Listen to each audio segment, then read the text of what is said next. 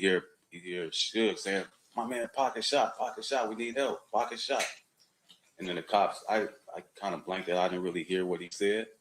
And then the cop, for whatever, walked over there to Suge. Suge got up and they walked over to the passenger side of the car. Okay, and so initially, is it fair to say there's one bike cop, or are there multiple bike cops immediately?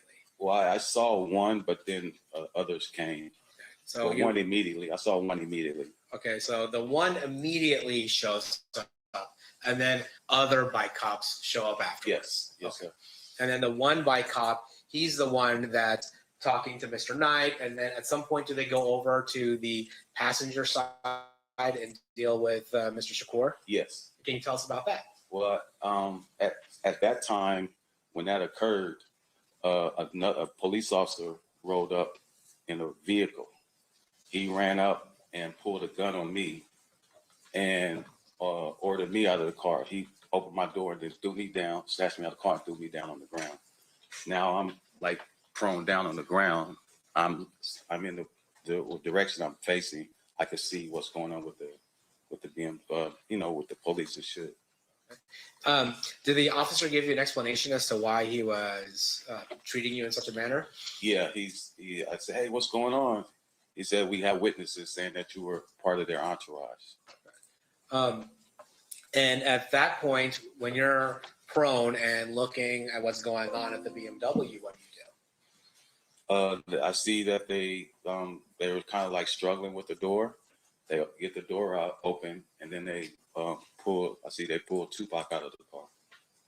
And were you able to observe Mr. Shakur? Not really. I saw the movement, but I didn't see what happened after he got out the car. All right. So what happens after that? The cop is, he sets me up now. He's asked me for my ID, where I'm from, what am I doing here, where am I staying, and he's writing down the information. The other is like, I don't know if it was his partner or just another cop was searching my Suburban, looking at whatever they do. Yeah.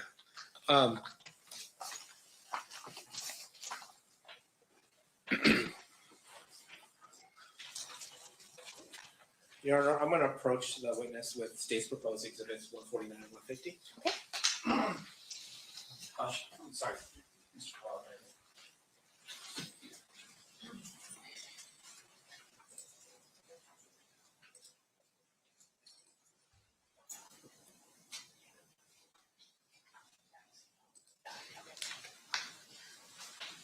I'm going to show you State's Exhibit 150.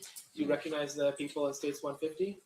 I don't know that at the time. I didn't know their names. That's me sitting here. I had the black pants with like a tuxedo type vest, and white t-shirt, and I learned this is Edie Mean, and I don't know at the time I didn't know their names. Okay. All right. Have you subsequently met or learned their names since then? I've learned their names, and I met Edie a couple times, just out and about. I'm going to show you what's been marked as State's Exhibit 149. Since that night, have you learned who these people's names are? Yes. And does this accurately reflect who their names are? It says their names. I can't say if it's them or not, but yes. Okay. I'm going to move States 149, 150 evidence. Any objection?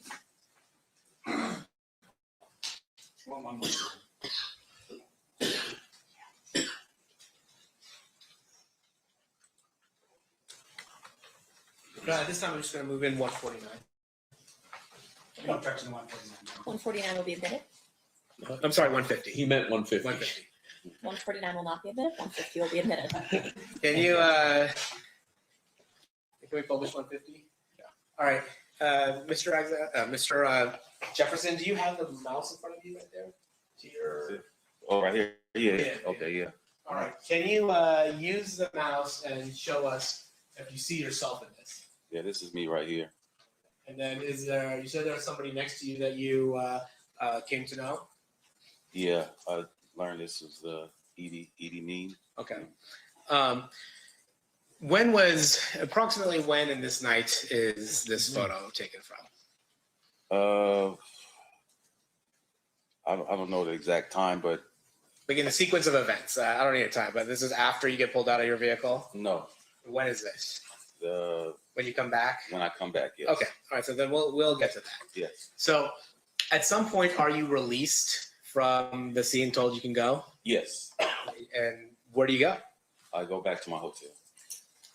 And what do you do at the hotel? I go back to the craft table where my buddy was, and I'm talking to him, telling him what's going on, and I'm sure it's a hell of a story you're oh telling, yeah, it friend. was, yeah. And then what does anything happen that draws you back to the scene? Yeah, well, while I was there, I guess I was there maybe 15, 20 minutes or so. And while I'm standing there talking to him, I get a tap on my shoulder, and it's a police officer. It's the same police officer that snatched me out of my car. And he said, "We fucked up. The detectives want you back at the scene, so we need to get you back at the scene." And had you at the scene told police officers where you were staying? Yes, I did. Now, when you get back to the scene, how does that happen? Oh, excuse me. The officer said that we see your Suburban still outside. We need your Suburban back on the scene, and we need you as well. He said, "Okay, well, I'll drive it back." He said, "No, my partner will drive your Suburban back, and you'll ride in the car with me." Now, where did you sit in the car riding? I sat in the front seat. Okay, so you're sitting in the front seat of a police vehicle, Yes, sir. and then another officer is driving your Suburban back. Yes. At some point, do they become aware that you actually took a photo of Mr. Shakur and Mr. Knight just minutes before the shooting? Yes. And how does that happen? Well, once I got back to the scene, the officer said a detective will come and talk to you. So I sat in the car 20, 30 minutes or so. And then a detective came over, talked to me, introduced himself to me. And he just asked me, what happened, describe what happened. And did you tell him, to the best of your recollection, what happened? Yes. And then at some point, did they ask for your camera? Yeah, well, I told him that I was in the intersection. I took a picture. And then he's like, "Oh, really?"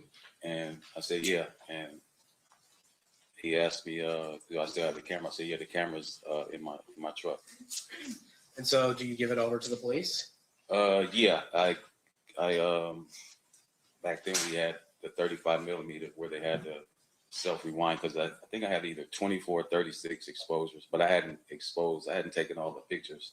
So the camera has like a self rewind where you can rewind the film. So I rewound it, and I gave him the cartridge. Okay. So back then, there was a roll of film, right? Yes, sir. And then you would load the camera by stretching the film across the bottom of it. Well, it wasn't that kind. Oh, okay. You just put it in, and then it Automatically. Yeah. Okay. Yeah. And then when it was done, it would automatically rewind the film into the canister. Yeah. Unless you did the self rewind, and you didn't want to do the whole 24, 36 or whatever it was. And so you did the self rewind and then handed over the film to the police. Yes.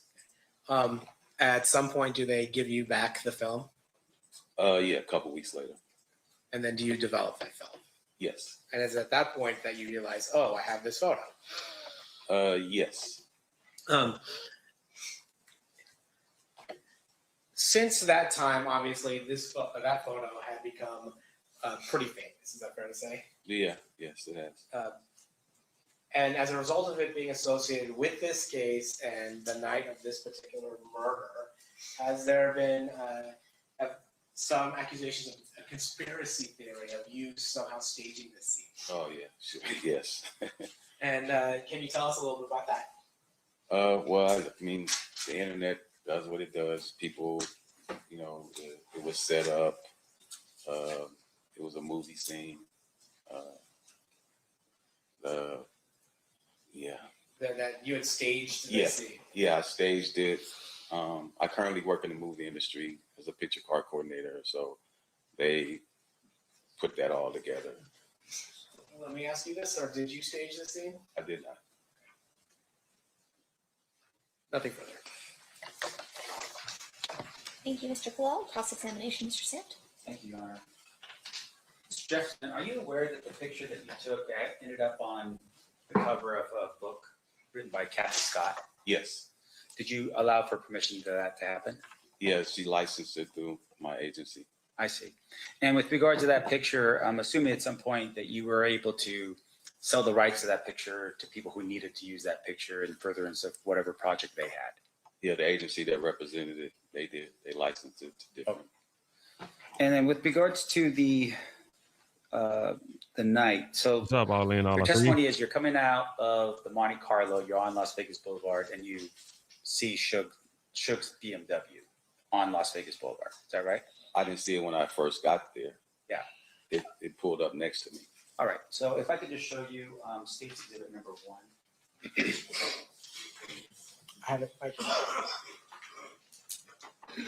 That's one.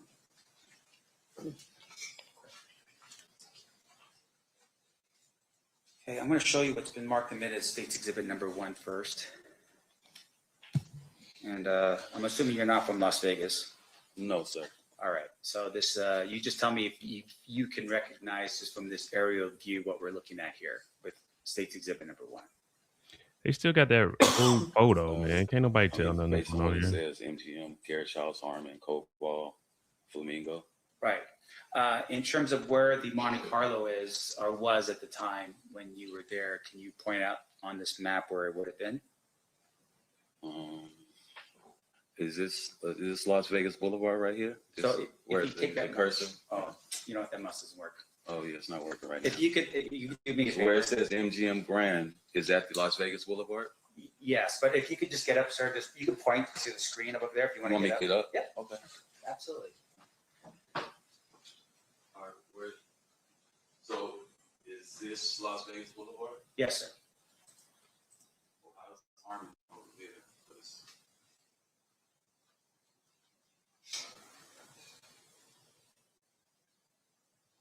Let me ask you this question real I quick. can't tell where Las Vegas Boulevard is. Sorry. No, that's all right. And once again, I just want you to be familiar with this. If you're not familiar with it, I'll just take it down. Okay. Okay, that's fine. Yeah. No worries. Yeah, you can back up on the stand. That's fine. And fair to say, of course, we're talking 30 years and you're not from here, so it would be very difficult for you to remember that kind of stuff, right? Remember what?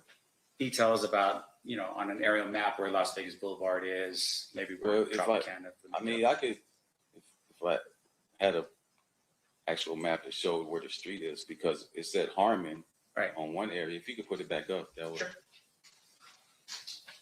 You want to jump back down and? No, I could do it from right now. Well, it says Harmon, so Harmon. Oh, okay, I see. So the red dot is Harmon in Las Vegas. Yes, sir. Okay, yes, that's where I took the picture at. Okay. Yes, gotcha. All right. And that's where the cars eventually ended up anyhow on the way back. Yes, Okay. Now, we see on State's Exhibit number 1, you have this flamingo and this right here. yes. Any reason to dispute that that's flamingo? No, Okay. from what it says, Flamingo. Sure. Got to follow what the map says, you know what I'm saying? So let me ask you this. So I'm going to scroll in here real quick. You said you see them over off of Harmon, meaning Suge and Tupac over on Harmon and Las Vegas Boulevard. You're and on that's Las Vegas Boulevard. in the beginning. Yes, sir. And that's where you took the picture of Tupac and Suge. Yes, sir. And you're doing it from your Suburban. Yes. And then at some point they're saying, hey, come with us to the club. And I'm assuming at that point, you tell me if I'm wrong, you didn't know where 662 was. I did not. All right. So you're just following the procession. Just following. Yes. So at some point you, Suge's in number 1, vehicle number 1. There's 2 other vehicles behind it. And then you slip in as vehicle number, I guess, 4 in the line or 3 behind Suge. I think it was 3 cars back. Okay. Behind Suge's vehicle. Yes, sir. Okay. And then you are driving down at this particular point and you're going down Las Vegas Boulevard heading north, as you said before. Yes. And then you make a right-hand turn on Flamingo. Yes. And then you head down. Now, I just want to be very clear. When you get to that intersection, which would be the intersection where everyone stops, it was a red light. Yeah, I didn't make it all the way to the intersection to Koval. I didn't make it all the way there Why not? because I was back and I don't know, like I said, like three cars back. So I didn't make it all the way to The intersection. The intersection. Yes. Okay. When I made the U-turn, I was in the middle of between Koval and Las Vegas. So how did you make your U-turn? You just, I made a big wide U-turn. I was in the second lane. okay. We were in the second lane, and I made the U-turn into the, I guess, third lane and went back over in another direction. I see. Now, when you make that So this is the gentleman that actually took the photo, the last photo of Tupac in the vehicle. turn, you come back over, you make a left back on your fallen trip's vehicle all the way through. Yes, sir. Are you still number 3 or number 4 in the procession? I think I was like number 2. I was Okay. behind the green Lexus. Okay. And then when you get to this intersection, that's That's Harmon. that's Harmon right there. So Yes. that's when you stop your vehicle, you get out of your vehicle at that point. Where they pulled me out the vehicle. Yeah. Oh, yeah, they pull you out of the vehicle. And fair to say, there's a lot of confusion going on that night. For who? I would imagine with police officers, they arrive on scene, they don't know what's going on or who's who, right? Oh yeah, yes. Yeah. But that night, can you describe for us the traffic when you were stopped? I mean, were there cars on the road? Were there people on the sidewalks? Anything like Yeah, that? there was traffic. Like I guess we'll say medium traffic. And people on the streets? Yes. All right. Now, when you first arrived and you had seen Suge and Tupac, can you describe for us a little bit about, I mean, they're in the vehicle and you recognize the vehicle, right? Because I didn't know the vehicle. No, oh, did you see Suge and Tupac in the vehicle? that's what I saw. The wheels is what caught my attention, The wheels. and then I looked back and I saw Tupac and shit. Okay. And were people running up to the car? No, And so when you ran up, Tupac, was he hanging out of the window? Was he sitting in his chair? he was sitting in the seat. Okay. And when you have that conversation with him, of course, you're having a conversation and it's not like, I mean, you're not hearing people screaming out Tupac's name or anything like that. No. That No. Now, in addition to that, you said that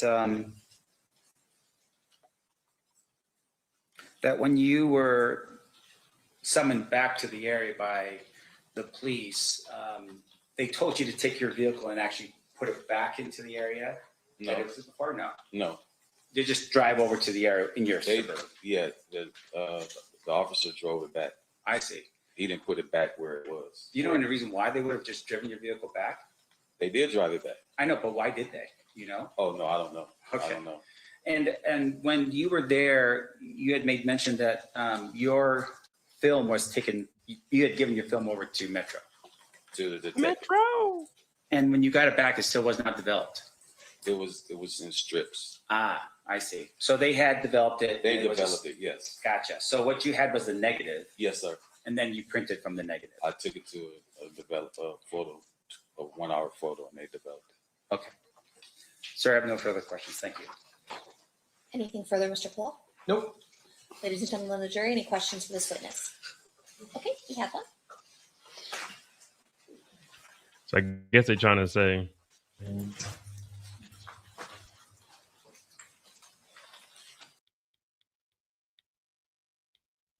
because Keffe D kept saying that Tupac was out the window, but this is the second witness that said Tupac wasn't out the window.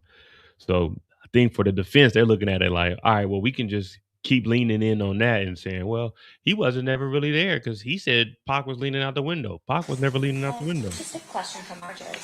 Can you recall the name of the detective who introduced himself to you the night when you arrived back on the scene? Kevin Manning. Okay. Any follow-up based on that state? Nothing from the state. Defense? Hang on. All right. Thank you so much for being with us, Mr. Jefferson. You are free to go. Have a good day. Mr. Jefferson.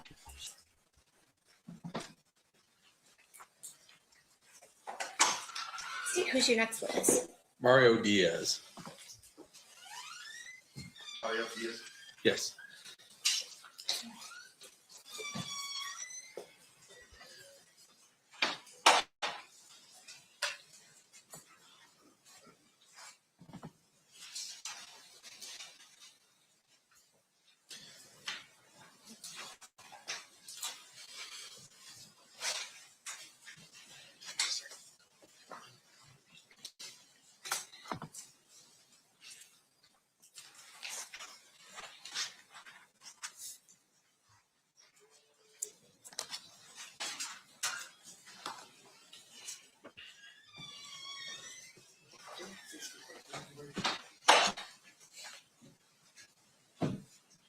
do solemnly swear the testimony you're about to give in this section shall be the truth, the whole truth, and nothing but the truth, so help you God?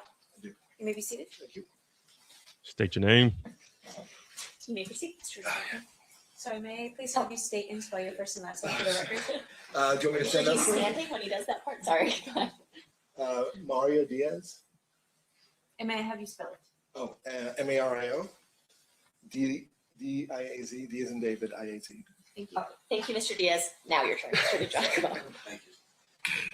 Mr. Diaz, what do you do for a living? I'm a filmmaker. I direct documentaries, and I'm also a showrunner for documentaries and documentary series. What does a showrunner mean? I'm basically the person in charge of all of the creative. I put together essentially the series from a creative standpoint, and I also, make sure that all of the logistics of filming and editing the piece, just everything runs by me, through me.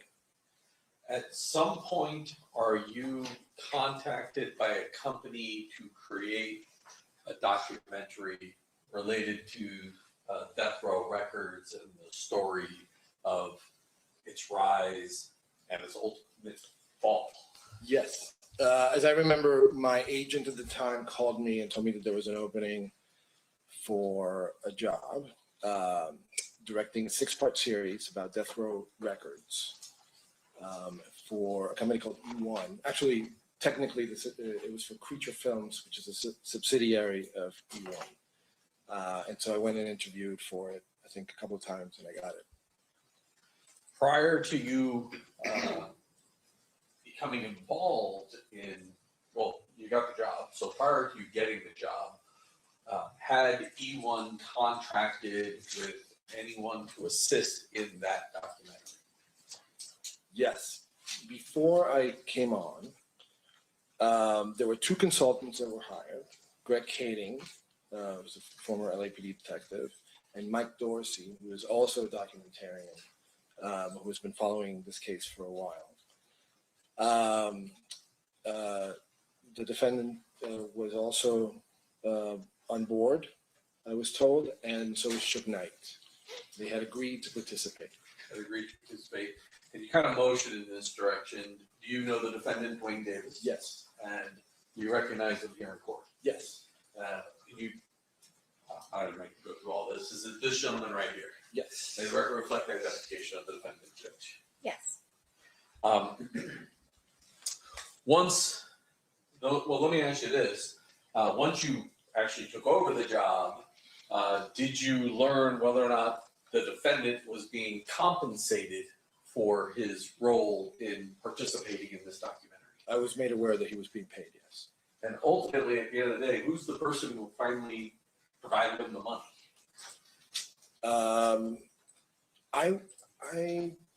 I was not in charge of the money per se. Somebody else was cutting checks. There was some, there's usually a protocol for that. And so I don't remember exactly who it was. I know that I, at one point, actually handed him a check. That was my question. Yes, yeah. You're the one. Somebody gave it to me, and I made that handoff. I know it's been some years now. Can you give us an approximate amount of money Mr. Davis was compensated for his participation? Don't remember the exact amount at all. Got a little bag though. What up, Detroit? Anywhere from $10,000 to $20,000, I would imagine. And I mean, a 6-part series over Tupac at that time, you really didn't have to go over much. Everything was already out there. You know what I mean? You wasn't going to really be able to get people's VHS unless you went to their house, compared to making a documentary now where people can mail it to you, you can extract it and send it on back. But 20,000, 30,000 for a 6-part series, that ain't bad. for that compensation, did you conduct interviews on camera with Mr. Davis? Yes. And how many formal interviews did you conduct with Mr. Davis? We did 2 interviews in the summer of 2017.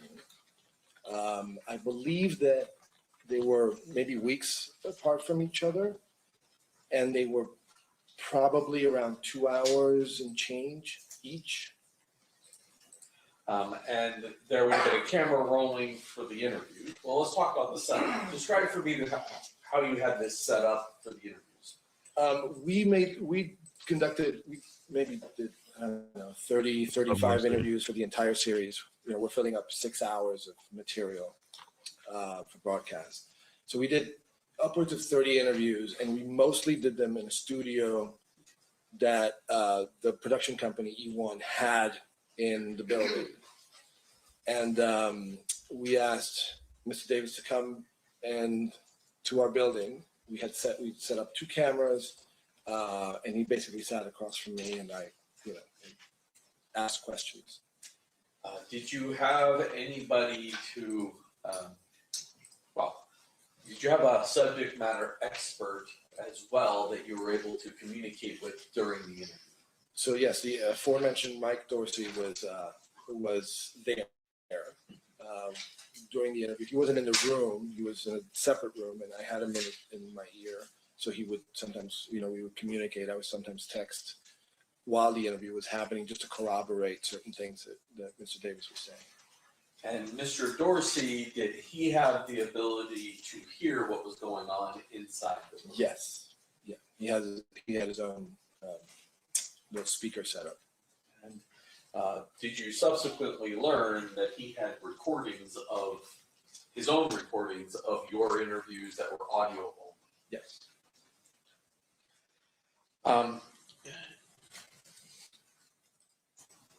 At some point, you wind up making this documentary. Is that fair? Yeah. Now, to promote this documentary, let me ask you this. Do you know what a sizzle reel is? Correct. Yes. What is a sizzle reel? Well, sizzle reel is traditionally used we put together like a little trailer of sorts with existing materials about whatever the subject matter is.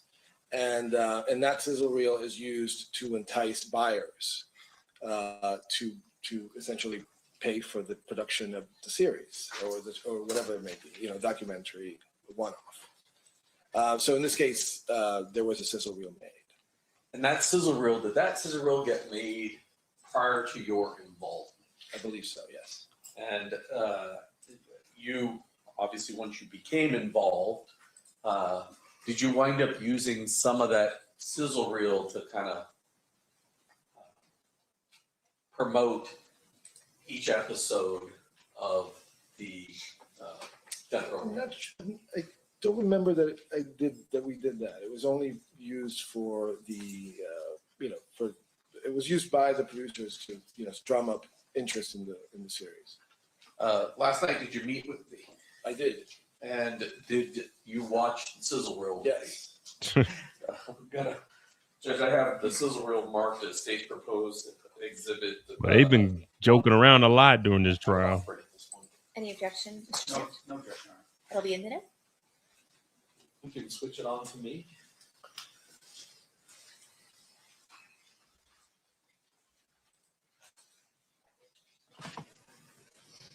Only one in GBD days. I was talking kingpin drug dealer. I'm the only one alive that really can tell you the story about the Tupac Shakur. People have been pursuing me for 20 years. Newspapers, magazines. I'm coming out now to tell the story because I got cancer. I got nothing else to lose. All I care about now is the truth. This story starts in the streets of Compton, all the way to the streets of Las Vegas. Tupac was killed that night.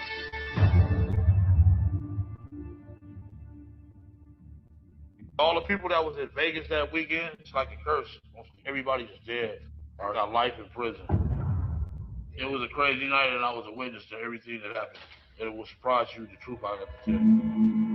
Look at this man. He was better off this lawyer's doing it pro bono, so he's gonna do a good job. But with all this evidence, it's like, man, you might as well just went in there, represented yourself. So,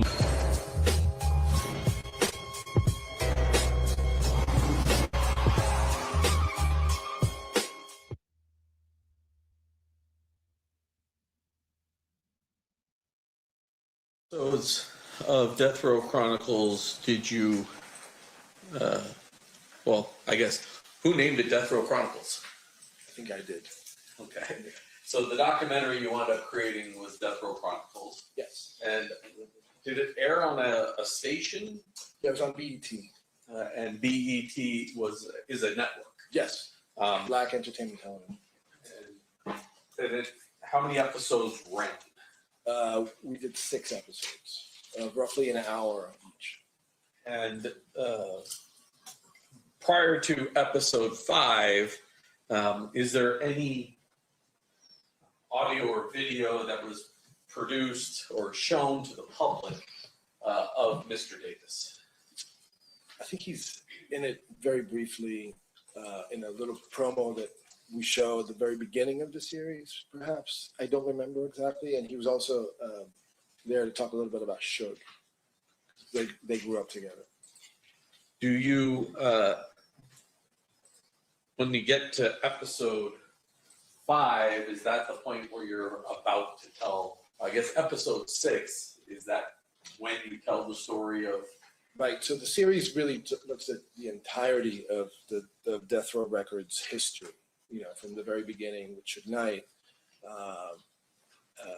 We introduced, different characters, Dr. Dre, Snoop Dogg, et cetera. And then when we get to episode 5, we really delve into, well, a little bit in episode 5, but mostly in episode 6, we really delve into the investigation. We wanted to update the public as to where the investigation had been up to that point. And within those episode 5 and episode 6,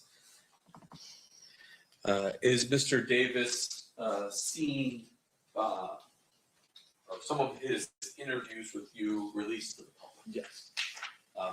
In addition to the fact that Mr. Davis is on there, did you have access to the 2008 proffer recording? I did. And so when you produced. Hey, DeMarcus, thank you for the $10. Happy early birthday, Mo. Enjoy your day. Yeah, tomorrow my birthday, man. We're going to be on this live, though. When we come to a break, like a recess, we'll talk about the little Dirk trial also. Thank you for that 10. Episode.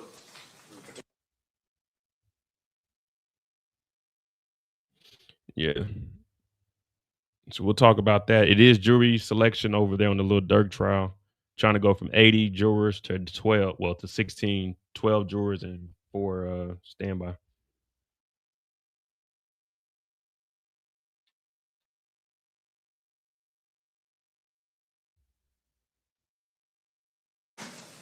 All right, so pursuant to the conversations at the bench, there's no objection to the admission. It will be admitted.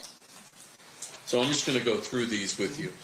I'm going to start in episode 105.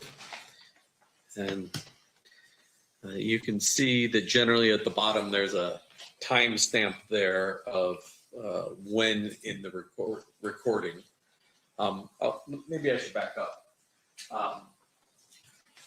This was released when? 2018.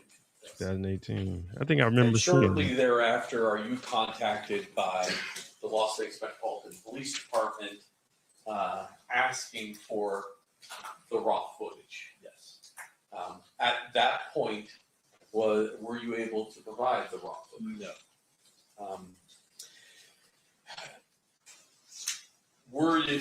Did you become aware that that the Las Vegas Metropolitan Police Department was only provided what was publicly released in 2018? What's your response? I'll ask it a different way. Okay. What was the only thing BET was willing to give us? What was aired publicly. And so now I want to go through episode 5 and episode 6 with you. So the first one. Did you hear someone say words to the effect of, "Hey man, let's get out of here"? No. I seen him pulling people off of me. That's all I seen. Orlando testified on Suge's behalf. Why did he do that? He paid us off. Torian did. I'll do He my gave favor. him $60,000. Say that he didn't do nothing. But it didn't work because the next day the judge said, "I can see you kick you in the head right fucking now."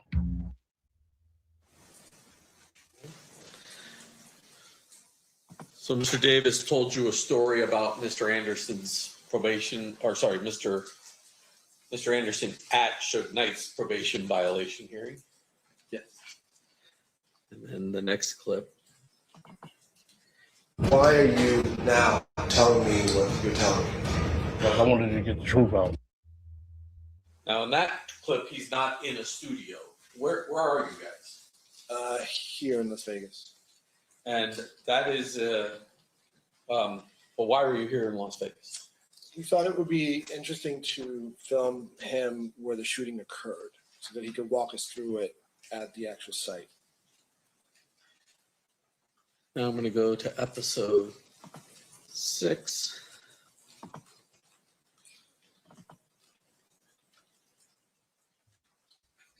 And I'm just going to go with these each in order. Man, I feel I can still go to jail with that, man. Because this is federal. So in this video, you can see Mr. Davis walking, but is that him actually speaking to you, or is that cut in from the 2008 proffer? I believe that's the 2000. Can we play it again? Yes. I probably can tell by Man, that. I feel I can still go to jail with that, man. Because this is federal. That's from the interview with me.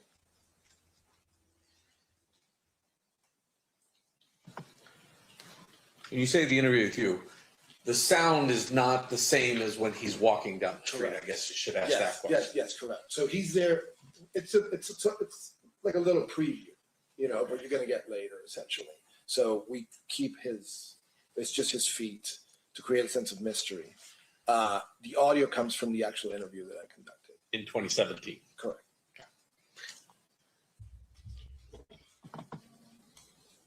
And the last living eyewitness to Tupac's murder is telling his story. Why are you now telling me what you're telling me? Because I wanted to get the truth out. You ready?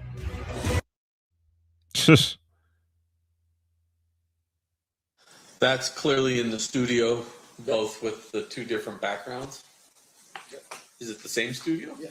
Is it the same interview? Yeah.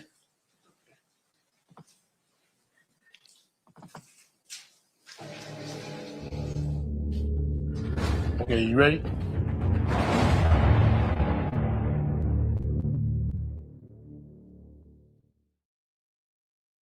I can tell you why we did that technically, but it'll bore you.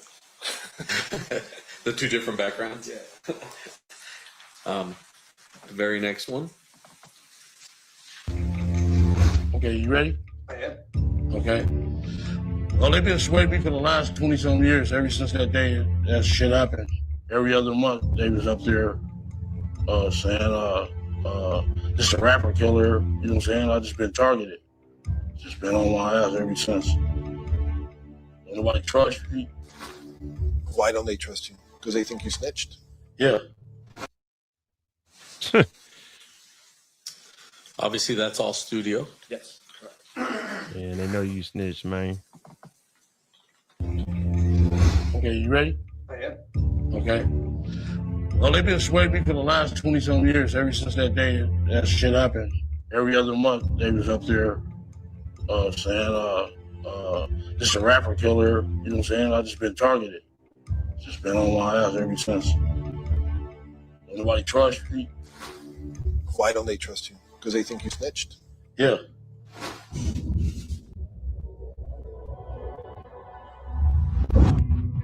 All right, I'm ready. Okay. Today's report is specifically on Tupac Las Vegas incident. All right. Now, I feel I can still go to jail with that, man.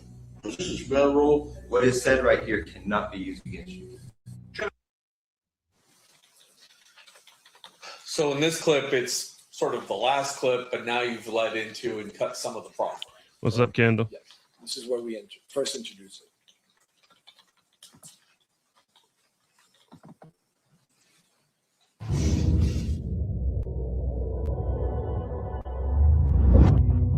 All right, I'm ready. Okay. Today's report is specifically on Tupac Las Vegas incident. All right. Now, I feel I can still go to jail with that, man.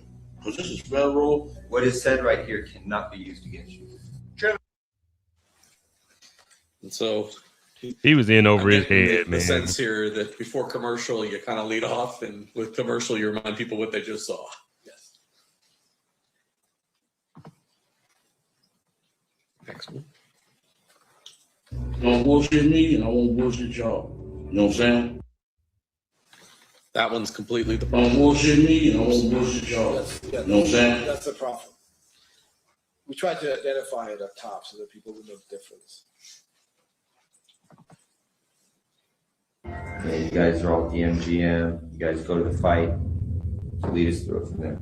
We went to eat, and we was at the MGM at a restaurant. Some of my homeboys from East Coast Crips came in there and said, Death Row dude, Suge, just jumped on your nephew. That's a combination of both. Correct.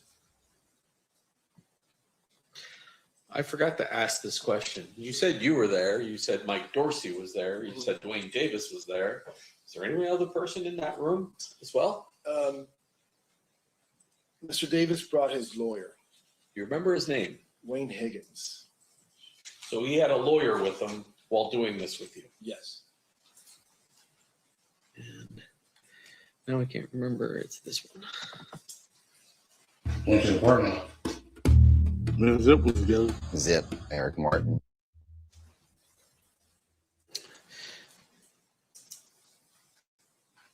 For the most part, although I think you hear Greg Kading's voice. Is that right? Yeah, a little bit, yeah. That's Mr. Davis himself in the interview. When they asked, do we need some help? I got some gym dudes. I'm like, yeah, okay, cool. All right. Where does he get the gun from in the car? A little secret compartment. Was it a Glock? Zip pulls out. That flashed up on Greg Kading's face. And do you recognize the person that's depicted in the photograph now here in front of you?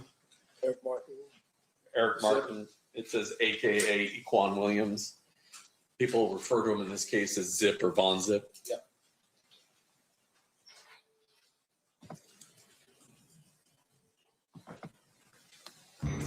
Our homies said the Death Row guys were going to have a concert at the 662 Club. So we went to the 662 Club. I ran the door at the 662. I guess we caught a little bit of Mob James there.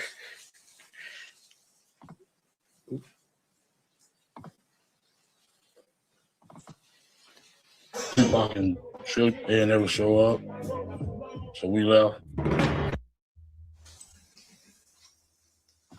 That's in studio. Yes. They just walking them down, ain't it? Got some liquor. We was gonna party and shit. Got our little drinks. Meanwhile, Tupac and Suge are driving. Also in studio.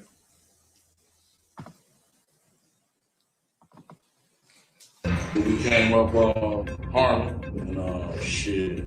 Here he coming at BMW. All the chicks was like, Tupac. He was like, yeah, like a celebrity, like he was in the parade. He wouldn't even been out the window. We would have never seen him. It's swinging in a wild body, ain't it?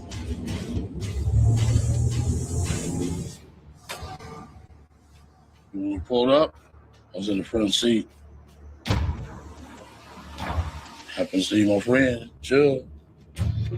Suge looks over, he sees you. Yeah. He looks right at you. Yeah, he looks at me.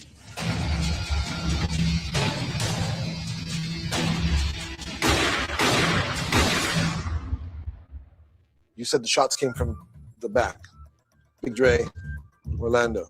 Who shot Tupac? We keep it for the code of the streets. It just came from the back seat, bro. Yeah, it gets too late for that. That's a mixture of both. It's a combination. Yeah. Keep it for the street. I mean, honestly, what's your concern revealing who shot Tupac? What's my concern? Yeah. I don't have no concern. I just won't be saying I'm no fucking rat. Studio and everything. Yeah, Dre was like, no. And Lane's like, dude. Obviously the proffer. Yes. I think we'll get a few more left down here. Talking about keeping it to the street. Went in the back and sold dope out Terrence's house. Got up out of the car. I think that's the studio interview.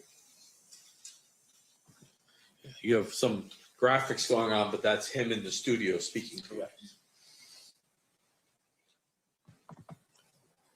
They pulled up in the ambulance while we standing right there. That shit was funny as a fuck. That's the proffer. And then the last one. And his impression is that this guy had it coming.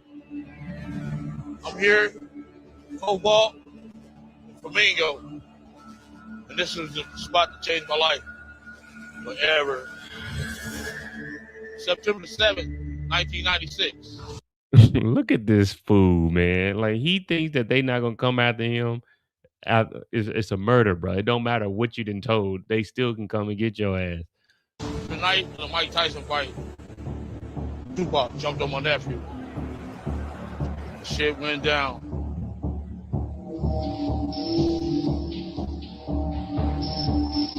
He did the documentary. He filmed this. My nephew was young, 20 years old. He didn't do nothing to you, you know. He didn't do nothing. Tupac shut up, kept his hands to himself. So that's a combination of the material we shot here in Vegas with the studio interview. Sometime after the indictment in this particular case, is there a position change by the people who control the raw footage and intellectual property to what Mr. Davis said? Yes, both the production company and the network, I think, agreed to provide it. And were you at all involved in the reasons why they decided to provide it? I think I lobbied a little bit, but Mike Dorsey lobbied a lot stronger to get it released. Was there any particular position that Mr. Davis was taken that caused you, Mike Dorsey, as well as the company to change their mind? Yeah, I mean, in general, we heard that he said that this was just for show, that he was getting paid, this was Hollywood, this was all just, show business. The term scripted came up as well. Was your show scripted at all? No, and I pride myself in making sure that my work meets the strictest journalistic standards.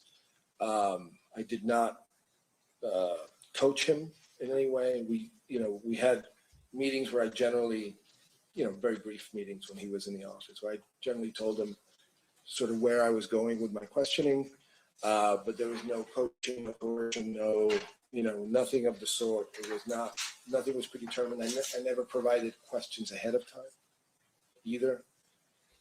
And once you became involved, obviously there are other people you guys wind up interviewing that aren't Suge or Mr. Davis or Mr. Kading or Mr. Dorsey. Sure. In any of those people, were they compensated for their participation? We're not. So once you came on board, everybody else was uncompensated. Correct. Did there come a point in time where you were able to provide a transcript of the actual tapes that were the videotapes of your interviews of Mr. Davis? Yes. I was contacted by Detective Maughan, and is that his last name? Maughan? Yes. Suddenly had a, and we talked for a bit, and he took a statement, and we then provided the transcripts to him of both of the sit-down interviews.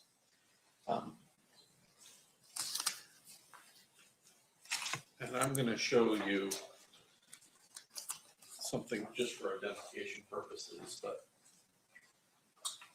I'm going to show you state's proposed exhibit number 113 and 114. Do you recognize at least the first page of those particular transcripts? Yes. And those look like the way your transcripts were provided. Sure. Yeah. During the course of this, were you able ever to get, or was E1 Entertainment ever able to get us the tapes themselves, the raw footage? They did not, and I wasn't really privy to that process, but I think that they could not find them. It was what I was told, or maybe they didn't try hard enough to find them. Not sure. Were you aware that Mr. Dorsey was able to give us the audio copies that he had? Yes. And were you aware that there are small sections of the tape that are on the transcripts that aren't on his audio, but he also has things on his audio that weren't captured because the camera wasn't running? Correct. Yeah. When we would break for a break or something, or for lunch, he would continue recording.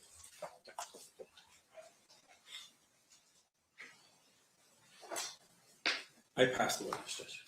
Okay, cross-examination, Mr. Sept. We just trying to say everything that Keffe D was saying is true, and none of this audio is altered. That's all we trying to do. First time.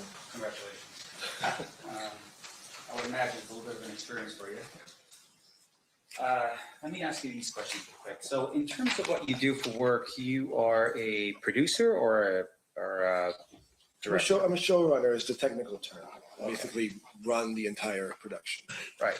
And obviously when we say production, it's something that would be considered maybe geared towards entertainment value, right? Yes. Now, in your career as and is it considered Hollywood what you do? Not necessarily. No. Okay. Yeah. But in terms of what you do, for instance, have you ever had to take a deposition before? No. All right. And in terms of what we're looking at here on this particular night, you were the director and the producer of this particular project? Yeah. Okay. And you were working for not Entertainment One, but for another company that was a subsidiary of Entertainment One? Creature Films. Okay, Creature Films. Now, your testimony to us is that, hey, I'm just there. Duane Davis shows up for the interview. Is that right? Yes. Who reached out to him from your company to do the interview? I'm not quite sure who did the initial reach out. Let me make sure I'm clear here. In terms of your work was just only to ask the questions and sort of verify the information that you had prior to the interview with Mr. Davis? Yeah, I mean, generally speaking, yes. I was there to ask the questions, make sure I got the material. Yeah, that's all I'm here to Build do. the series. Right. And with what you were doing, though, obviously there would have been a team of people with you, right? Yes. Now, the series itself, there's an individual that's named in your series by the name of Greg Cady. Yes. Who was he? Well, I mentioned him earlier. He's a Los Angeles police detective, and he was a consultant on the project. Right. So his name is actually a paid consultant. I'm sorry. A paid consultant. Right. So his name was one of the credits that was in when you do your credit. Yeah, part. yeah, the end. Yes, sir. Now, in addition to that, you had mentioned a man by the name of Mike Dorsey. Correct. And Mike Dorsey was also somebody who was what exactly? A consultant. He was a consultant. Yes.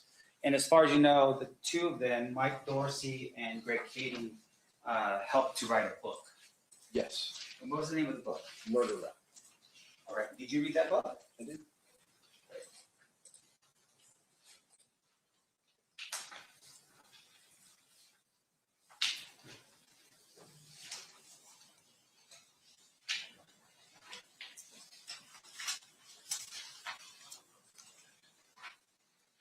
Young man, bro. Sure. Show me what's been marked as proposed defense exhibit D as in David. Do you recognize this photograph? Mhm. And what is that? cover of the book. Okay, great. Your Honor, this time I'd like to move for the admission of Defense Exhibit D as in David. Any objection, state? Oh, Mario For a Davis. minute? Diaz, my bad. May you publish for the jury? You may.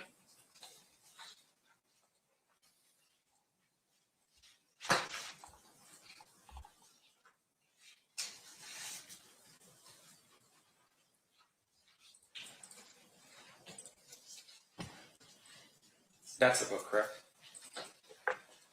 Or at least the cover of the book. The cover, yeah. Right. And I appreciate you being specific about this. Now, fair to say though that the book was really sort of the core of what you were doing in terms of the information you received, right? So we had both Kading and Dorsey as consultants, but I also interviewed other authors who also wrote books, and I read those books as well. So Great. It wasn't in other words, this was not my only source. Okay. And so can you tell us who your other sources were that you read to help you do your I think there's a book, it was the first one I read called Original Gangsters, which was written by Ben Westhoff, I believe. And then there was another book, and I'm not going to remember the title, by a woman called Cassie. Yeah, I don't remember exactly. A very seminal book about.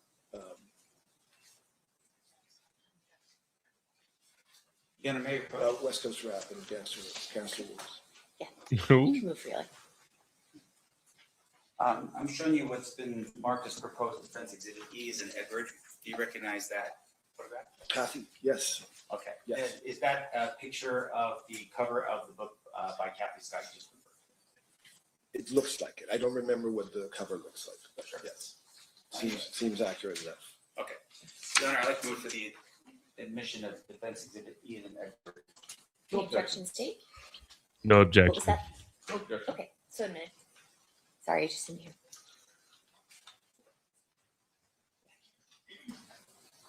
Publishing for the jury. Is that the picture or is that the book? What other books did you review prior to your documentary? Those are the only three I remember. Okay. Now, fair to say, of course, that you're in the business of drawing people to your work, right? You want people to purchase your work, view your work. Is that right? Sure. Yeah. Okay. Now, in terms I'm of not in the. I'm sorry. Can I amend that? Sure. I'm not in the business of drawing people to my work. I'm in the business of creating compelling television or television programming or films. okay, so your It's a different standard. can you explain to me what the difference in standards are? I don't do. Okay, so the best distinction I can draw is like I don't necessarily do reality television, where it's just it's somewhat manufactured. It's bombastic. It's anything Bombastic. goes. I make documentaries which are traditionally based in journalism. I'm out there trying to get to the truth of something. So, And that truth, I believe, is compelling enough to draw an audience. So in terms of the direction that you have in with the project, in this particular case, there was a direction, right? The direction was we're here to document the rise and fall of the death row record label, right? And the crazy thing about this whole trial is the defense attorney, his whole thing is trying to debunk everything that Keffe D said. Normally it's like, all right, they got to get evidence. You can kind of say this did happen, this didn't happen. But it's tough when the defendant, you have to defend every single thing he said. And it's not like he said this story one time on one interview. He said this multiple times in interview with the police, interview with 2 police departments, interviews with the feds, 3 different 3 different documentaries, different YouTube channels. So all they're going to do is just keep throwing this, and they're going to say, listen to the story. He never deviated from that story. He was there. We proved that he was in Vegas. So it's just like, So what he's trying to discredit, the defense is trying to say, okay, you did this, but you guys are piecing together information from two different things. His own recording where he was there with them, and also the recordings that they were taking from the police station with Keaton, which we heard about yesterday with the black officer up there. What was his name? Not Wade. Wade was a FBI. But with the other gentleman yesterday. So it's like, well, they never, the defense is looking at it like this. Well, no one ever verified what Keffe D said. So when y'all did this interview with him in this docu-series for 6 episodes, he was probably lying in that too, because no one ever verified that anything that he said was actual facts. So, I mean, it's gonna, if I'm a juror listening to this, I'm like, man, I don't care what y'all saying now. He said this over 30 years. He's even in the documentary talking about this is what changed my life this day. And then he recants the whole situation when he was there, talking about they jumped on my nephew and this is what we did after that. Absolutely.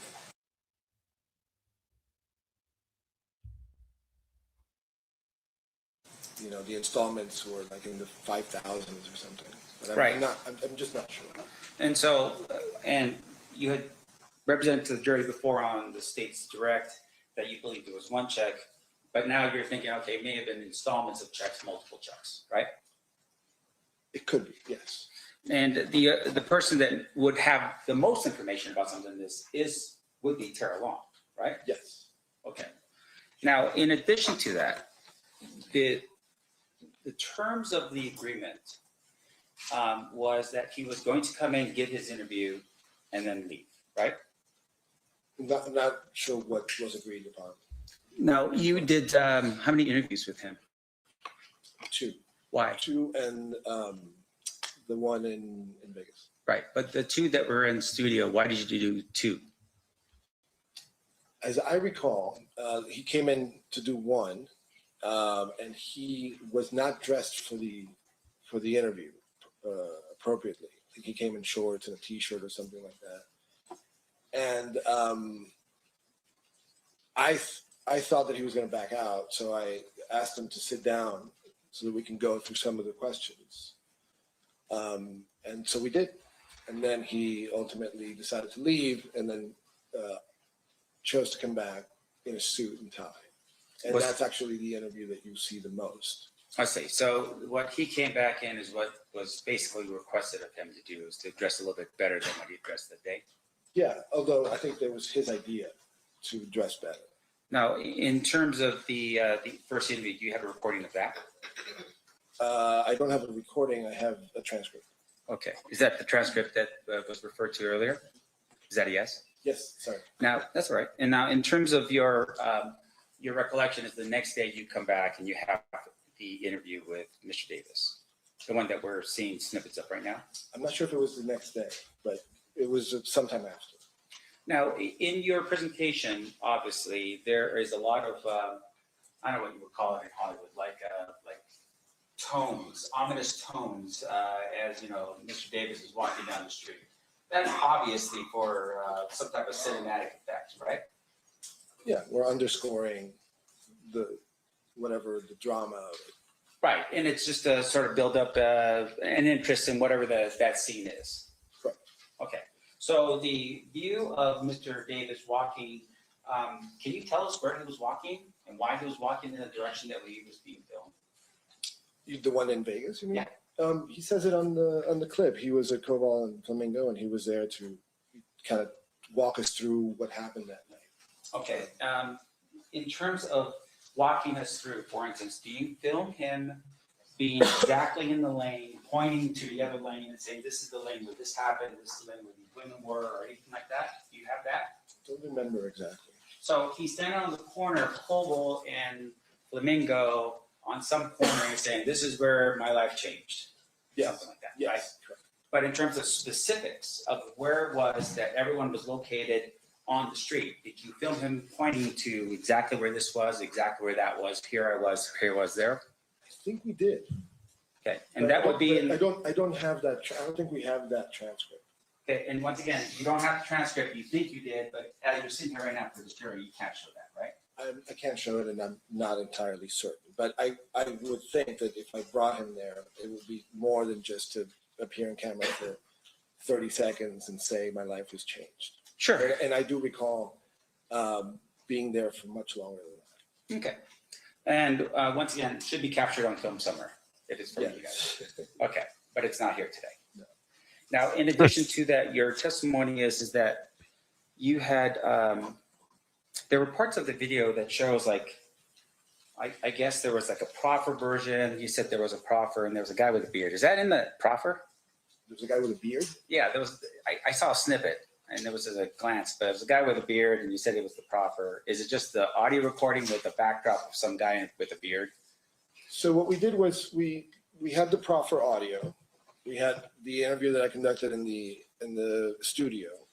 And then we had some recreations where we brought an actor and some actors to kind of recreate the setting of the proffer.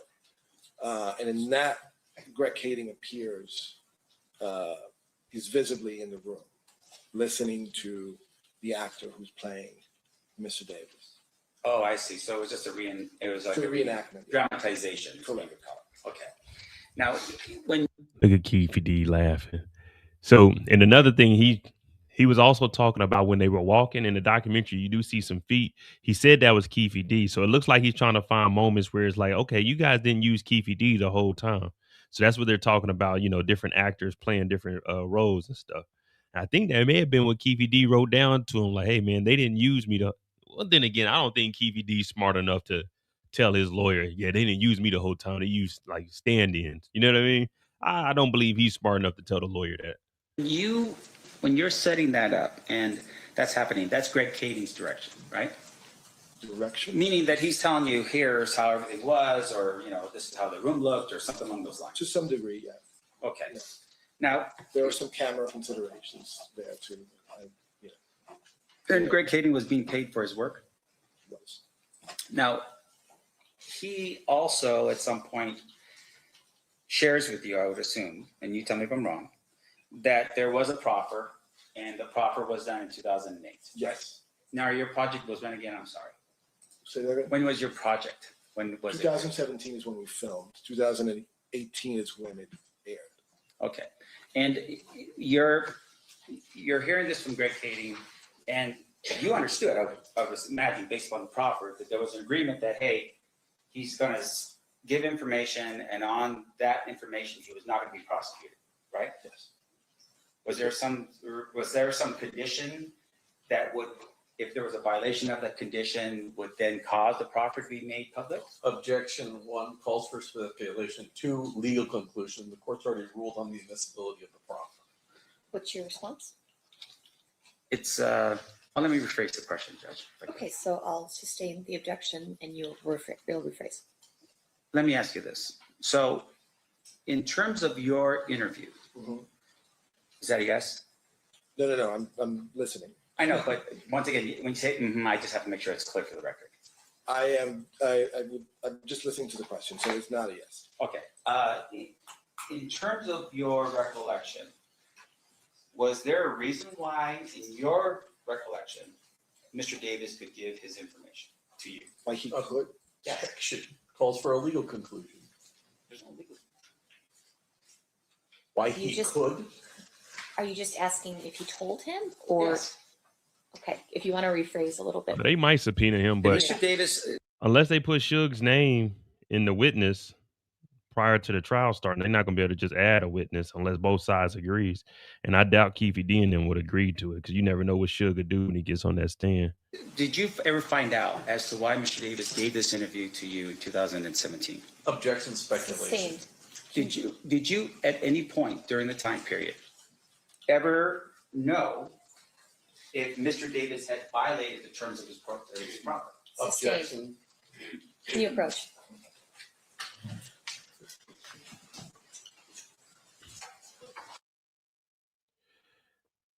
Yeah, I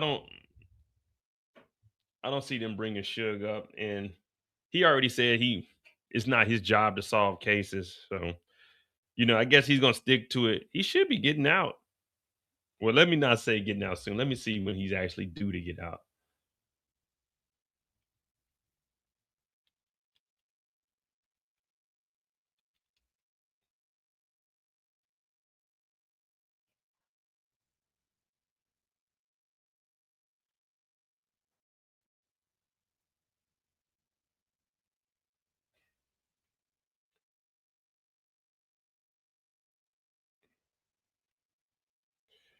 It's not really giving me a date. How much jail time?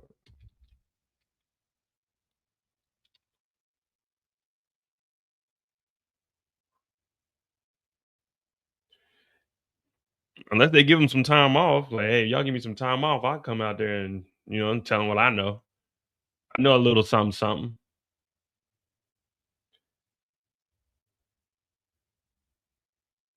Yeah, he's eligible for parole in 2034.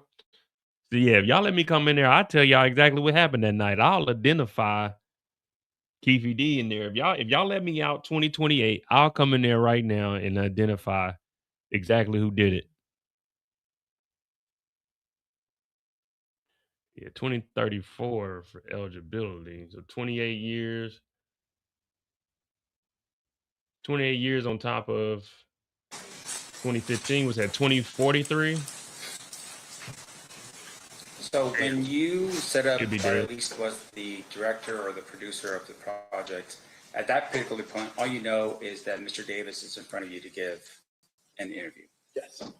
And when you had an opportunity to sit down with Mr. Davis, you went through an interview, and I want to make sure I'm clear here. Was the interview done in a way where he promised to tell you the truth? No. I mean, I would assume that he would tell me the truth. Sure. And but once again, though, it's not like you're sitting here right now where you swore to tell the truth. You had your under oath. Correct. And with regard to the information you did receive from Mr. Davis, did you at any point verify any of it? Yes, of course. I mean, that's partly why I had Mike Dorsey in another room. Sure. So it would be Mike Dorsey and or Greg Kading confirming the information that you are getting from Mr. Davis. Correct. Now, in the event, though, that you believe that Mr. Davis was not giving you the information that was consistent with Mr. Kading or Mr. Dorsey's interpretation, what would have to happen at that particular point? Well, I mean, I also conducted 30 plus interviews. So some of those other interviews in the show would corroborate what he said or not. But once again, I'm asking you specifically about Mr. Davis. No, I'm saying, I'm talking about Mr. Davis's interview. Sure. He provided some details in that interview that I not only did I corroborate those with Mr. Dorsey or Kading, but I interviewed people like Mob James. I interviewed other people who could corroborate certain aspects of his story as well. Okay, so Mob James, you relied on his credibility, what you learned from him in order to determine that guy's credibility? No, I'm just saying there's just a big picture. I can't specifically say, oh, this little aspect of it was corroborated by Mark James. I'm just bringing him up as an example. Sure. There are many other people that I interviewed as well. And once again, I want to make sure, including the two authors of the books that I cited earlier. right, and that would have been Kathy Scott, yeah, and then also Ben Westhoff. I think his name is. Okay. And what you're telling us is that their books corroborated what parts, what details of his representations? It's too general a question to answer right now from memory. Well, is there any other way for you to remember it? I mean, did you write anything down in preparation for your testimony here today? No, but I did prepare for the interview based on what I had read. Now, in once again, so your recollection is you used Kathy Scott's book and you used the other book as a way for you to determine whether or not Mr. Davis was accurate in what he said? Just the circumstances of the murder, like who the players were, et cetera, et cetera. Yeah. And fair to say, again, I'm speaking very generally. Fine, but in terms of the books themselves, were they books in which only you can get a hold of, or were these books accessible? Anybody can get to them. You purchased these books. And in terms of the information that you had before you, was readily available information either through Greg Kading's book, or in terms of Kathy Scott's book, or this other person's book? Could you repeat the question? The information that you were comparing was information that was readily available in Greg Kading's book, Kathy Scott's book, or this other book you had mentioned before, Ben something, Original Gangsters, the name of the book. Is that yes? Yes. Now, after the series had been put together, did you at any point ever ask Mr. Davis to come back and just double check the series before you published it? No, it's not common practice. Sure, it's not common practice, meaning you are the one at the end to determine in which direction you want the presentation to go, Yes. right? And that's, I would imagine, some type of artistic license giving to you and your people. Sure, yeah. The subject of the interview agrees to the interview with those conditions generally. Right. And there's a release form that that person signs.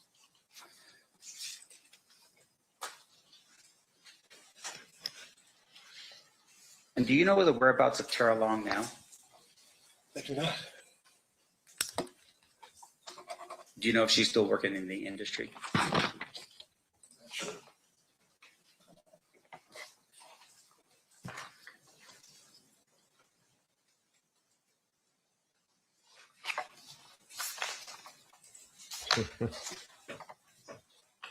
Hold on, please, John.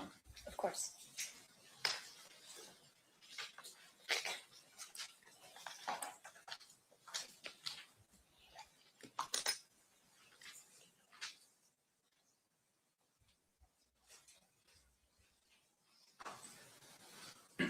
Just one final clarification. In the beginning, we talked a little bit about this. I was trying to write it down. Blaze, that very first snippet that we had, it was like Sizzle reel. sizzle reel. Okay. Did you conduct, was that your sizzle reel? No. I mean, it was for the same project, but it preceded me. Right. In terms of that sizzle reel, do you know how it was created? I don't know the circumstances. I know he was brought, that's the studio we shot in, so I'm familiar with where it took place, but I don't know who did it, when it was done or anything like that. And so in terms, I'm just going to add really quickly that the clip that was shown is sort of a composite between the sizzle reel and then like a promo that BET actually did for the show. So somebody put He's it working together, with BT. unbeknownst to me, or away from my control. okay. And so, but you don't know who that was. And is that a no? No. And with the way it was filmed and the reels and so forth, you don't have access to those reels at all, either. Of that sizzle reel? Yes. In particular, no, I do not.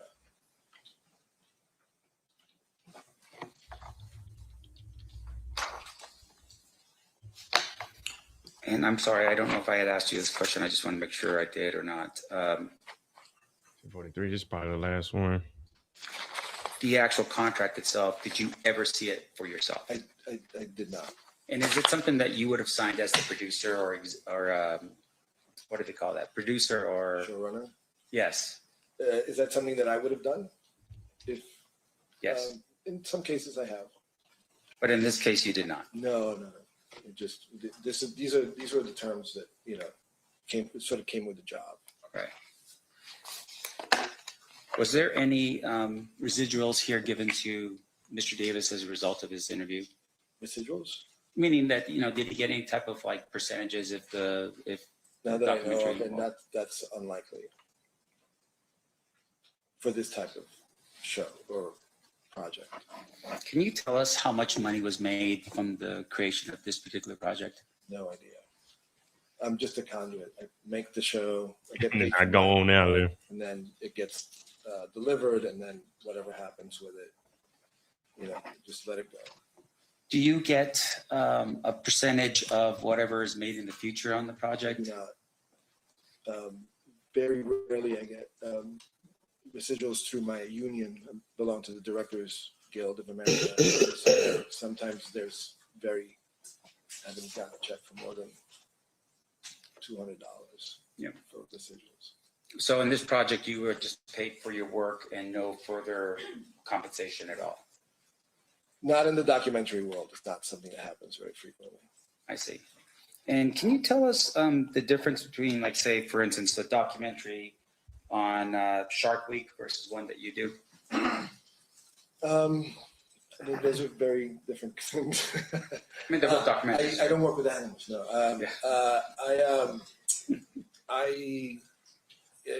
These are the requirements for that sort of thing, underwater filming.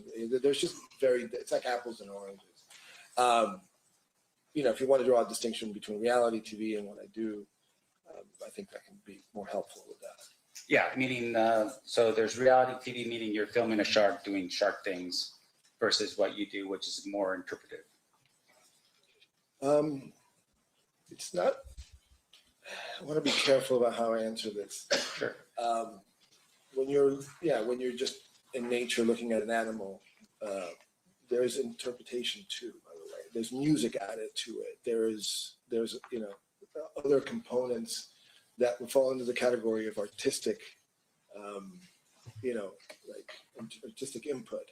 I would say the same is true of documentaries like this, but they're rooted in wanting to present something that's real and accurate, and that's the school I came from. But once again, that's an intention. Is that always the case? Sometimes it isn't. It's certainly my intention. Thank you. I have no further questions. Thank you. No further questions. Any redraft, Mr. Paul or Mr. It was you, Mr. Joe. Thank you, Judge. No, thank you. Thank you, Mr. Diaz. Ladies and gentlemen, hang on 1 second. Ladies and gentlemen of the jury, any questions for this witness? Okay, we have a couple. We got a couple questions. They're probably gonna take a time out because this is what California it is. I think 11:43 or 10:43 in the morning. Pretty They'll surprised. probably take a lunch. Yeah, they'll probably take a lunch, and I'm gonna step out because I got to let some people in. My homeboys are staying down here for the weekend. They got a basketball tournament, so I got to let them in the crib, pick me up some food, and then we'll be back. But also, I'll talk a little bit about the Dirk trial. Again, it's jury selection, so they're just getting rid of jurors. I'm gonna see how we do it Monday. I want them to have like how CNN had it, a play-by-play with somebody in there. But it looks like right now we just got to find people off of Twitter who are going in and out in the overflow room. So that's all we have at the moment. But from what I was seeing online, there's two people that are in there now. This You Got Mel, we looked at her page yesterday, and then we got a cousin Tino, which we read down the whole breakdown of day one. So depending on what they do after this witness, if they bring up another witness, I'll let it run, but I'll be back in probably like 20 minutes. 1:47 Eastern, so 11:47. No, not 11. 10:47.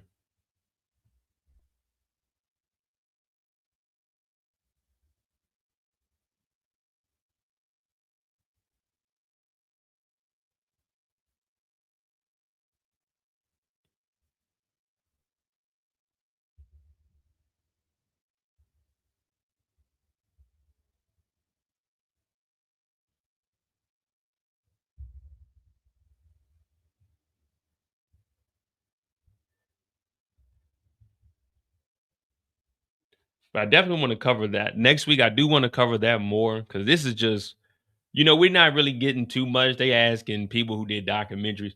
We want to know about the shooters. We want to know about the victims, family members, who saw what. That's what I really want to hear about. Like this guy doing a documentary, I know it's relevant for the case. Hey, I did this. He confessed to this. So he was telling the truth at this moment. But I'm trying to see the real deal. And thank you, NL. We might be on the live turning up tonight. Questions from our jurors, if you can answer. We got a couple of questions from the jurors. Did you hand him the 10 to 20K check before the interviews for the series? No. How did the film studio obtain the audio recording of the 2008 proffer? It was given to me by either Mike Dorsey or Rick Kading, I can't remember. Did Duane Davis have any right to approve or edit what recordings or edits were included in the docuseries? No. Was the proffer used to compare or confirm the story Mr. Davis was telling for TV? Yes. Yes. How was the decision made to use the proffer for TV? In my case, I just wanted to present as complete a picture as possible. So I used elements that perhaps were missing from the interview that I conducted from the proffer. So I just, it's just little bits that perhaps were not quite clear in what I did, or vice versa. And so the decision was yours, I think, is what The you're decision saying. was mine, yes. Okay. Correct. State follow-up questions? No, ma'am, that's it. So I just want to make sure, sir, with your last answer, when you felt like something was completely covered, you used the proffer to help you with that presentation? When I felt that something was not completely covered, yes, I used the proffer. So not necessarily his own words in the interview, but rather something that was in the proffer recording. It's the same thing. It's his own words. I understand, but I'm just saying that the timeline here, you're talking about the interview that occurs in 2017 versus the proffer that was given in 2008. Correct. Yeah. No further questions. Okay, thank you so much, Mr. Diaz, for being with us. Have a good day. Thank you, Mr. Diaz. He did the BT documentary. I think the next thing we're going to do is listen to the 2000, which year? 2009. The 2009 interview. Does anyone need to take a restroom break before we do that from the jury? We do. Okay. So this time we will take a restroom break. We'll do 15 minutes. During this recess, you are admonished not to talk or converse amongst yourselves or with anyone else on any subject connected to the trial, or read, watch, or listen to any report or commentary on the trial of any person connected with this case by any medium of information, including without limitation, newspaper, television, internet, radio, or form or express any opinion on any subject connected with the trial until the case is submitted to you. Thanks for waiting for that. The Nevada Supreme Court says I have to do it. So we'll see you guys back here now at 11:05. Please rise for the jury. All right, so real quick, we'll use this as a stopping moment. We'll use it as a stopping moment. I'll be right back. I'm gonna play a video from earlier, but like I said, give me like 15 minutes. I gotta let some people in. I'm gonna have guests over here, so I gotta make sure everything is good upstairs. But we'll be right back, and then when I get back, we'll look at what's going on in the jury selection. So let me see if I can find. I think there's a longer video. Yeah, I'll mute this, and then we'll come back.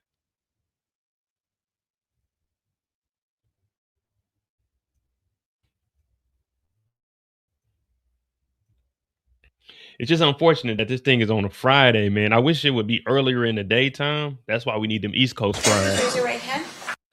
Definitely could use those East Coast trials.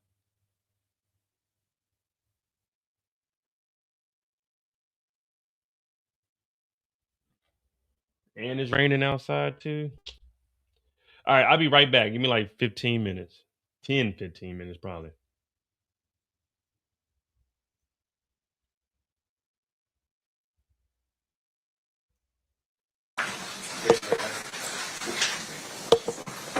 You do solemnly swear the testimony you're about to give in this section shall be the truth, the whole truth, and nothing but the truth, so help you God? Yes, ma'am. May I please have you state and spell your first and last name for the record? Reginald Lilburn Wright Jr. Reginald. Lilburn is Lil. B as in boy. URN. Wright is WRIGHT. And I'm a junior. Thank you, sir. Whenever you're ready, Mr. Paul, you may proceed.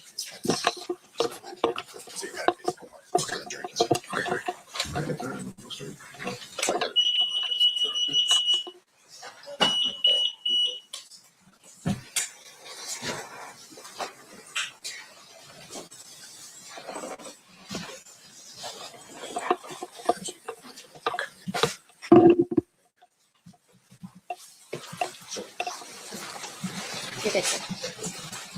Good afternoon, sir. Good afternoon, sir. Do you mind if I call you Reggie? Of course. Okay. Sir, where did you grow up? I grew up in the city of Compton, California. I was born and raised there until about the age of 19. And who is your father? Who's your father? My father is Reginald Wright Sr. And where did your father work? He worked for the city of Compton Police Department. And at some point, had he risen up the ranks of the Compton Police Department to become a lieutenant, is it, of gangs? Eventually captain, but during most of his career was a lieutenant. Where did you ultimately become a police officer yourself? Yes, sir. When was that? I was a civilian jailer from 1985 until 1989. And then I became a police officer from 1989 until I retired in 1996. And why did you retire? I received a medical retirement for I have vascular necrosis in my right ankle, but that's not why I'm like this. This is a result of COVID. After you left the Compton PD or took your medical retirement, where did you next work? Well, to be honest, my last year or two of being a police officer, I was employed as death row security, head of security, and also had a private security company. Now, was that something that was called like moonlighting, that officers would moonlight when they were off duty? Yes, sir. Can you explain to us what moonlighting means when you're off duty? Well, moonlighting is pretty much just working off duty on your off duty hours, working for different companies. I work for several companies, it wasn't just Death Row. I worked for trucking companies, doing security, worked at a nightclub, the Raiders Club, that was inside of the Compton Hotel.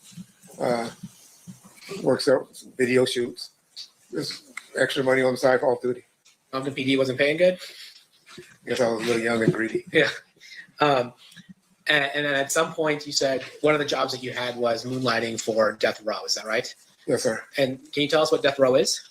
Death Row Records is a record company that was based out of Beverly Hills, California. And yeah. And who ran Death Row Records at that time? A gentleman that I actually grew up with at elementary school, junior high, and high school by the name of Marion Suge Knight. And when you say Suge, is that what he would go by? I call him Suge. So after you retired, did you, well, actually, let me take a step back. As part of your role as a police officer in Compton, were you familiar with the different neighborhoods and the members of different neighborhoods? Yes, sir. Was that part of your job to know what areas were associated with what gangs? Pretty much a job. And like I said, I started in like 1985, so kind of got familiar while I was working in jail. And it was something that was curious to me, being that my father was active with the gangs, and it was something that was intriguing to me as well. So when you said you grew up with Suge, did you grow up in the same neighborhood that Suge grew up in? Yes, about 2 blocks away. Was that considered Mall Pyru territory? That's correct, sir. So when you were growing up, were you familiar with the Mall Pyru? They came on eventually later. It was really a Luther's Park Pyru area. But then, I guess when I was about in the 7th grade, which would have been like 1978, maybe a little later, 80, they started calling themselves the Mall Pyru. So they were Luther's Park Pyru before, and then they transitioned to be called Mall Pyru. Yeah, we pretty much divided it, everything south of Rosecrans was mob, and everything north was, or the other way around. North was mob, and south were Luther's area of Rosecrans Avenue. Were you familiar with a gang called the Southside Compton Crips? Yes, sir. How were you familiar with the Southside Compton Crips? Well, growing up in the city of Compton, we all played sports together, and heard of them when I was playing at Kelly Park, baseball, Little League baseball, at Compton Northern. And then my time in '85 as a jailer, and then working the streets of Compton as a police officer from '89. Were you familiar with somebody by the name that went by the moniker Keffe D? Well, heard of him. Had no personal interactions with him at that point, especially in law enforcement. Heard of him, knew of him, but I had no personal contact with Keffe at that time. So he was somebody that was on your radar, even though you had never met him or any had personal interaction with him. Heard of him. He was mainly known as at one point he was known as a crackhead, but then later on he was known as a drug dealer. And I mainly was a gang guy, and didn't really enforce on the level of narcotics he was working. All right, so then you had mentioned that after you had left the Compton PD, you formed a company. Can you tell us about that? Yes, sir.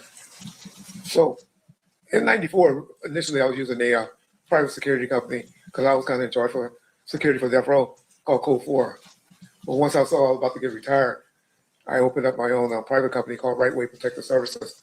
And that didn't really get started until about 1995. But in '94, I was using another private company. And who were your clients? Was your client just Death Row, or did you do anything else? I had a couple of clients, like Honda of Pasadena, which was a automotive dealership, a dealership in Compton that they were repoing people's cars and they needed a car. But my biggest, 95% of my clientele was Death Row Records.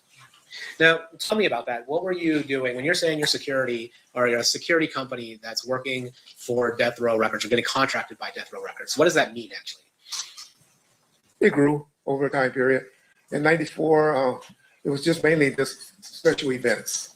And then I have a couple of off-duty or retired police officers hanging with the artists in '94. '95, '96 got a little bigger. Got security at the office, at the recording studios, driving Mr. Knight around, 2 with Mr. Shakur, 2 with Snoop Dogg, Mr. Rodis, and other artists when they went to emotional events like that.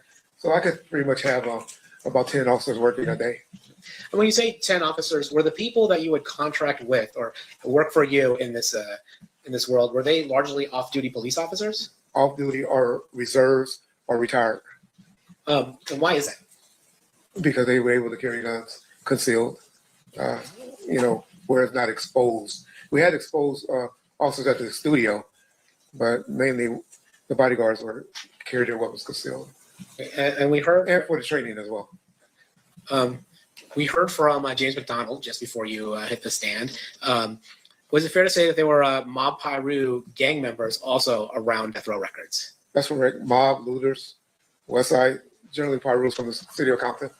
And are these gangs that are generally associated with the Bloods? Is that right? That's correct, sir. Okay. And the Crips are, well, let me ask you, Crips and Bloods, are they an alliance or are they typically in conflict? Typically in conflict. However, Death Row was a unique situation because one of their main artists, prior to Mr. Shakur coming to the label, was Snoop Dogg, who was a known Crip of Long Beach. And they all seemed to have a great working relationship prior to my arrival and even during my arrival. All right. I want to ask you about Bad Boy Records. Are you familiar with a company called Bad Boy Records? Yes, I am. And who, to your knowledge, was running Bad Boy Records in the mid-90s? P. Diddy, Sean Combs, Puffy. I don't know what name he's going by today. All right. So we'll go with Mr. Combs for now. Okay. So Mr. Combs was running Bad Boy Record. And then who would you say his most prominent artist at that time was? Christopher Wallace, the Biggie Small. Okay. And then was there tension between Death Row Records and Bad Boy, the Bad Boy Entertainment label? At what time period? Well, you tell me. At any point, did tension develop between Bad Boy Records and Death Row Records? Initially, when I was around in '94, there wasn't. However, some things happened in '95 that started tension between Death Row and Bad Boys. There's a famous speech that Mr. Knight gives at the Source Awards in New York in 1995. Does that contribute to it? Yes, sir. That was August the 6th, 1995. But yes, sir. That was when he let the world know.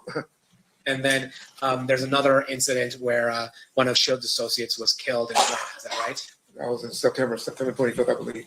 Yes, sir. And then is it fair to say that your perception of as security for Death Row Records was that somebody associated with Bad Boy Entertainment may have had something to do with the murder of one of Suge's friends in Atlanta? That was always the story that was told to us. Yes, sir.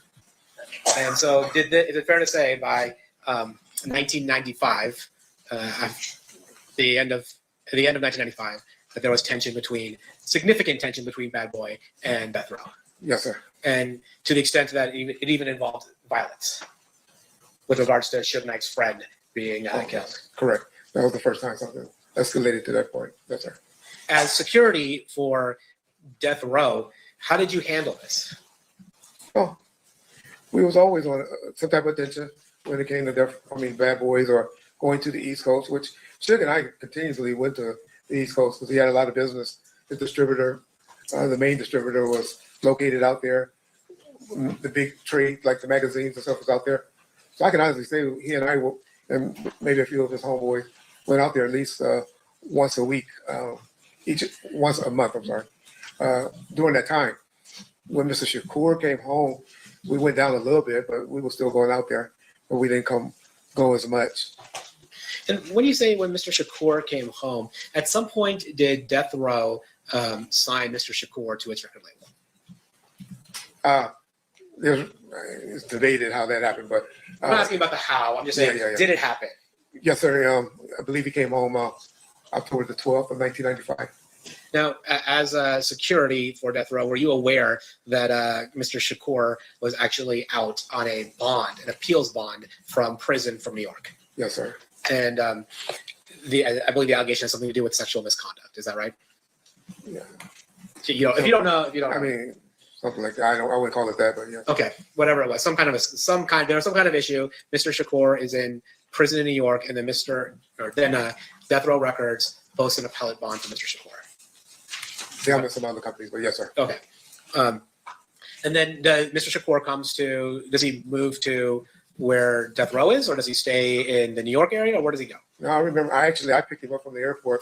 Me and one of my security guys named Kevin Hackey, and we took him immediately. We went to Monty's restaurant and ate. Then we went to the studio, the recording studio that night. And from that point on, we got him into a room, took him to the Peninsula Hotel, where he stayed for, I believe, a month or two. Then he got a spot on Wilshire, and later on a house in Calabasas. As the head of Right Way Security, which was contracted by Death Row Records, were you responsible for Tupac Shakur's security? Yes, sir. How did you handle Tupac Shakur's security? Well, I had two guys that were primarily always assigned to him. One guy was a guy by the name of Kevin Hackey, who was with him a lot at the beginning. Later on, towards the end, a gentleman by the name of Frank Alexander was the one that worked with him as well. And then I'll always have additional guys, like Al Giddings is one of them fill in for him when those guys wasn't available. But generally always had one security guard with him. After this particular song came out, about May or June, we upped it to 2 security officers. Now, you mentioned a particular song came out that changed how you handled Tupac Shakur's security. What song are you talking about? It was a song called Hit 'Em Up. And is it fair to say that in that song, Tupac is aggressively expressing his dislike for the members of Bad Boy Entertainment as well as other artists? That's fair to say. And as a result of that, you decided to change security for Tupac or increase it? Well, I was a part of the discussion and ultimately had to prove it, but I'm sure Mr. Knight, and possibly Mr. Shakur, and maybe the security officer that was primarily with them, we all agreed that he probably needed another guy with him. Were you aware during this time of a gang from Compton being used by Bad Boy Entertainment when they came to the West Coast? We had heard those rumors and we were familiar. And what gang was that? Compton Southside Crips. Now, Southside Crips, that was the same gang that you told us earlier that Mr. Davis belonged to. Is that correct? Yes, sir. And by Mr. Davis, I mean Keffe D. That's what I believe he is, yes. Yeah. And then was there ever a time where Death Row and you and whatever other unofficial security Death Row had a clash with Bad Boy and the Southside Compton Crips at all? Yes. We had it at a Soul Train Music Awards. I previously stated that Mr. Davis was with him, and I even think I might have even said that he was one of the ones close to the guy with the gun. Never said he was the one with the gun, but there's been out there, social media, where a gentleman has came out and admitted that he was the one that actually had the gun that particular incident by the name of C. Gutter. So do you remember, well, I'm going to ask you what your independent recollection is. Tell us about that incident. So we're at the Soul Train, what is it, the Soul Train Music Awards? Soul Train Music Awards, yes. And approximately what timeline are we looking at? April, May of 95. Of 95? Sorry, 96. Okay, of 96. And you had mentioned before the song Hit 'Em Up. Was this before or after the song Hit 'Em Up? That was before Hit 'Em Up. Okay, that was before Hit 'Em Up. Okay, tell us what happened at the Soul Train Music Awards. We pulled in. Originally, we had an entourage of about 50 people with us, but they only allowed two cars of us to get back in the back parking lot because that's where they had all the setup and the motorhomes and stuff like that. So we drove in the back. Mr. Knight, Mr. Shakur, and a few of the outlaws was inside of a Hummer, and myself and Frank, which was Tupac's security that night, Mr. Shakur's security that night. We drove in behind them. As we was getting out of the vehicle or getting ready to park, Mr. Shakur saw Christopher Wallace and Sophie and a group of people, a few guys that I recognized on the south side, in that entourage. As they were, Mr. Shakur immediately became enraged and started yelling and confrontation between Mr. Small, Biggie, and Mr. Shakur took place to the point where one of their guys brandished a weapon. And then that's when I pulled my firearm and towards him and begged with him, pleaded with him not to raise the gun. There was some security from the Nation of Islam there. They got in the middle of it, broke us up. The gentleman took off and ran towards the street in the parking lot. Sorry, who ran towards the street? The gentleman with the gun and a couple of the people that was with him took off and ran. Now, you said that that Southside was providing that type of backup? They were with them in entourage, yes, sir. Do you recall whether Duane Davis was one of those people? I believe he was. I know he was with them, but like I said, I don't believe he was the one with the gun. All right, let's fast forward to September 7th, 1996, so that weekend. When do you come to Las Vegas for that weekend? I came out that Friday. I believe that was the 6th. The Friday was the 6th. I think the 7th is the day. Yes. Oh, okay. So I came out that Friday. So we had a nightclub that was in the process of being open. And out here, I guess, there's some type of cars that everyone that work around people that's having alcohol, I think they were called town cars or something like that at the time. We had to get all my security guards to have those particular cars for that night because the attorney that was assisting us in getting the club open said, hey, y'all got to be really on y'all P's. We got to have everything on point because if everything goes smoothly tonight, there's a good chance we're going to be able to get the permits transferred from the previous owners to Mr. Knight's name.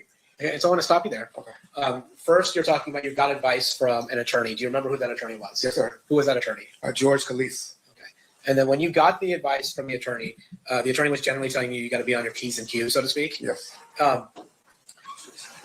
When you're talking about being on your P's and Q's so that the club can be transferred to Suge Knight, was Club 662 at that time in Mr. Knight's name?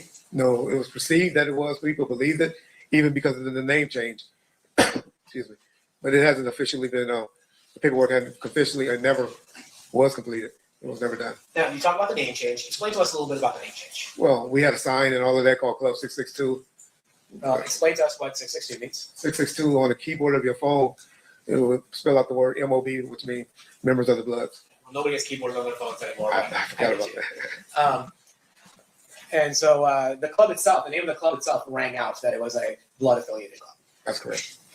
Now, what advice did Mr. Kalisis give you regarding being on your P's and Q's for that night in order for Suge Knight to be able to obtain approval for running that club?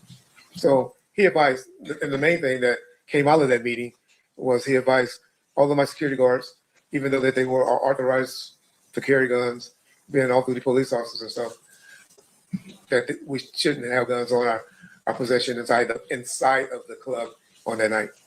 So your understanding was, or at least the advice that you got was, inside Club 662, if you're working it for right-way security, Correct.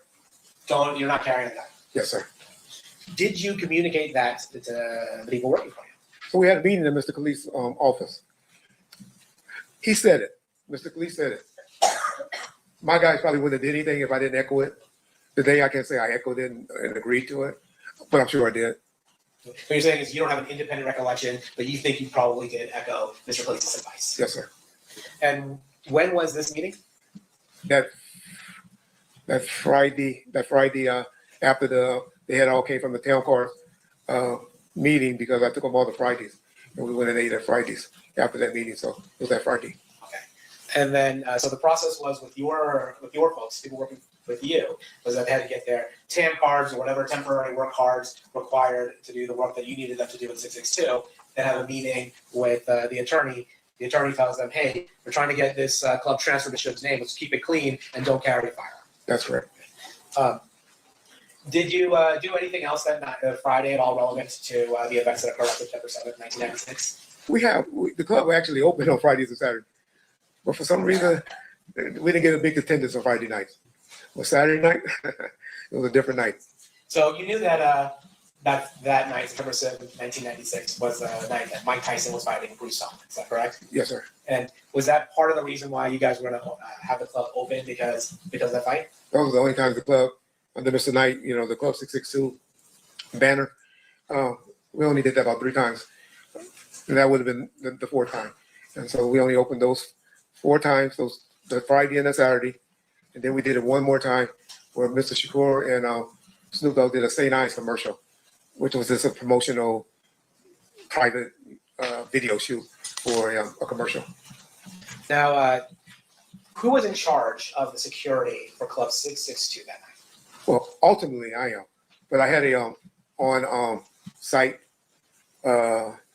supervisor by the name of Al Giddens. He was actually who I consider in charge of the club, but ultimately as the owner, I was. And then we heard from James McDonald. He's suggested that he had a role in security as well, maybe different than your role in security. Were you aware of James McDonald being there at the club? Yeah, James was a headache for my security. They hated him. But he and we've been knowing each other for 52 years, you know. So, I mean, that was like my brother. So James used to do it as a hustle. What James would do is go outside, get guys that looked like they had a bunch of money and bring them to the front of the line. And that drove my security crazy. But James was just out there working the door. Still gonna have a bunch of his homeboys to come and be on the lookout, you know, still, you know, blood related, Paru related, to be around. But James was mainly doing a little side hustle. Now, in terms of as the person in charge, or a person contracted to be in charge of death row security, were you aware that Tupac Shakur was going to come to the fight on September 7th, 1996? Definitely the plan. That was definitely the plan, and there was a reason that I knew he had to come, but that was definitely the plan. Okay, well, tell us the reason why he had to come. So we, Mr. Khalees, who he had something worked out, because that's why we had off-duty police officers. I don't know if they were off-duty. They were in uniform, so I don't know if they was working off-duty or they were on duty. But we had, my guys were responsible from the door inside, where the police officers were responsible for the door and the street, traffic control, and the parking lot. And so I guess how they got that approved was well, if you're guessing, okay. I don't want you to guess. Were you the person responsible for whatever event control or traffic control that the Las Vegas Metropolitan Police Department did? No, sir. Were you the point of contact? I was the point of contact for the club, yes. Yeah, but you're the point of contact for the club. And then the person, is it fair to say that the person dealing with whatever traffic control or event control or population control, whatever it was that the attorney, George Cleese? He was the one that got them there. Okay. Made the call to get them there. Okay, so you weren't the one that called Metro? No, sir.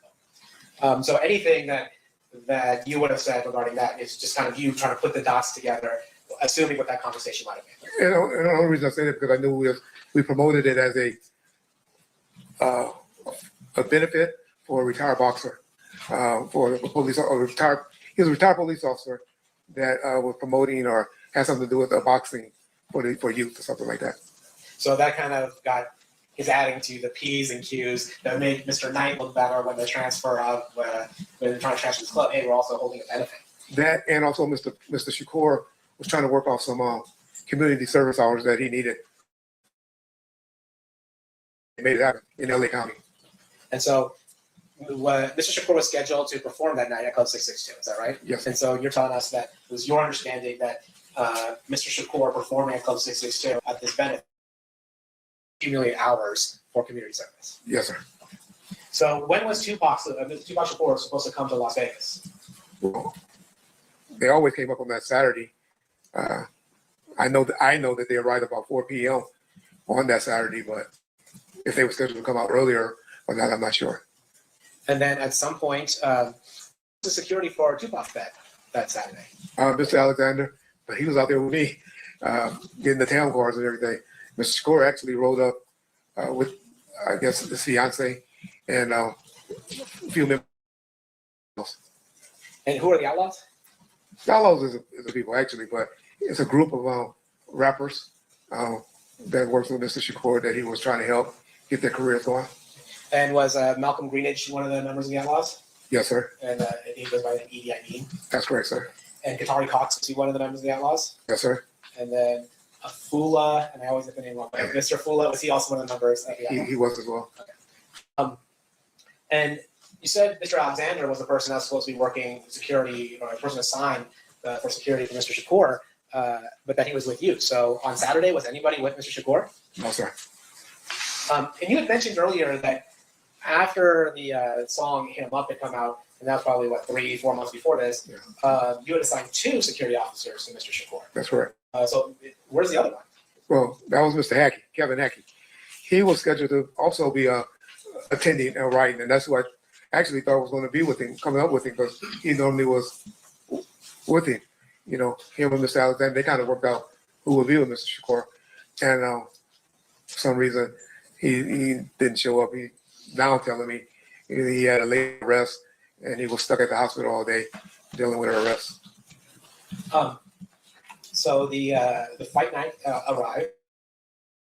Where are you? You go to the fight? I went to the parking lot of the fight, so it was kind of hectic to get inside, but also got a call from Mr. Giddings, Al Giddings, who was my supervisor at the club, and they was having some logistic problems. And I elected to go and get things in order at the club. So you get to the parking lot at MGM, see it's a little crazy, and decide to head over to Club 662. That's correct. And was Club 662, it was on Flamingo, is that right? 1700 block of Flamingo, yes, sir. Okay. Actually, can I see Exhibit 2? I'm going to publish Exhibit 2, which has already been admitted. All right, we back. Actually, we Mr. Wright, back. Let me get out of here. Position great for any of this.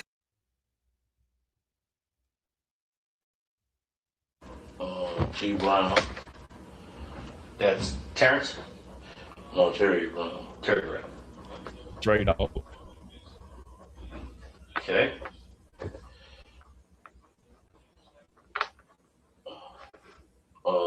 Tracy Session.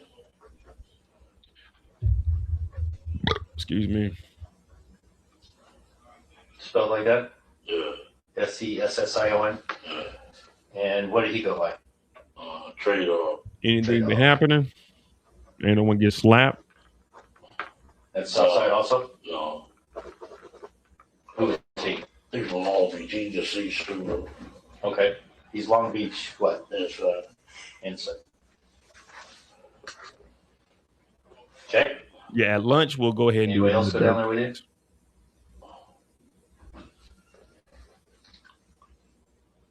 Kitty. Me? No, your nephew.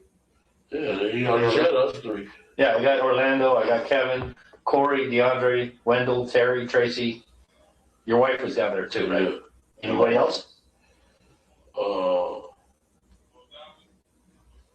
And Kevin's wife.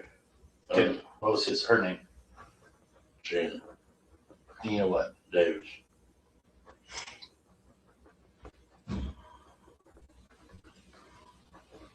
All right. How did everybody get down? I'm sorry. Was Orlando's girl down there too? Okay. Do you remember who Orlando's girl was? Yeah. Who is that? Rasheen. Yeah. Rashina? Rasheen Smith. You have any idea how to spell that? Rashina. Yeah. Rashina Smith. Okay, very good. That's his girl. I don't know if she was down there. I'm not sure. So I'm not sure. Okay, that's fine. How did you get to Las Vegas? I drove a rent car. Was this like a week beforehand, the day of, the day before? You remember? We came down there like a couple of days before. A couple of days before? And you were gonna rent a car? Yeah. You remember where you rented it? Avis and Long Beach. Did you know anybody at the Avis? Or you just walk in and rent it? Okay, what kind of car did you rent? I think it was Cutlass or Buick Regal. Regal or Cutlass, one of the two. Just green.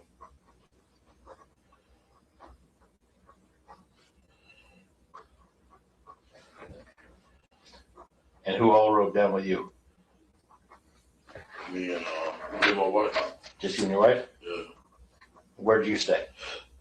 I stayed at Monte Carlo. Okay. Do you remember how Orlando got down? No, they came down a couple of days after the day of the fight. The day of the fight or the day before the fight? The day of the fight or the day before. I know we were down a couple of days before now. Okay. And how did Orlando get down? Him and Big Ray came. What kind of car? Yeah, we back. It's live now. Kevin. That's T1. I might get some drinky drink, man, Okay. for my birthday. Where did the Cadillac come Again, all of this stuff is really the same thing we've been going over every single day. Came from LA. I mean, Was it somebody's car? Was it a rental car? Do you remember from where? I don't remember from where. Okay. What color was the Cadillac? White. 4-door, big one. You remember what kind of cab? I don't know. It was a big one. 4 doors, right? Do you know where that car went? What do you mean went? Like, where? Afterwards, did he get returned to the rent-a-car place? Yeah. You did? Okay. You don't remember what company it was? No. Okay. You remember who rented it? No. Okay. This is what helps me. If I have facts, I can corroborate everything that's said to me. It makes everything look better. Yeah. So that's what I'm doing, is I'm trying to build up things. There's a lady, she died though. She passed away. What's her name? Who's he? Harris. The rent-a-car lady. At the rent-a-car place. No, she the one that I rented for her. Well, she was related to somebody, she was friends with somebody, something in the mother, somebody from the hood. T. Brown. T. Brown's girl's mother, something like that, yeah. T. Brown's girl's mother. And you said she passed away? Yeah. The Harris lady did? Yeah. Okay, deceased. Do you remember the girl's name? T. Brown's girl? I don't remember. It's been a while. I don't remember her name. What was her name?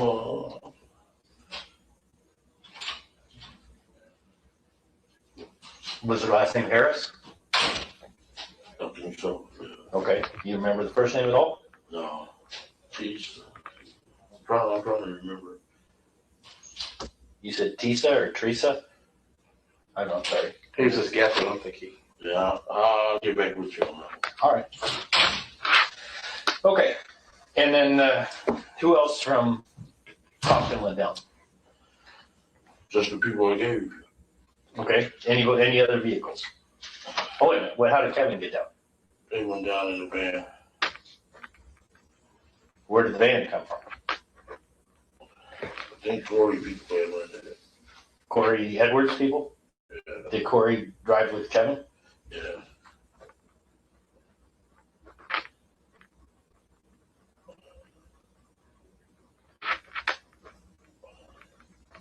What color was the van? I think it was bluish or green. Bluish green. Do you remember what kind of van? It was Astro or something like that. Okay. And you think Corey Edwards' people rented it? Yeah, I think so. Do you any idea who? Oh.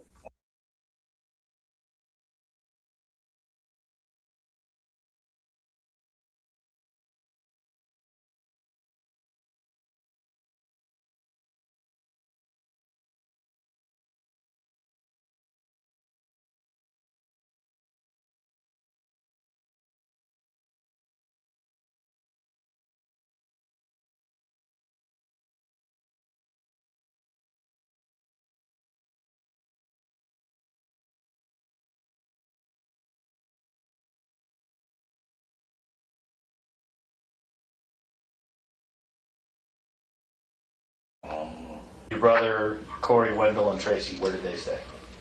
Man, I was talking cash shit too. My mic was muted. Thank you, Kendall. But I'm saying this nigga's talking about, this is the 2009 interview. We listened to the 98 interview with the FBI on 2 days ago on Wednesday. And then yesterday we listened to the 2006 interview with the LAPD. But this guy's up here, he's going over what happened in 2009, but he's told on every single person. If you were a gang member in the 90s, this nigga done told on you. And he's worried about people snitching on him on the stand. Anyone like this, you should be able to go up there with your head held high and tell on this nigga. Keffe D wasn't shit. Keffe D did this, he did this. I saw him give the gun. Like, you should be able to tell on these dudes with no repercussions. This should just be go out there and tell everything you know. Because that's all this nigga has done, is just tell on everybody. Crimes that don't even have to deal with Tupac. He's telling. Okay. All right.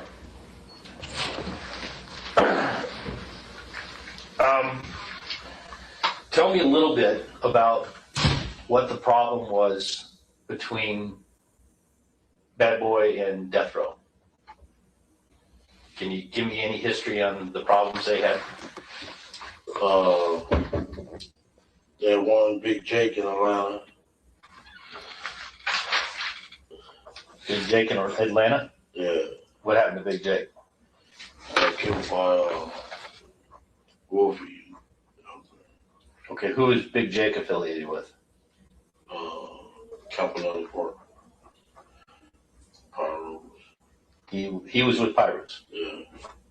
Which park? Campanelli. Okay. And Wolfie was with who? He from New York.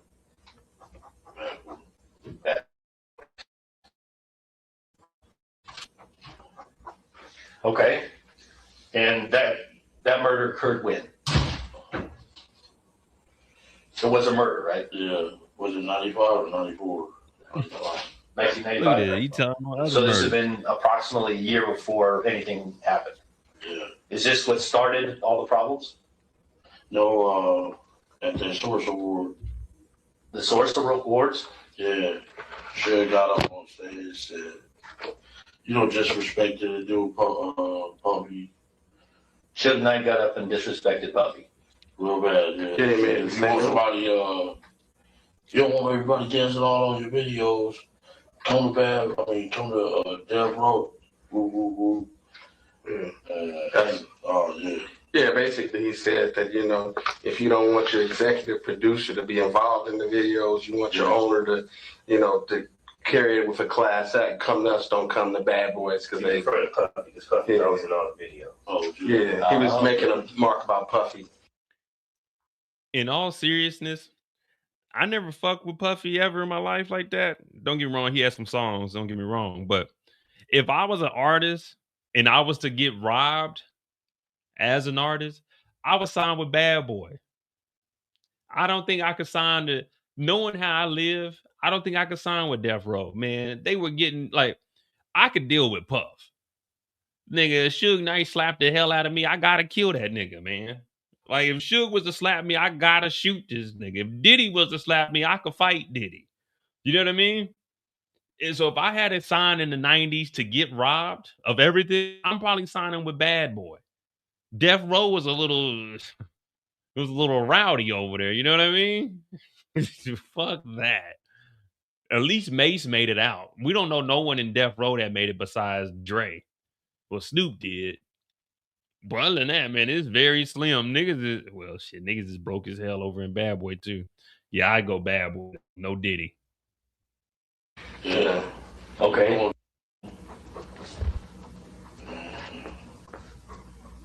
Who else is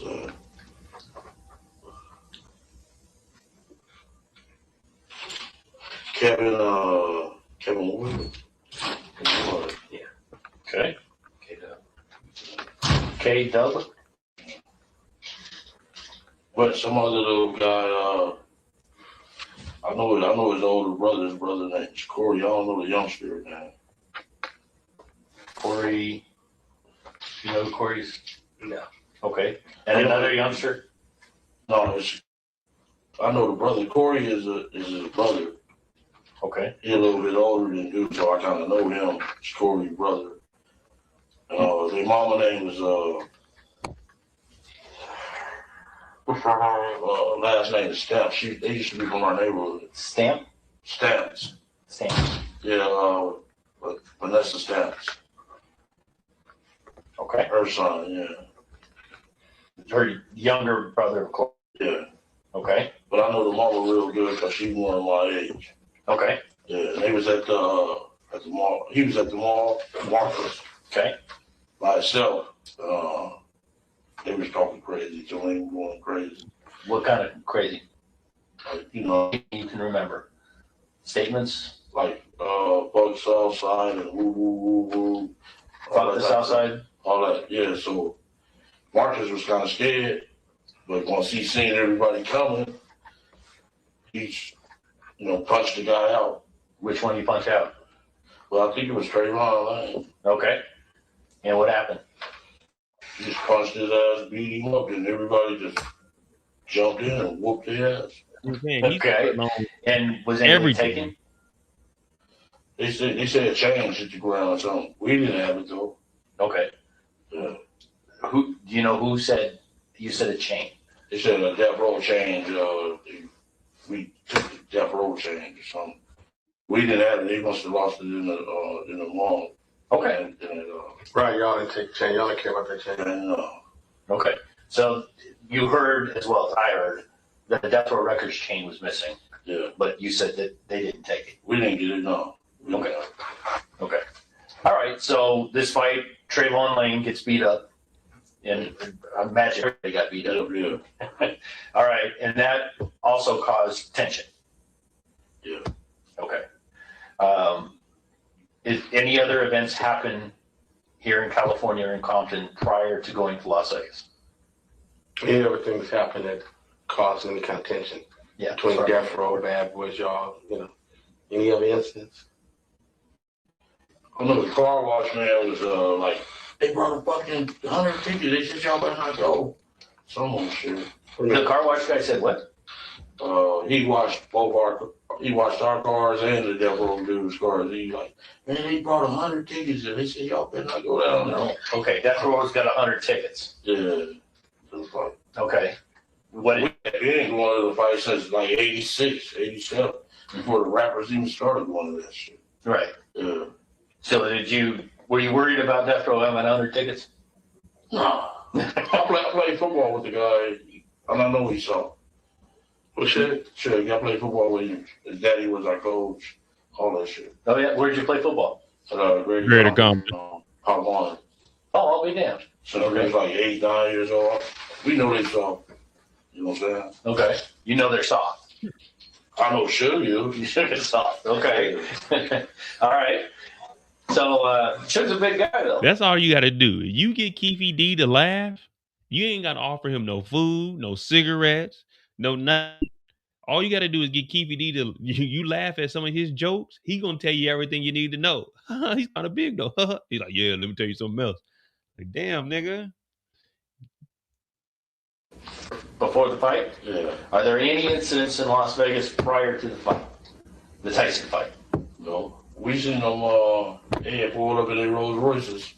The girls was out there. We seen them and all that. Who'd you see?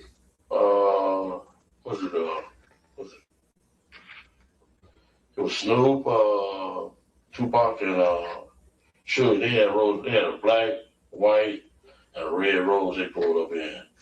Rolls Royces. Where was this? Just at the MGM. For the fight? Yeah. Okay. Then Mike Tyson then pulled up in them Bentleys. And Worry, Mike Tyson, and what's his name? Don King. They pulled up in their Bentleys, and all the girls ran from their Rolls Royces to these Bentleys. You know what I'm saying? Yeah.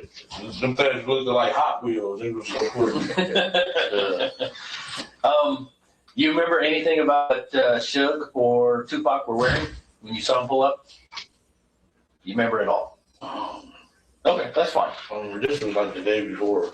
The day before the fight itself? Yeah. Okay. So there was a big entourage, girls running everywhere. Yeah. It was pretty good circus going on. Yeah. Las Vegas circus. All right.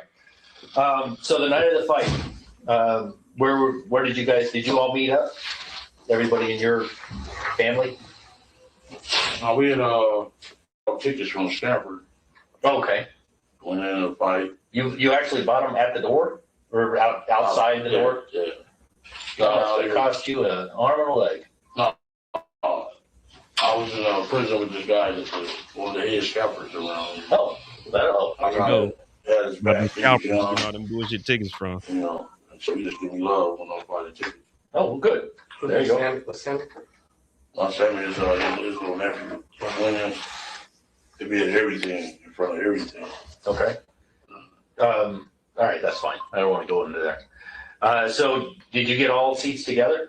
No, he separated. We was all around the thing. Okay. Then after the fight, we went into one of the restaurants. And okay, short fight? It was real short. So, you remember you have any idea what restaurant you went into? No, it's on the video though. See, he keeps saying there's a video. Now, The defense keeps telling us he wasn't out there. I want to see the video of him going into the restaurant. The only footage we ever see inside of MGM is Tupac walking around like a madman with with the shirt half untucked, and then them stomping him out. I want to see the footage of Keffe D out there because he keeps saying that it's on the camera, and also he said there's footage of them getting into the vehicle outside of the MGM. So I want to see all this footage. I mean, I'm pretty sure the feds, they got it and they're going to show it. Well, this ain't the feds, it's the state police, but probably the feds probably had it though. Yeah, okay. And who was with you when you went to the restaurant? Everybody except Lane. Everybody except Lane. Where was Lane? I guess he was still coming from the fight. Okay. Do you remember what Lane was wearing? What's that jersey? Dan Marino. Okay. All right, and what were you wearing? Oh, shit. You don't remember? That's fine. That's fine. So were you present when Baby Lane had the problems? No. Okay. Baby Lane told you what happened? No, so what other guys came to the restaurant and told us. Who were the other guys? Some East Coast guys. Okay. What's his name? Who? What's his name? East Coast. The one with, no, the Crip dude. That's on the East Coast? East Coast Crip. Oh, Trev. Not Trev, what's the other boy? Oh, White City kid. He had it in Paramount. Oh, Anthony Trev. Yeah. Yeah. Anthony Trev. That's what I say. Trev. Okay, Yeah. He's from East Coast. He's out here. Anthony Trev. Tregg. Tregggs. Is he the one that was present when Baby Lane? He came up and helped Baby Lane after the beating. I think so. He told us, oh, man, they just jumped on Lane. Okay. Is Anthony a little older? Was he a little older in 1996? Is what I'm saying. No. Older guy. No. There's a male, a little older, wearing a white shirt that comes and helps Baby Lane after the beating. Right after the beating, he stands there with him, helps him get to him. I don't know. Does the Zip come over to you guys after that? Was he with Lane when they walked up? Or was he with... We walked up, we seen him. Okay, well, maybe it was. Right back, y'all. Okay. Who's Zip? Ain't no big C's, little C's over CIP? here. I got blue on today though, but I ain't with the Crips. He's from New York. Well, probably Rip. Okay, do you know his real name? Von Zip. Oh, that's his moniker too, Von Zip. I think it's Eric Martin or Equan Williams. I'll be right back. You're killing me. Martin. Eric Martin. Or Equan Williams. Okay. And he's from New York. And he was he hanging out with you that weekend? Yeah, we Reggie Ridge. Reggie Reg? Richie Rich. Richie Rich. Oh, okay. He's from New York. Wedo was there. Wedo? Yeah. Hispanic Wedo? Yeah. Meaning white boy? Yeah, white boy, but he is black, but he's real light skinned. They just call him Wedo. Okay. Do you know Wedo's full name? No, that's real. Okay. Richie Rich, do we have any idea what his real name is? He's from East Coast, something like that. Richie Rich? Yeah. I think he got 30 years. That's what they said on the bed. Richie Rich did? Yeah. 30 years for drugs. Okay. All right. Yonkers.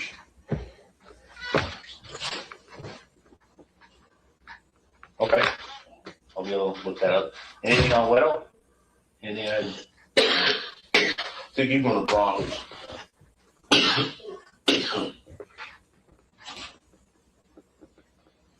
I'm not sure how to spell Wedo. W-E-T-O? Wedo? No, that's the. Jesus, okay.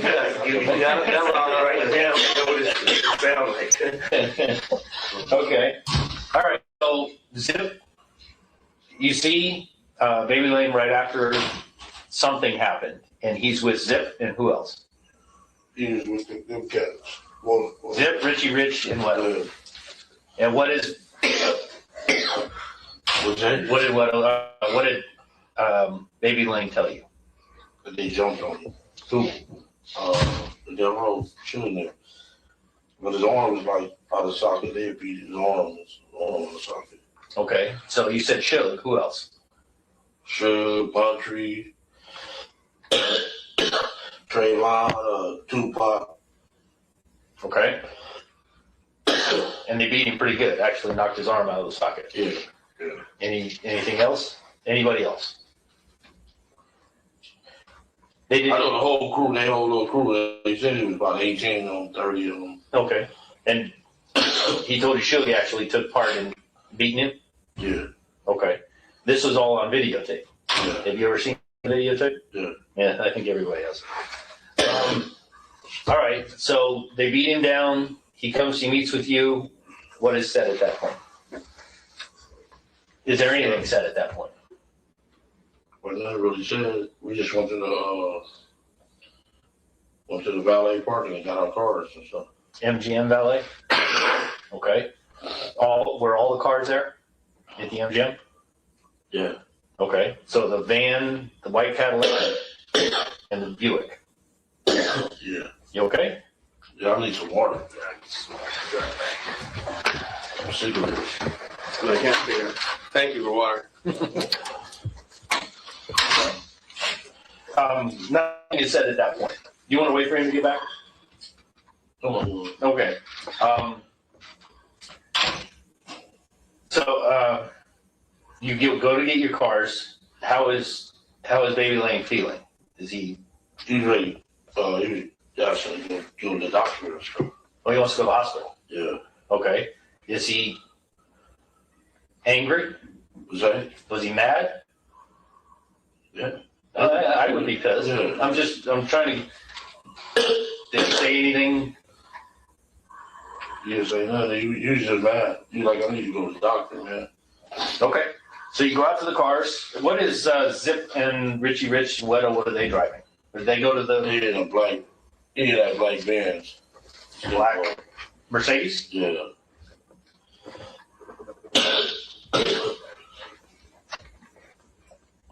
Do you have any idea where the Mercedes came from?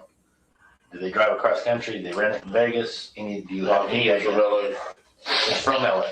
Yeah. Was it a rent a car? No, it was his. It was actually belonged to Zip? Yeah. Okay. Okay. And that's in valet also? Yeah. Okay. So you all go, you get your Mercedes, the van, the Cadillac, and the Buick, and you pull out of valet, you drive away? I went to took Paula to the hotel and gave her some money to gamble with. Okay. Then I jumped in the van with them. With your brother? Yeah. And whoever else is in there? Yeah. And what about the Cadillac? Is that with you? Yeah, that's with us. And is the Mercedes with you? No. That's not with you.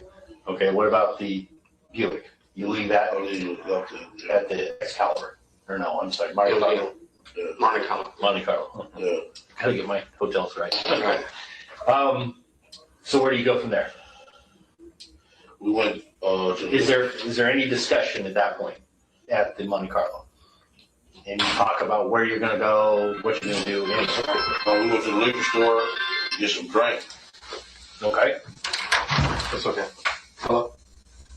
Then I jumped in the car with Lionel and With Rondo, oh, you jumped in the Cadillac. at the So store. At the store? Yeah. Is there any conversation at that point? Uh-huh. Okay. And we headed up Flamingo. Okay. You headed up Flamingo or down, or okay. Never mind. Where's the liquor store? Is it on Maryland? Maryland Parkway? Yeah, there's a liquor store right there on the corner of Flamingo and Maryland. Okay. We was there. Okay. And we left from there, and they got caught by the light. The van did. The van did. Okay. And once we got to Los Angeles Boulevard,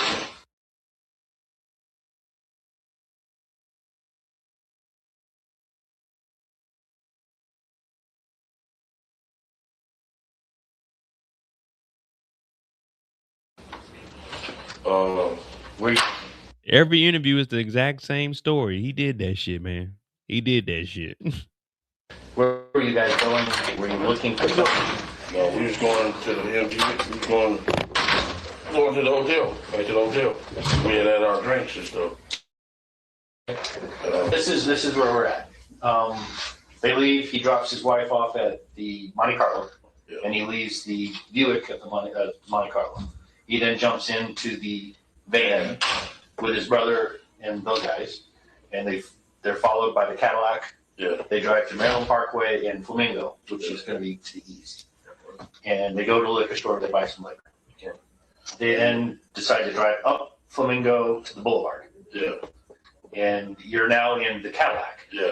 With Baby Lane, and the van is following him at this point. No, the van got stuck at the light at Maryland Parkway, or one of the ones. One of the lights, yeah. Okay. So you're headed west on Flamingo. Yeah, that way. Okay. Yeah. Okay. And we had the light on Las Vegas and Flamingo, and Tupac hanging out the window, and all the girls were going crazy on the corner. Shit, that motherfucker's right there. Hooked a U-turn on the side, passed by all the cars. Okay. This right here is Coal. This is Flamingo. Okay. Yeah. This Maryland Parkway is down here. The boulevard is right here. Yeah. Okay. So you drive all the way up. You see Suge hanging out the window. Tupac hanging out. I mean, sorry. Tupac, yeah, Suge wouldn't be able to do it. Tupac's hanging out the which side? Passenger side. Okay. Did you see who's driving at that point? Yeah. Who's driving? Okay. Anybody else in that car? I was just jumping. What kind of car was it? 750 BMW. Okay. Are there other vehicles in line with them? Yeah, a whole lot. A whole bunch? You remember the vehicle right behind it, or do you? A black jet or an SS Impala. Okay. Then there was another BMW wagon. He was on the other side. So it was about 18 cars. Okay. All right. So you come down. There's a turn lane to go this way, and there's actually 3 travel lanes, and then there's a lane to go this way. What street is this? This is Cowal. This is Flamingo. Okay, the boulevard is right here. Las Vegas, yeah, we came this way. Right. Made the U-turn. Okay. And you're now behind the entourage. Yeah. Okay. And we pull up on the gutter lane. Okay. Pull up on the side of it. Okay. Were you in the gutter lane, or were you? We was on this lane, the right-hand turn lane, right here. Okay. And you're in the white Cadillac. Yeah. Who's in the white Cadillac? E.T., Lando, and Dre. Okay. Let's start with you. What seat are you in? I'm in the passenger seat. Well, which passenger seat? Front or back? Front. Front passenger seat. Who's driving? T-Brown.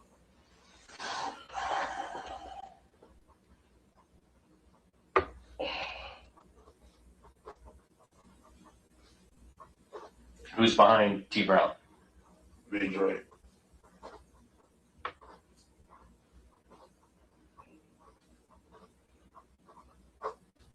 And I guess Orlando would be behind you. Yeah.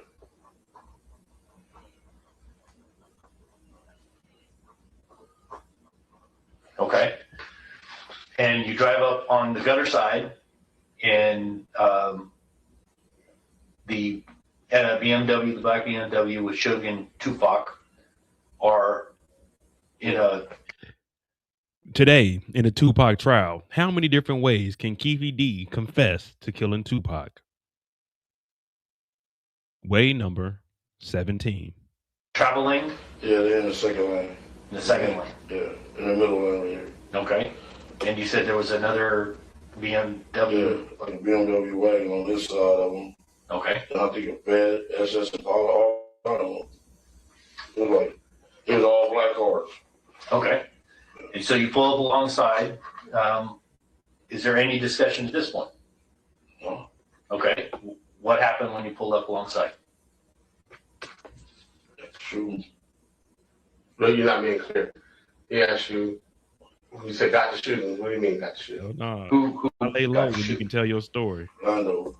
Dre went shoot. So Rondo give me our shoot. Okay. So Orlando leaned all the way over from the rear passenger side, and did he get out of the car? No. And shot across Dre. Yeah. Did he lean all the way across and get his arm out? Yeah. You know, he I know tall and very tall. Right. Go on there on. The buzzer made the right. Okay. This is where I want to get. Just slow down. So he leans across. You're right next to the BMW. Do you remember if the BMW had its window up or down? It was up. It was up. He's shooting into what part of the car? Driver's side. The passenger side. Okay. Is it a 2-door or 4-door vehicle? Do you remember? It was a 4-door. The 4-door? How many times did Orlando fire? Approximately. Maybe about 5 or 6. 5 or 6 times? Yeah. Did he empty the gun? Do you know what kind of gun was it? Was it a revolver or was it a semi-automatic? Semi-automatic. Do you know what kind of gun it was? From the newspaper reports. No, he's telling me 40 bucks. Okay, he's telling you what you a 40 bucks. 40 bucks. Okay. What color was it? Silver, black? Black. When he finished firing that 40 Glock, did the slide stay back? Was it empty? It wasn't empty. Oh. You think 5 or 6 rounds? Yeah. How fast did it take him to fire 5 or 6 rounds? That was pretty fast. Like about 3-4 seconds. Okay. Were you watching the BMW when this occurred? Yeah. What did you see? And I see the bullet like going should head. I see the boy jump up down, trying to get in the back seat. The boy being Tupac. Okay. And you actually saw something hit Suge in the head? You think you saw something hit in the head? Yeah, I thought he was dead. Okay. What part of you indicated the top of the head? Yeah, because he had been over like this. Trying to get into the back also, or leaning towards the back? Oh, into the passenger side. Okay, I got you. And then you saw Tupac bouncing around. Did Tupac try to do anything? No, he was trying to get in the back seat, trying to duck, trying to hide. Okay. And you're pretty sure he was hit? No, I thought just the boy was hit. Just Suge? Yeah. Okay. And all right, so you're in this gutter side lane on Flamingo. Yeah. They're on this side. Did you see what they did? They was that. Suge and Tupac. Did you see what their vehicle did? No, he got driving erratic and made a U-turn. We made it right. So you made it right and you went down Cobalt to the south and you said Suge made a U-turn? Yeah, he made a U-turn. He was driving erratic. Okay. He made a U-turn and we went this way. Okay. Did you see, were there any, I don't know how to ask this. Did anything happen from Suge's vehicle or any of the entourage towards you? Did anything occur? Do you understand this question? Did they shoot back? Is that what you're going to say? Or did they talk crazy to us? Did they throw anything at you? Did they shoot at you? Did anything? Anything you remember? Okay, so you don't think anybody fired any weapons at you? But do you know or recall anything like that? Recall. Okay. Well, I knew they had some police with them because we had seen them. Where were the police? He was right a couple of cars behind or right behind them. Reggie, the dude Alexander, Pretty Boys dude. Yeah, Frank Alexander? Yeah. Okay. They were in the entourage somewhere. Yeah. Okay. Okay. But as far as you, the crazy thing is, I mean, I know ain't nobody going back to find all these people and see what other crimes they were committing, but him laying down everyone that's in the entourage, everyone that came with him, who was in the van, who rode in what vehicle, who did what prior to it, what was said, This dude is literally solving like any gangster that came from LA to Vegas that night. I'm pretty sure Keffe D has some kind of information on you that could potentially get you jammed up or put you in some other crime. No, nobody shot. Who fired around? Nephew, Orlando. Orlando. Okay. And he fired from what window at that time? On his side. From his side. Yeah. So it would have been the passenger side. Yeah. Did he shoot at him? Or do you know? In their direction, that's what he's saying. I guess he just scared them off. They got scared and we got on. Okay. All right. You have no idea where he was aiming. No idea. Okay, that's fine. Where do you go from there? It's a little side street. What's that street carriage house is on? You know the carriage house? Yeah, you're talking about. Yeah. Okay, you went into the carriage house? Yeah, we went back to that back parking lot. Okay. Tell me what happens then. And we was walked back to the Monte Carlo. You park the car and just leave it there? Yeah.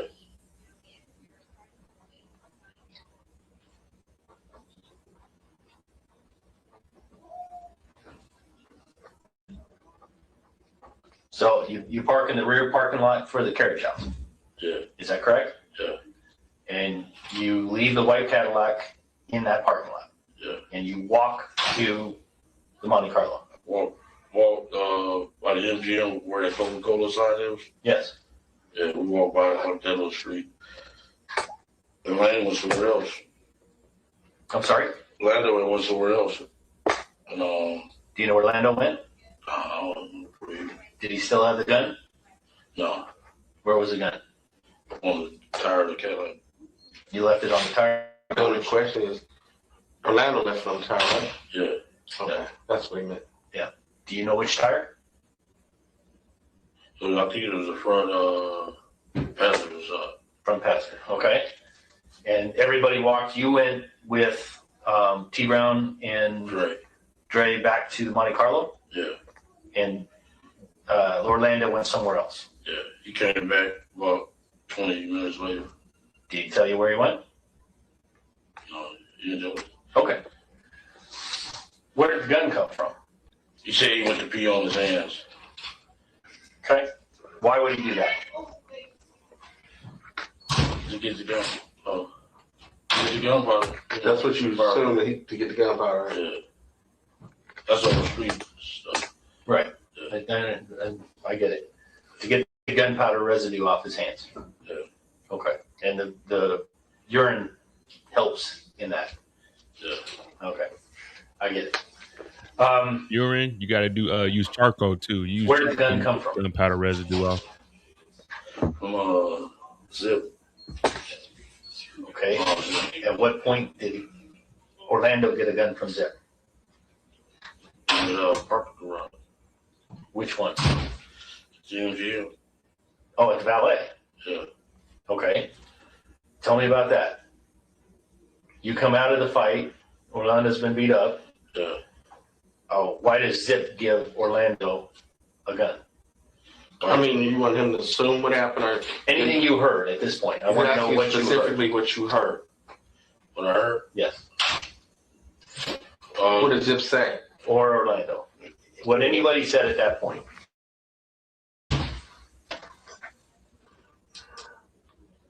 I guess we're the detection. What do you mean, guess?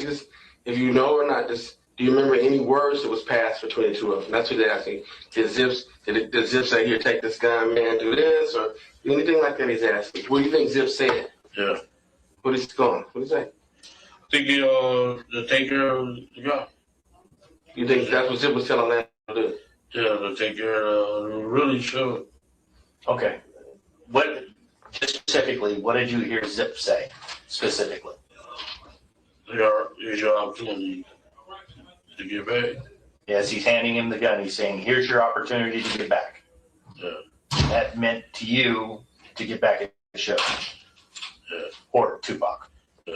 Or or anybody that was in the entourage that stomped on him. Is that the way you took it, or was it specific? So he just gave him a gun. Gave him the gun. Okay, and said, here's your opportunity to get back at him. Yeah, he probably didn't say it like that nicely, but probably something Okay, give me a quote. Something like for instance, like probably in regular street language, where like, hey, homeboy, handle your business, like that. Things like that. Homeboy, handle your business. Yeah. Objection, Your Honor. Well, they were just in here, but this is leading. Like, what did you say? Like, did you say, hey, good job, homeboy, get him back, homeboy? Now, if this is in court, you're like, hell no, objection, Your Honor. You're leading them. You're basically guiding them into the answer. But this is 2009. Keffe D, an idiot. He ain't here. He's doing all of this with no lawyer. That's how you know someone's really willing to snitch. If they going in there with no lawyer, they like, the hell with it. I'm just going to say what I got to say. Fuck that. Was that, you remember that quote, or was it something else? Just like that. Just like that. Somewhere closer to that. Yeah. Can I talk to D for 1 second? Sure, go ahead. I'm talking about without you. Oh, yeah, absolutely. Absolutely. I'll step out. Yeah, just so you clarify it. What's up, man? Okay. Hold on, real quick. Look, you're doing a pretty good job. I know it's kind of hard, but you know, you ain't supposed to be getting in anything like you was involved in murder. You gotta keep it really simple. But you told what you told us. Stay consistent. What you told us. He gave me the gun. He gave me the gun. That's right. No, you don't say that. Listen. The defense is gonna have a field day because they telling him what to and what not to say. Keffe D said they did give him a script. So what they're trying to say is don't implicate yourself and don't say that you were involved in the murder. You know what I mean? Don't say that you hand the gun to nobody. That's pretty much what they're trying to get at. Okay. Okay. See, he said he's gonna say that. See. Okay. Keith, did you hear what I just told you? I already told you before we started. Yeah. There's no reason for you to ask him or me anything. Like, if you want to try to do not what I say, do it. You know better than to ask him that question. Okay, don't ask him that question. Because he know I'm kicking real, but I understand what you're saying. Yeah.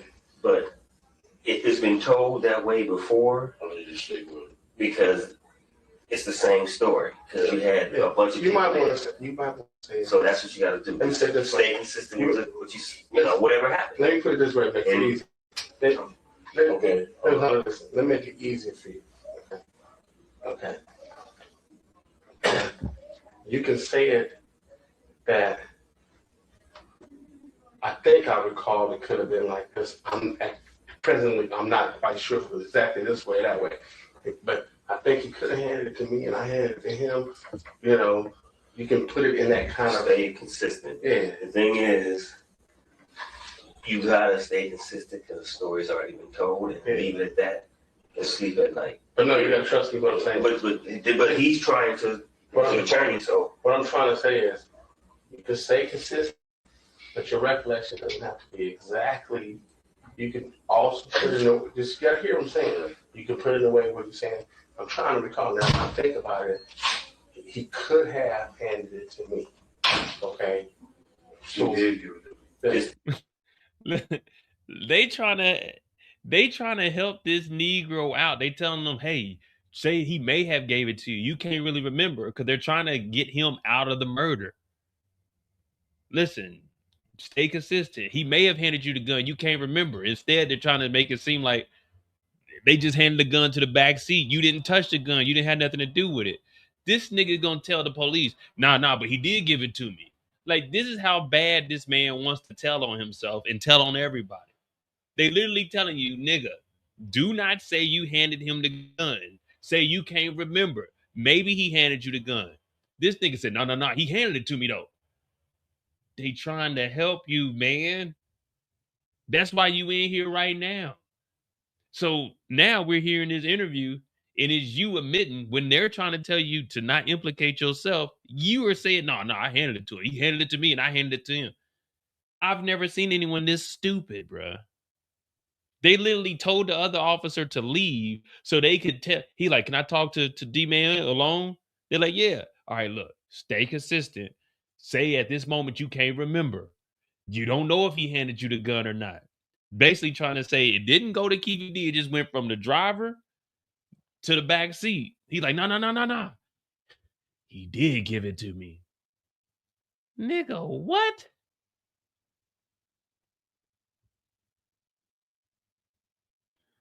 This, hey, guilty. You know what? After hearing this, we're gonna go ahead and adjourn the court here. We're gonna go ahead and put in a guilty plea. This man's guilty. Give him life. Dog, they told you not to say it. And you talk about no. He did give it to me. And this is recorded.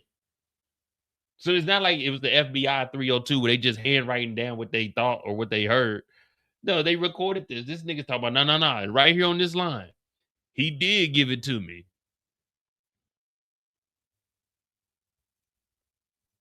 That's what you say. Okay.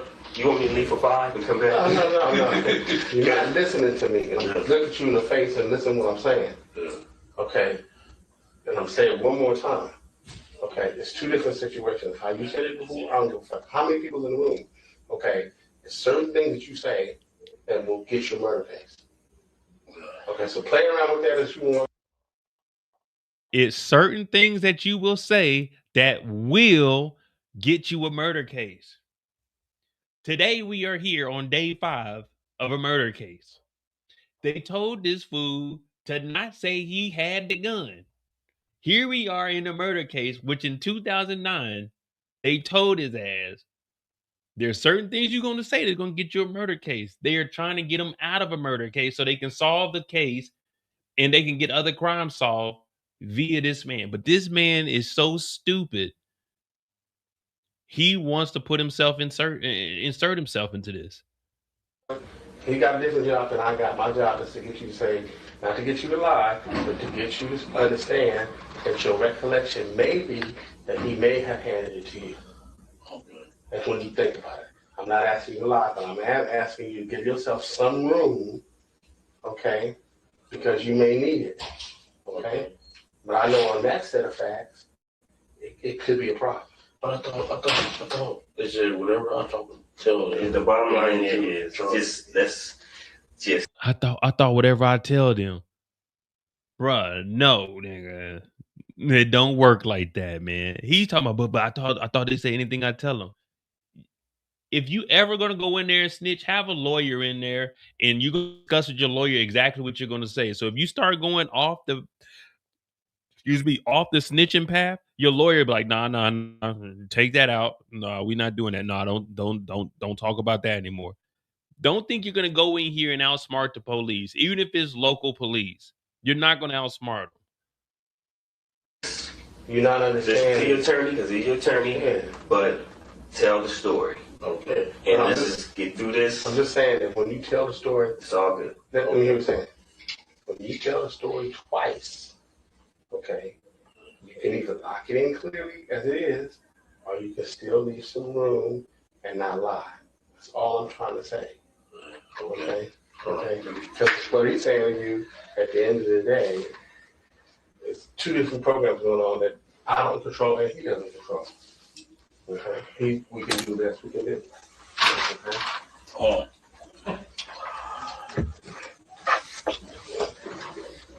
Okay, we might want to go over some things because he may recall some things in detail that maybe we know from previous conversations. And we want to make sure that it's consistent, you know, of the things that he may recall or not recall. So we might want to backtrack a little bit, but at the same time, if he remembers it exactly or not, just do the best you can. Absolutely. Yeah. Listen, the way I want to do this. That was a long ass time ago. I understand that. I completely understand that. Yeah. I have problems remembering what I ate yesterday. Yeah. This is a big event. So my plan was to walk you through it real easy, like we just did. Yeah. And then we'd go back and you could add details. And if we want to go back again, we can add details again. Yeah. Hey, what y'all want to bet this nigga still says he handed them the gun when they just told him not to say that? How much y'all want to bet? Because Kim got a mental buffering. If he still says, yeah, I handed him the gun, hey man, just lock this dude up for real. Okay, I'm at this point, what I'm trying to do is spark your memory. Yeah. So remember, he's asking you specific questions. He may ask you what happened with Orlando or this or that, and he may ask you what happened with you. So when he asks you something specifically that you know that you recall, then you answer that question according to you. If he asks you what you think happened between Orlando and someone, then you answer it according to that. That's what you need to clarify. All right. Okay. That makes sense, right? Absolutely. Okay. And because I don't want him to assume that something that was Orlando or Mac or this guy is you. When he wants to come back to you, he'll say, well, now, Keith, you tell me about this. Okay? Will that make it better, easier? Yeah. You comfortable with everything? Yeah. Okay. So we went through the part where you guys went to the carriage house. Now we're back to the valley at the MGM. You come out of the MGM, you're with a very large group of people. You get 4 vehicles, right? We got it. So 3 left. Okay, you get the Buick, which you drive over to Monte Carlo. Yeah. You get the Cadillac. Yeah. You get the van. Yeah. And you get the black Mercedes. Mercedes stayed. It stays at the MGM. Yeah. Okay. Who gets into the black Mercedes? I had got in there. Had Chick Foxy Brown. That's it.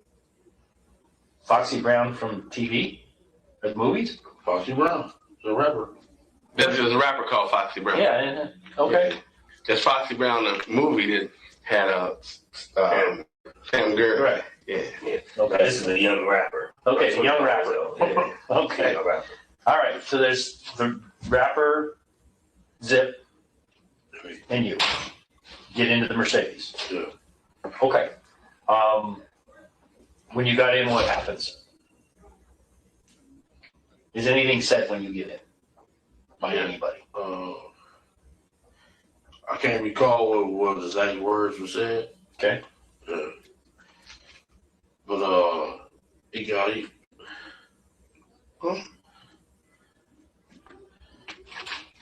me the gun. Okay. Who gave you the gun? That's it. Okay. Where did he get the gun from? The glove compartment? It's a little secret compartment. Yeah. Oh. Okay. What part of the vehicle was the secret compartment in? It was like up under this thing here. The armrest? The center rest? Center rest of this thing, come on. Okay. It's automated? Yeah. Mechanic? Okay. So the 3 of you are still in the vehicle at that time? No, it was just me and him, yeah. Okay. Where did the... and step out. Okay. This is before anything with the gun? Yeah.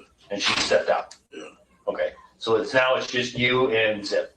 And he automates this thing, and there's a gun there. Yeah. Okay, and he gives that gun to you. Yeah. And what kind of gun is it? The 40 Glock. The 40 Glock. 40 Glock. Okay. 40 Glock. All right. I told you I'm going to ask stupid questions. I promise you I'm going to ask stupid questions. So he hands you the 40 caliber Glock. What does Zip So they took it all the way back to when he first got the gun when he got in the vehicle with Zip. say to you when he hands you this gun?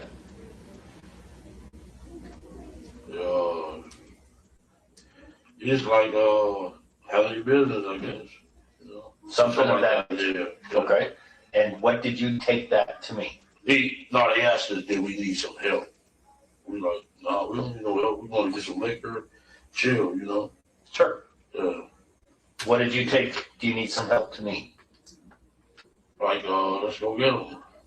Okay, go get who? The entourage. The entourage. You talking about Suge Knight? We like, no, we don't need no help. We told the East Coast guys that either we want to get some liquor, and we just happened to run into their house. Okay, when you took the gun? Yeah, we took the gun. Okay, you say we. What do you mean by that? Our group took the gun from him. I mean, I've got the gun from him. Okay, what vehicle do you get into? I got into that Buick.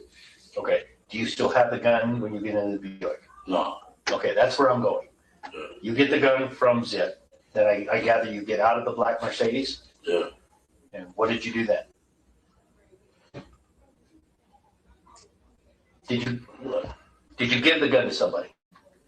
Yeah, I gave it to the Cadillac. I don't know who I specifically handed it to, but I gave it the gun to the Cadillac. To who? Huh? To the cat? Somebody in the Cadillac? You saying? Yeah. The white Cadillac. Yeah. And the people in the white Cadillac are Orlando Anderson. Yeah. T. Brown. And Big Dre. And Big Dre. But you handed it to one of those three guys. Yeah. And it is a Big Dre to be exact. Okay. So you handed it to DeAndre Smith. Yeah. Okay. Did you say anything to DeAndre when you handed him the gun?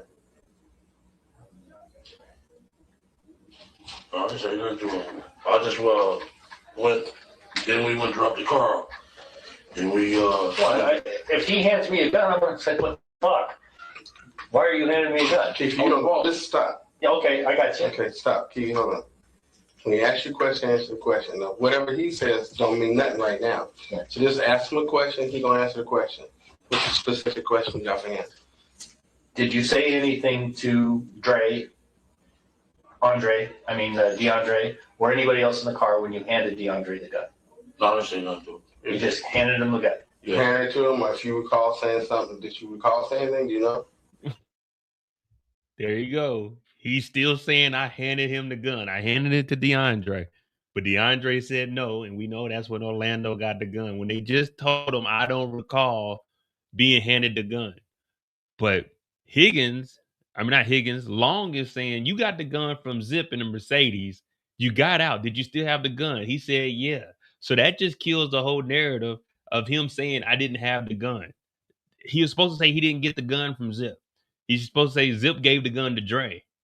But again, we literally just went over this 3 minutes ago, and I was wondering, would he say the same thing?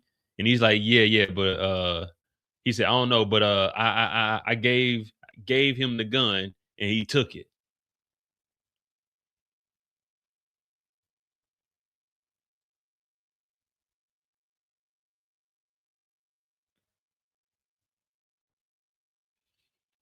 I mean, I always said this nigga was guilty, but golly, bruh. They literally tried to get him out of this murder, and he keeps putting himself in it. But I gave him the gun, and he took it. And we went to drop off at the thing, and we took up, went up to there and looked for liquor. Got the liquor. Okay. I'm gonna slow you down again, okay? So you drop off Paula. And see, now they catching him up because he said he gave the gun up, and then they dropped him off, and then they went to go get the liquor. So he's trying to say he already gave the gun up. But if you already gave the gun up, how'd the gun get back in the car?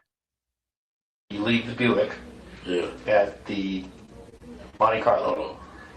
Then you get in what vehicle? The van. You get in the van. Is there any discussion prior to going looking for liquor about the entourage? He's asked you specifically. Did you tell anybody anything to do or anything related to that gun? So what did you recall? The gun or the entourage? Yeah.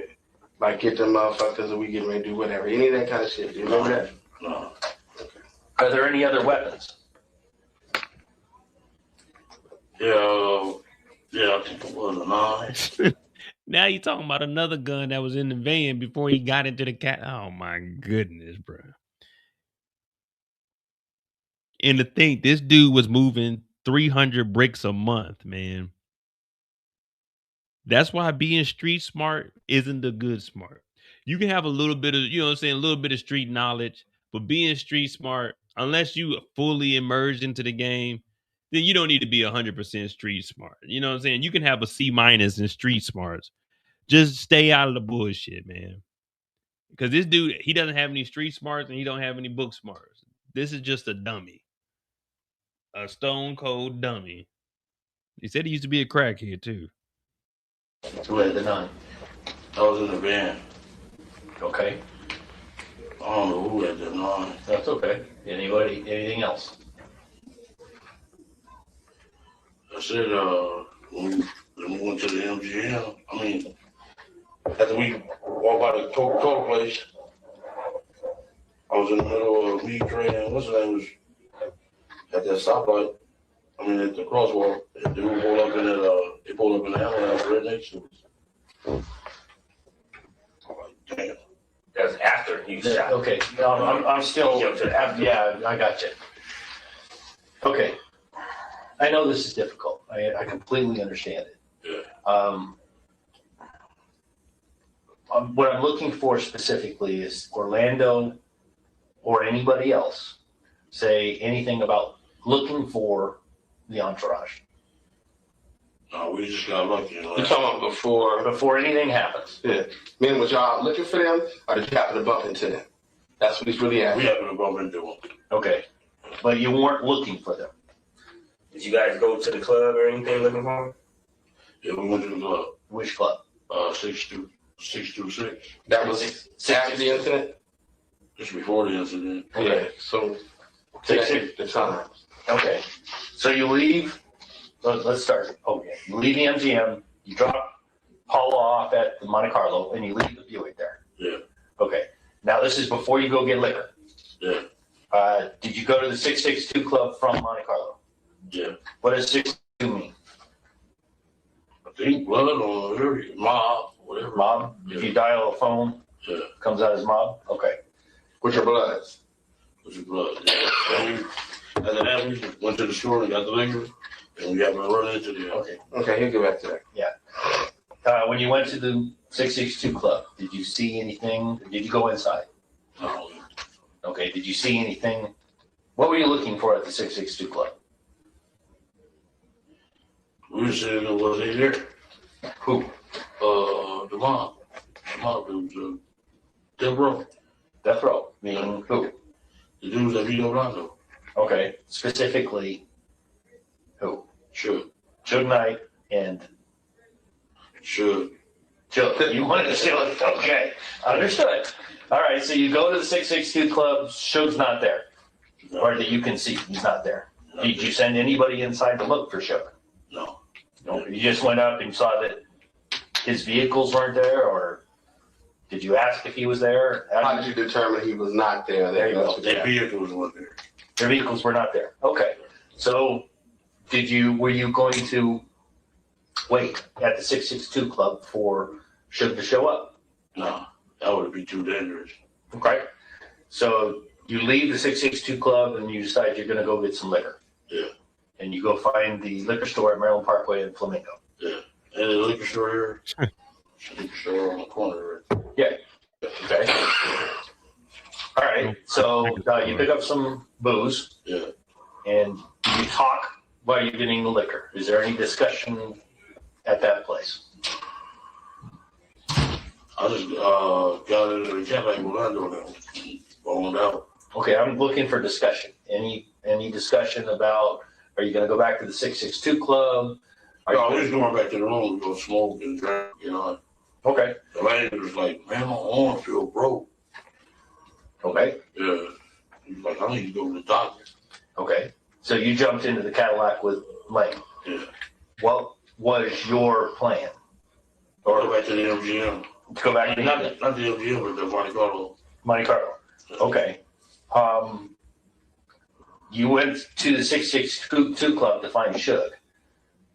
Was there any discussion by anybody about what you would do with Suge if you found Suge?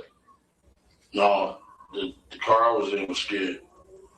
The van you were in was scared? Yeah. You didn't want to really get down like that. Yeah. What about Baby Lane and the Cadillac? They had a gun, right? Yeah. They had just gotten a gun from Zip. Yeah. All right. Now they're saying they got the gun directly from Zip. What was your understanding would happen if they saw Suge? Well, I mean, he's asking you really a specific... Was they saying Suge? Okay, listen to me. Okay. He's asking you a specific question. Was there first any conversation with regards to what was going to happen to anybody? Did you say, or anybody say, well, we going to kill him when you see him? Any of that kind of stuff. Was there a conversation? This is what we going to do? Any of that? That's what he's really asking you. Yeah. No, I just had said, when I got out the car with him, I was like, oh, yeah, I got some busters over there scared to death. The ones in who? Yeah. In the van? Yeah. Okay. Was the ones in the Cadillac, were they scared? No. Okay. That's fair. Was there, without conversation, was there any understanding? Did you understand that if the guys in the Cadillac saw Suge, something was going to happen? Well, it can't be understanding without conversation. But he's saying in your mind, he's trying to get inside of your head and ask you, in your mind, did you think that somebody was going to kill Suge? No, not kill him or light him up. Anything. Shoot at it. Any kind of physical thing. Was that what you was thinking? No, I wasn't thinking that. We was going to go and get eyes. Okay. Yeah. Fine. That's good. So what you're really saying is that you guys ran into them inadvertently. Yeah. And although you went over to 662, if something might have happened with goddamn, but when you left there, it was like, yeah, we done with that. But Lane was like, man, my arm feel broke. Okay. Okay. Understood. Different focus. Yeah. Our mindset was different. Okay. We left that liquor store. Your intent at that point was drink some, be a little high, and forget about it. Get some pussy, basically. I can deal with that. All right, so we got lucky and ran into him. You're going west on Flamingo. We ran into him. Yeah. You're going west on Flamingo towards the boulevard, and you see the entourage going eastbound on Flamingo from the boulevard. Yeah. And the first car in the row is that BMW. Yeah. And you're in the Cadillac at this point. Yeah. Dre has the gun at this point. Yeah. Okay. Now, picture yourself, you're going westbound, you see them going eastbound. Does somebody in the car say something? To themselves? Anybody. I don't care. We just there they go. There they go. Okay. Yeah. And does anybody say, turn around? No, he just busted you. Who's driving again? Terry Brown. T. Brown. He turns, you turn. What happens then? Does anybody say anything? No, Lando just got Dre was like scared and he just got the gun and got the popping. How do you know that Dre was scared? He didn't do nothing. Did he say anything? No. Did he point the gun? No. Did he say, I don't want to do it, or he just... Lando just said, give it to me. He snatched the gun from the guy, right? Yeah. Dre never said a word. Never said a word. Just kind of walked up. Yeah. Okay. And Orlando. So I think, Dre ain't as bad as Lando was because he got beat up on him. Right. Yeah. Okay.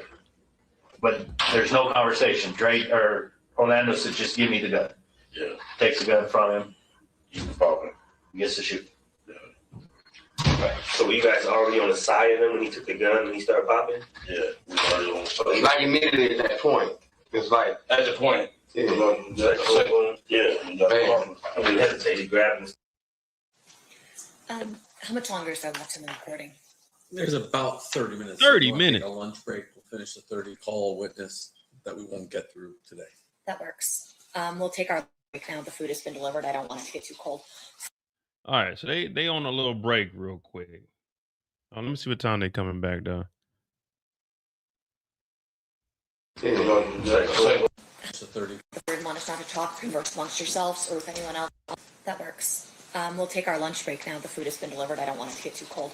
So at this time, we will recess. During this recess, you're admonished not to talk, converse amongst yourselves, or with anyone else on any subject connected to the trial, or watch or listen to any report or commentary on the trial of any person connected to this case by any medium of information, including without limitation, newspaper, television, internet, and radio, or form or express any opinion on any subject connected with the trial until the case is submitted to you. We'll have you guys back here at 1:30. Please rise for the jury. Please rise for the jury. All right, we got 1 hour. All right, so we got 1 hour. I'm gonna grab a Truly, and then we're gonna go over to Twitter. We're gonna look at the little dirt case real quick. Let me grab a Truly, and we're gonna get into that. Yeah, man, this dude, Keffe D is guilty. Keffe D is guilty. We just heard the police telling him what to say to get him out of a murder charge, and then he changed it up and said, well, they already had the gun, and then they just started blasting. But in this same interview, you already said you handed him the gun, so he didn't change it up. But so we got an hour, and we're gonna go over to Twitter. Now we don't need no water right now. We didn't drink 2 liters today. We're gonna just do one more of these. You know, it's my birthday tomorrow, so we're gonna enjoy a little bit. Hey, can I live? Can I live? We're gonna talk about the little dirt case for this next hour on the little lunch break. So we might end up doing it that way, and then we can go over everything. We don't have to like slow down or anything. I'll be right back.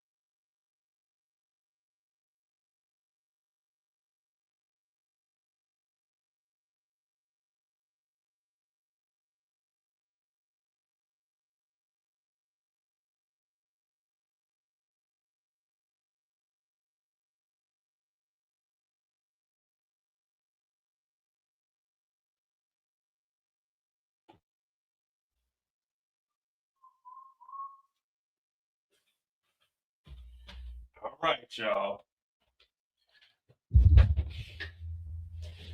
We here. Nah, we not getting tipsy tonight. I gotta get up in the morning, you know, and I'm doing water aerobics in the morning. All right, we're gonna go over there. We're gonna look at the little dirt case real quick, see what the hell's been going on with jury duty. Let me see.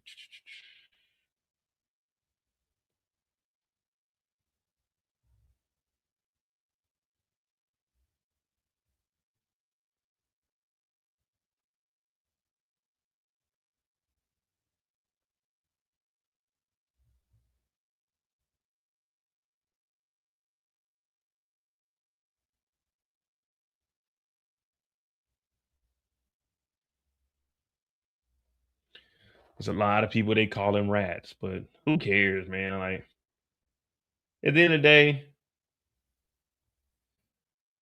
people gonna rap. That's just a part of the game. You know what I mean? If you're in the game, you just gotta expect. It's one of those. You know you're supposed to save, have an emergency saving. You just gotta know when you're in the dope game, when you're in the rap game, when you're in any kind of criminal enterprise, you just gotta be prepared for there to be snitches. But you can't call somebody a snitch if you're a rapper and you putting the crimes that they did in music. How do I get there? You know what I mean? If I'm committing crimes and you're rapping about the crimes I commit, you telling on me. It's just you telling on me. All right, so here we go. We're gonna go over to you've got Mel over on Twitter. She's in and out the courthouse today. What up, Eric? Hey, Eric, you came just in time. We on a lunch break. We got about an hour. We about to bust down what's been going on for jury selection. And you know me, guys. I'm going to keep it real. I'm going to say some stuff a lot of people don't like, but I'm a 40-year-old black man, and I ain't got time for the bullshit. Now, if you would have seen me 20 years ago, I'd probably agree with this ignorant shit. But I don't now because I'm using the logical part of my... Nah, this is for balance back here. So my right side is controlled by my left side. So yeah, I'm gonna use the right side of my brain today. That's what I'm gonna use, the right side of my brain today. All right, so over in Little Dirt, it's a lot of stuff, and you know, I got the background for it. And once we get into the actual trial, we'll be going over that. and I'll keep you guys updated. So 2 hours ago, so this is 2. You got mail. She said on break from day 2, of jury selection in the Dirt case, defense is requesting a strike on juror 18 because of the questionnaire. They said, by looking at them, meaning the defendants, they look guilty. And I've seen a lot of people die by people who look like them. In response to the request to strike, the judge said there are a lot of Americans who would say by looking at them, they look guilty. The question is, can they put that aside and be fair? Everyone in the overflow room was visibly reacting to the entire exchange. Now, what I like to say is, niggas is looking at niggas like niggas didn't know that these motherfuckers was racist. Like, I'm not looking at you like, oh, in disbelief, like a white person said that they looked at niggas and believed that niggas was guilty. Like, there's no disbelief by me. I'm looking like, we know that that's what goes on. So I'm not looking around like, but let's be real. Let's be 100% real right now. When we go to gas stations and shit, if I see niggas and they just hanging out in front of the gas station, if I gotta get gas, I'm going to get gas.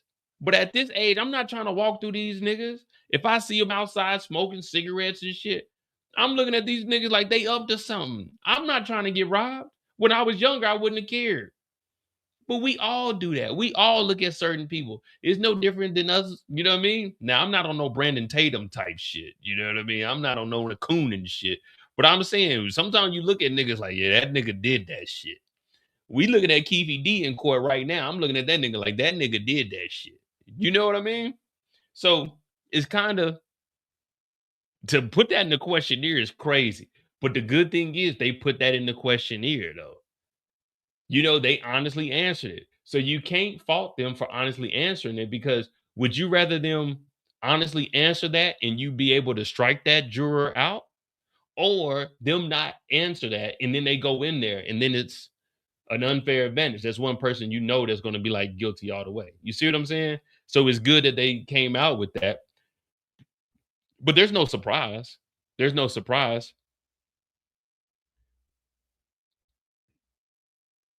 But let's continue on. The judge further said that if you can't put that aside, then they will be struck. Again, we are in the overflow room with audio only, so we won't see what the jurors look like, but I will be listening for the juror's number for sure. Now, she said she went back in there.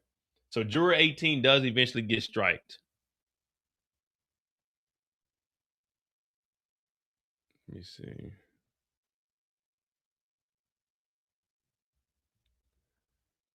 All right. Also, all of this was done outside of the presence of potential jurors. It was attorneys and the judge going over questionnaire responses and who they would like to strike. Jurors will be joining back in 5 minutes. So obviously they excluded everybody, so they wouldn't look at the jurors, and because if that juror wasn't get selected, there shouldn't be any bias amongst each other. Like, you guys are going in here, you're going to talk it over, you're going to try to figure out if he's innocent or guilty.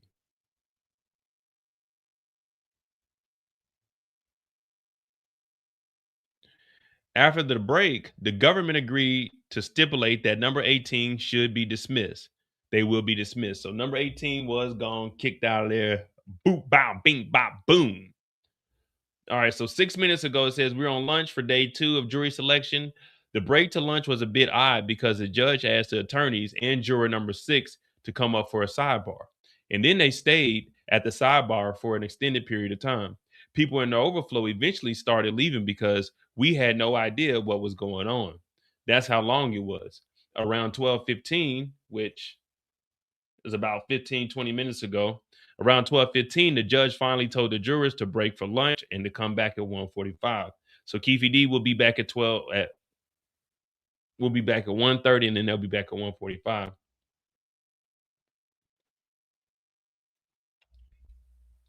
Exactly. I mean, yeah, I also heard that there's around like 5 to 6 black jurors, but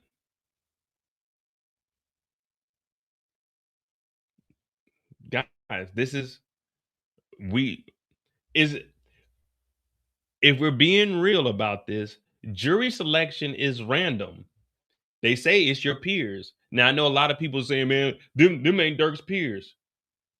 Yeah, where this crime is committed, these are the people that live in that area, who live in that county. Now, when you start going off the demographics, 5 people out of 80 is what percent? You know what I mean? That's how it works. This is all random. It's just jury selection. That's all it is. So you can't say there needs to be. Now, if they move it, now when they specifically move it to different counties so they can get those numbers, but this is Los Angeles. This is just the way it happened. You know what I mean? No one, it's just random. That jury selection just goes out. Boom, boom, boom. Hey, you got jury duty. You got to show your ass up. That's why it's better to just not commit any crimes. If you don't commit any crimes, then you ain't got to worry about who's going to be in your jury. You know what I mean? Who's going to be the jurors of the day. Now, of course, he's innocent until presumed guilty. And again, I don't want anybody coming to my channel and be like, oh, you want him locked up or you tearing down a black man. I don't care if he's innocent or guilty. I'm not the one with friends that allegedly killed the guy, Little Pop. So don't get mad at me because this guy's on trial for something that his friends did, where they're saying that he paid them. So if anything, you need to be saying that these defendants are the ones tearing down black men, because I'm not the nigga out here shooting niggas, nor the nigga paying niggas to do the shooting. You see what I'm saying? But you already know I don't give a damn what niggas say to me though. Like, all right, go ahead. Let me see. So that was the lunch from them. Let me see. There's another gentleman that's there too. Cousin Tino.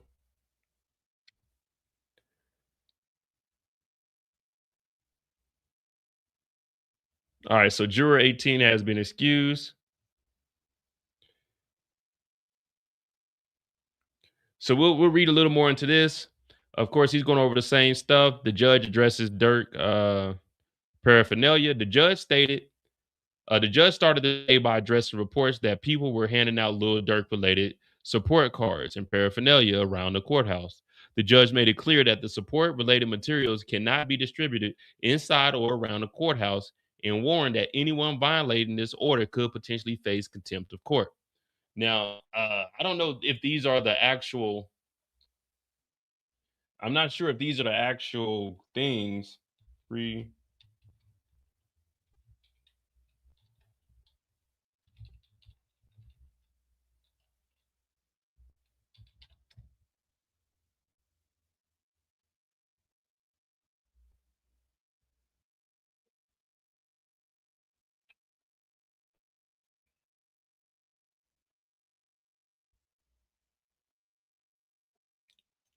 Oh, give me a second, because I think I commented on one of them.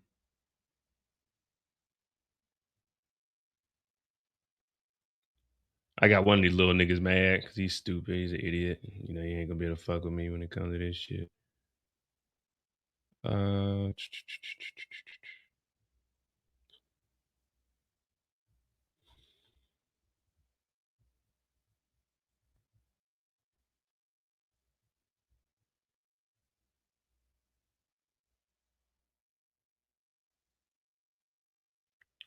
I'll look for it off the camera. Hold on. We'll just read that.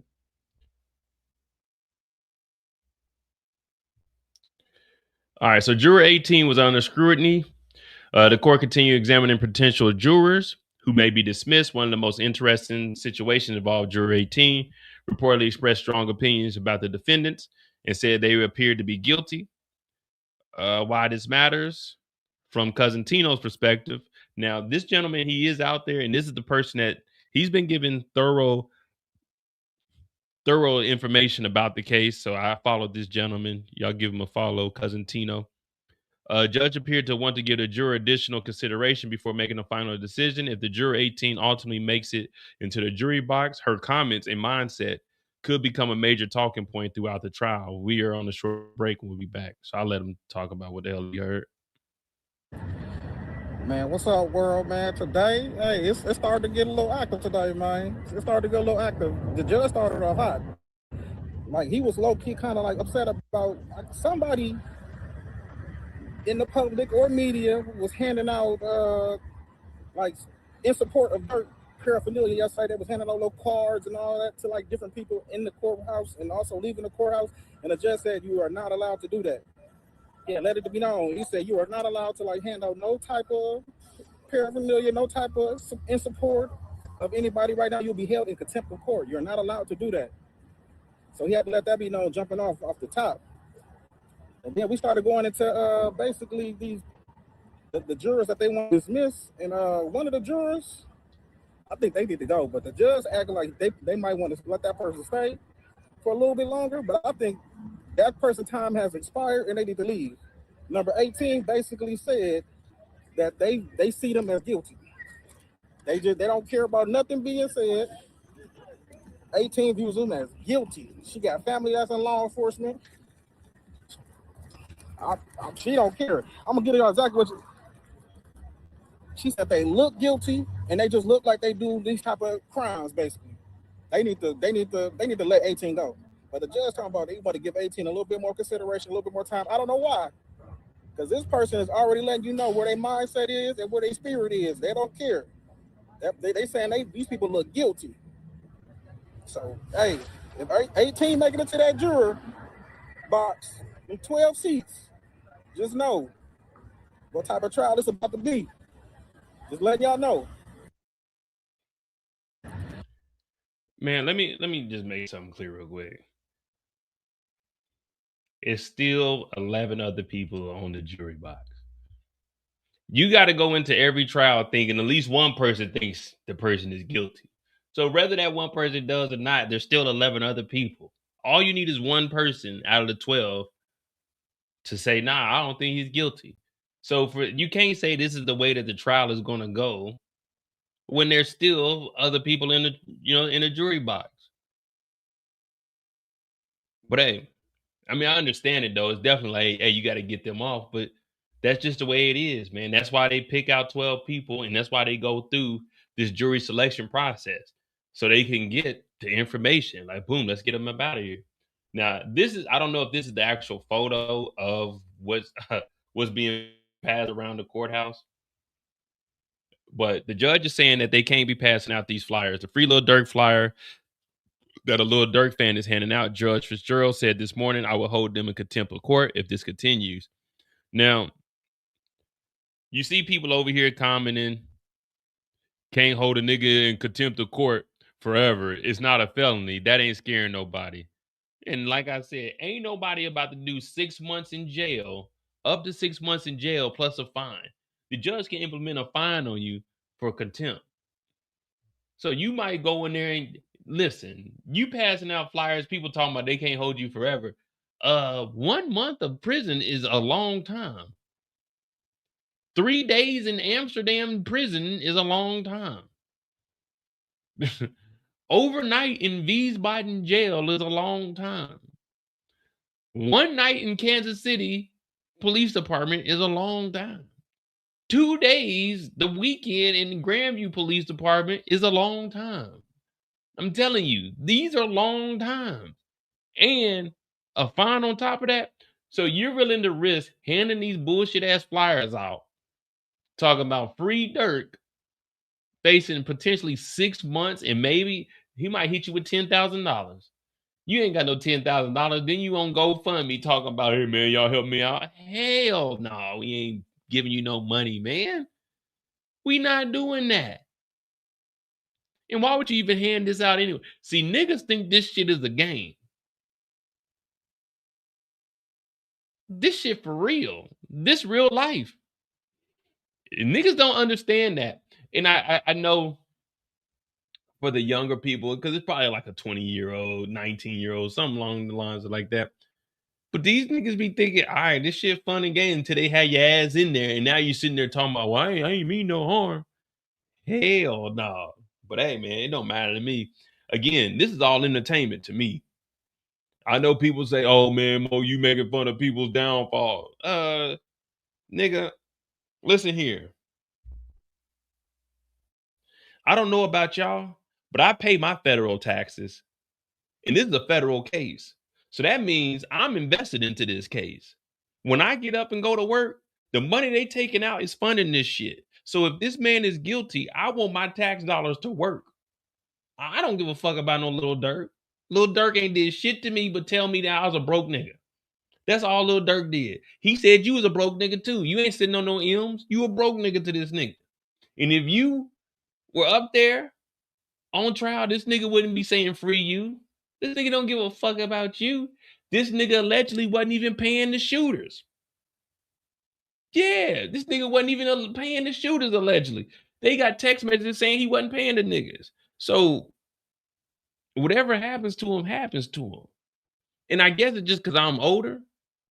And they, you old hating ass nigga. Hey, I am a hating ass nigga. I'm a hating ass nigga. So be it. But I ain't touched the M. And I heard Lil Durk say if you ain't touched the M, you a broke ass nigga. So I'm a broke ass nigga to that nigga. But it is what it is, man. Let's see what other updates he got. Again, this is just jury selection for day one and day two. So we're not gonna really get too much information. What's going on, Monica?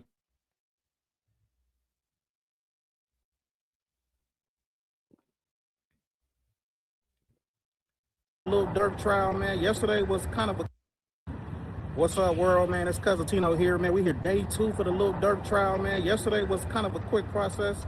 They kind of just had the jurors fill out their questionnaires, 80 jurors. Today they're trying to get it down to 16 people, hopefully, so we can start the trial and get the opening statements from both sides. So hopefully today is a quick day for the jury selection and we can get this trial really started. So far, what I've been seeing though is quite a bit of like middle-aged Caucasian people that possibly could be jury. So like it's gonna be some tough situation for Durk, man, because I don't know if they really like YN music and activities. So it's gonna be a little tough for Durk. But what I would like to say though is, man, y'all just keep prayers up, and also young people start going to jury duty, man.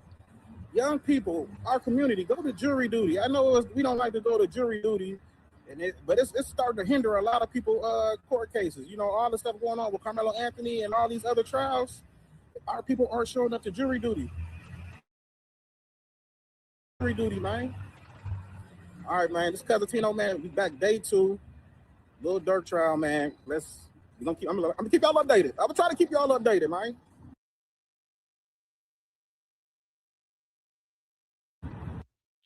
At least we got a brother out there holding it down for us. So this is day 2. What I'm looking for right now, I'm just trying to get a breakdown of Los Angeles and where they pull from. Jury selection for federal cases in Los Angeles is conducted from a broad pool. The jury pool is drawn from the entire district, not just the county where the court is located. Specifically, eligible jurors are selected randomly from the federal source list, which includes records from the Register of Voters and the Department of Motor Vehicles. So you also need to register to vote. But again, you got to think out of the whole Los Angeles, they only selected 80 people for this. Let's see. Let's see. Los Angeles District.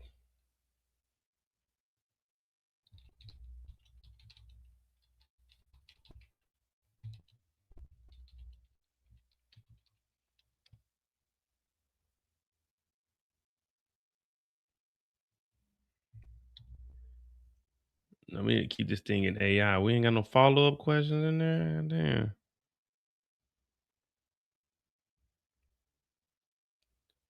Central District of California. The Central District of California includes the 7 counties. All right. So here we go. We're getting down to it. That's one thing we're going to do over here. We're going to learn something. We're not just going to be over here joking around, talking about the case, giving our opinions. We're going to go and get some real facts, and we're going to figure some shit out. Because I didn't know that it covered 7. What is it? What they say? It covers 7 counties of Los Angeles: Orange County, Riverside, San Bernardino, San Luis. I can't even pronounce that. In Ventura, more than 25 million people. All right. So district population. Los Angeles is 10 million. Riverside, San Bernardino. So it's 7. 19 million people. So there's 19 million people in the 2020 census. Population by race.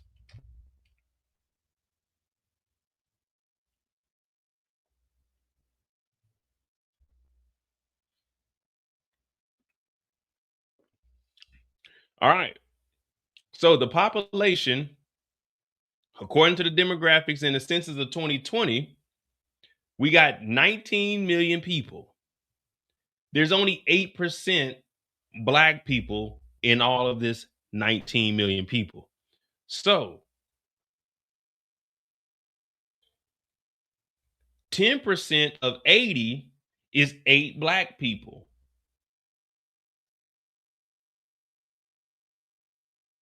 That means the 5 to 6 Black jurors that are in there, that's around the 8% of the population. So when people saying you need like, oh, this is how it is. No, this is just this is the population. You got to go off of percentages. Let's go find out. Let's just say it's 5. All right. Let's just say it's 5. What?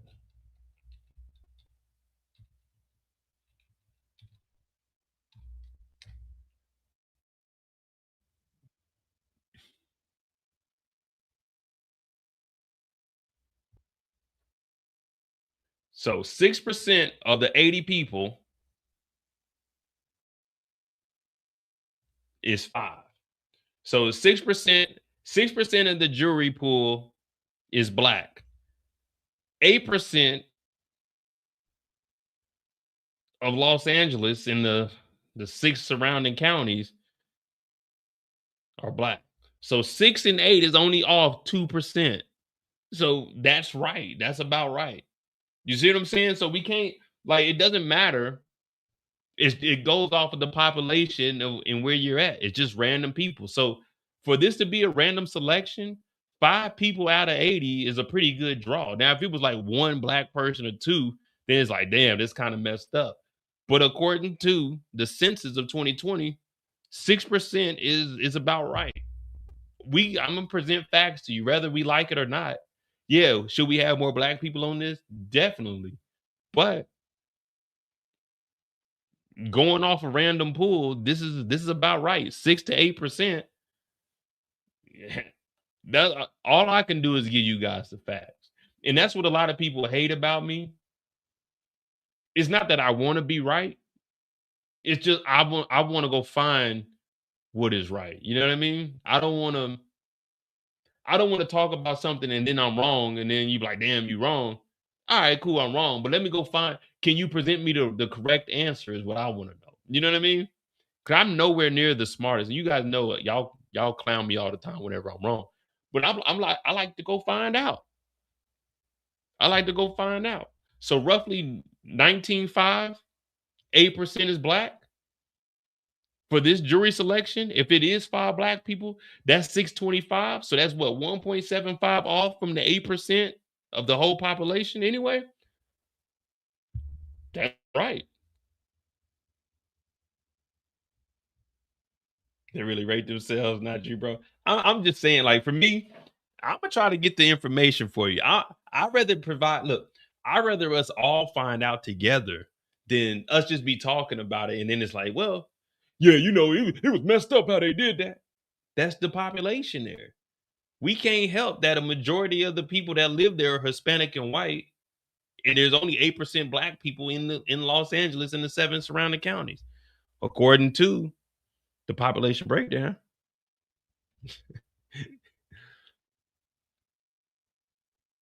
They really hate them. That's what I'm saying. Rate. I was like, well, shit. Hopefully, niggas rate me at least a 5. You know what I mean? I don't need no A or a B on my test. You give me a C, I'm good with that. But we all know that I get on here and talk that shit. I'm a 4.0 type of nigga. I'm a 4.0 type of nigga. You know what I mean? I graduated with distinction. Real nigga all day. And I might go get a PhD on you niggas. Y'all niggas don't really have to call me doctor. But then again, I might not, because I don't give a fuck. Damn, Dina girl, what's going on? We ain't seen you since Dina girl, we ain't seen you since California, since I moved out here. Where you been? You done got a promotion, huh? You big time, huh?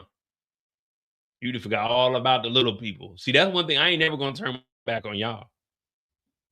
That's one thing Mo ain't never gonna do. I ain't never gonna turn my back on y'all unless. As soon as I got my check, I was gone.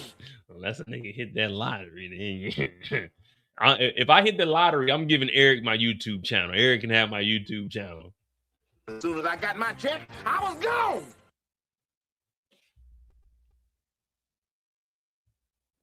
All right, let me see what else we got for Lil Durk. Right now, it is just jury selection, so we don't have anything.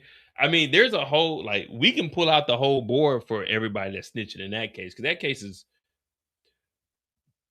excuse me, that case is wild. We actually got like 30 minutes before that case starts, so. But as of right now, that's all the updates they have. They're on lunch right now. So, yeah, that's day 2. I'm gonna try to cut it up and get the rest of it, and I'll put that together too. So how do you guys, are we cool with that? I know the lives are late for me, but I still cut them up and I just drop them throughout the night though. So it's early morning when they all loading up for each individual that's taking the stand. But next week we're gonna probably be more focused on the Lil Durk case once they get started, if they start next week for sure. Because that's a lot of stuff we don't know about, stuff that we're going to hear about that's new. This year, we're hearing the same thing over and over. It's just multiple interviews. I don't have, my recaps aren't until Saturday. The what's next, the trailer breakdown is up. I gotta record the rest of the recap though.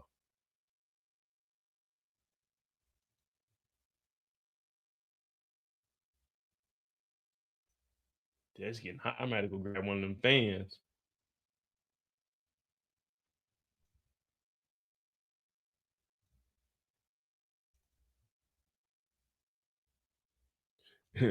Come on, we got all the photos. I just got to record the recap. But right now, my primary focus is doing the trial. So we got the Tupac trial, we got the Lil Durk trial, and they definitely helped me out. Like the Diddy trial, that probably got me 300-400 subscribers just off of that. And I definitely need a lot on the Mo You Know channel.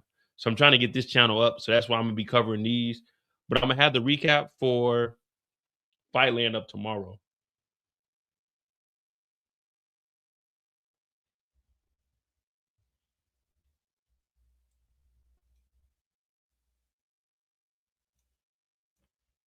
Let me see. So as far as the Lil Durk case goes, there's a lot of snitches. For me, again, just being honest with you all, and I know people don't look at it the same way I do.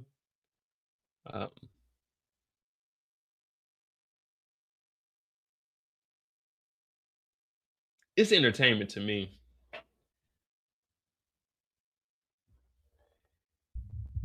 Oh yeah, Lavish Ghost. Hey, this Lavish Goat, I'm on his head. Watch this though. And that's one thing, I'm gonna get in here and fact check niggas. Look at this. It's people that believe Durk only gonna do a couple years. Gang, if they convict him of his charges, is adios. Lavish Ghost said, didn't y'all say this with Young Thug? Just chatting. I said, Thug got 15 years probation and kicked out the city. Laughed my ass off. He said, nigga a Freemason. That's all I gotta say. If you fucking with the Jews, you getting out on a pardon down the line like NBA Youngboy. But this is when you gotta fact check these stupid niggas. You need to get off the internet, man. Young boy's pardoned for 5 years of federal probation on a gun charge, not a murder charge. And he served a year before he got the pardon. Man, you are lost. He's like, man, shut the F up, man. Y'all niggas always thinking y'all know who getting time. Sit back and watch. Young boy had 23 months for a gun charge. Young boy completed his year in like 2-3 months and he got out. Donald Trump pardoned him on probation. He didn't pardon his sentence. He pardoned him from probation. He still served time. These dudes don't be knowing nothing. They just be talking. He still served his time. He just got, now young boy can get in trouble and not violate probation. That's all he got was the pardon for probation. He didn't get pardoned from the jail time. He did his jail time. Getting a pardon for like probation, that's just like, all right, well, cool, man. You just ain't got to report to the police no more. You see, he didn't pardon him when he had the gun. You know what I mean? It's like, well, should do the time and we good. Yeah, they don't be knowing nothing, man. They just be talking. But it be young niggas. And it's cool, you know, because I'm at that point where I'm the old nigga that's hating. And I love that, though. I love that because I don't have a pride. I don't even know what pride is. The only pride I know is Pride Rock, where Simba grew up at. Because I ain't got no pride. I ain't got no ego. But these niggas can't fuck with me. Because I debate their ass all day. He talking about, you don't know what's going to happen. Nigga, you don't know what's going to happen. Do I think 50 would help Little Dirk? Hell no. What's 50 going to do? Unless you talking about giving him some money. Hey, let me make something clear. I fuck with 50 Cent. 50 Cent, that's my nigga. When that nigga came out, I was like, damn, this nigga one of the hardest ever. I fuck with that nigga shows. But I'm not no meat rider. Hey, I don't have no ties. 50 ain't like, you know, I fuck with him. I ain't got nothing bad to say about him, but like that nigga ain't did nothing for me. So man, I don't need anybody. Do I want to work with these people? Yeah, but I'm not gonna be, I'm not kissing ass for nobody. So yeah, I mean, what's 50 gonna do? Put some money on his books? That's about it. It's not like 50 gonna, what 50 gonna do? Go talk to the judge? Hey judge, let me give a statement on behalf of Lil Durk. Judge, I'm like, nigga, we don't give a fuck about that shit, 50 Cent. Go do that shit in state court. This is federal court. We don't care about none of that shit. Tony Yayo, at 50 Cent's peak, still had to do time. Nigga had fake passport, had his brother's passport. That's a federal offense. Like, this is the feds, guys. We all talk about Brian Steele being this amazing lawyer, Drew Finland. Everybody talk about Diddy won. Diddy ain't win. Diddy in prison right now. When you look at the scoreboard, yeah, did he beat Arico? Yeah, he did. Did he beat the feds? No, he didn't. He's in jail crying, talking about, man, let me get out of jail earlier. If I'm paying $10 million, $11 million, I don't want no jail time. If I'm paying 10, I don't want no jail time. I used to, y'all remember my lawyer I told y'all used to, that civil rights activist back in Kansas City, Cecil Williams? That was my lawyer. When I used to get my traffic tickets, I used to break that man off $350. That nigga, you get everything off of there. No points or no nothing. If I'm paying 11 million, 10 million, I don't want no jail time. Fuck that. Any kind of jail time is an L. That means the feds won if they lock your ass up. Diddy in there trying to cry. If niggas is so good in prison, then why do niggas be trying to go for appeals and shit? Just do your time then if you won, nigga. But niggas don't do that. Because niggas is only tough outside. When they get in front of that judge, all these niggas that be in the trenches, these niggas don't. You remember on Dead Presidents? What did Anthony do? What did Anthony do on Dead Presidents when they told that nigga he got life? What the fuck what you mean something like life? That nigga threw a chair at the judge. These niggas don't be doing no shit like that. These niggas be going in there, yes sir, no sir. Man, these niggas ain't like that, man.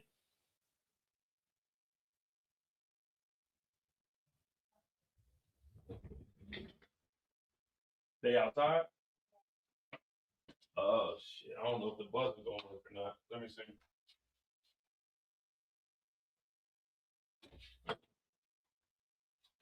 Did it work? That's what I'm saying. If it didn't work,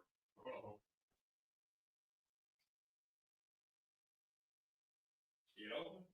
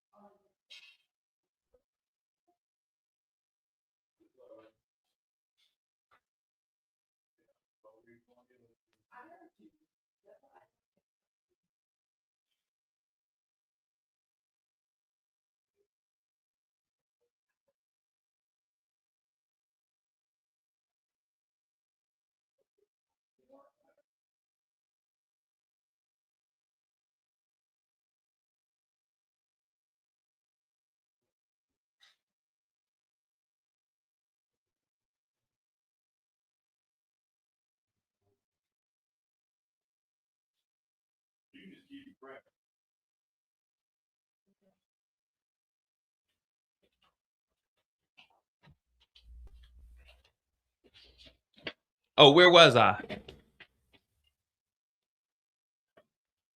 Where was I? Oh yeah. Man, these niggas ain't like that, man. Now, I don't believe that anyone should die. I definitely don't. Excuse me. I just joined this other dude's Discord too yesterday. Let me see if I can find him. But I don't believe anybody should die. But to see people saying free people who like, you won't ever hear me saying free somebody if they didn't kill somebody or put like a hit out. Like, look at this. If Dirk gets life, I'm genuinely going to cry.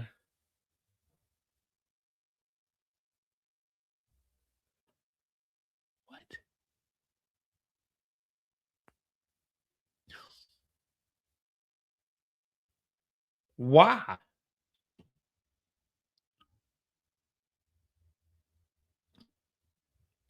All right, let's hear what Traveler Ross had to say, even though. Heard some really interesting stuff.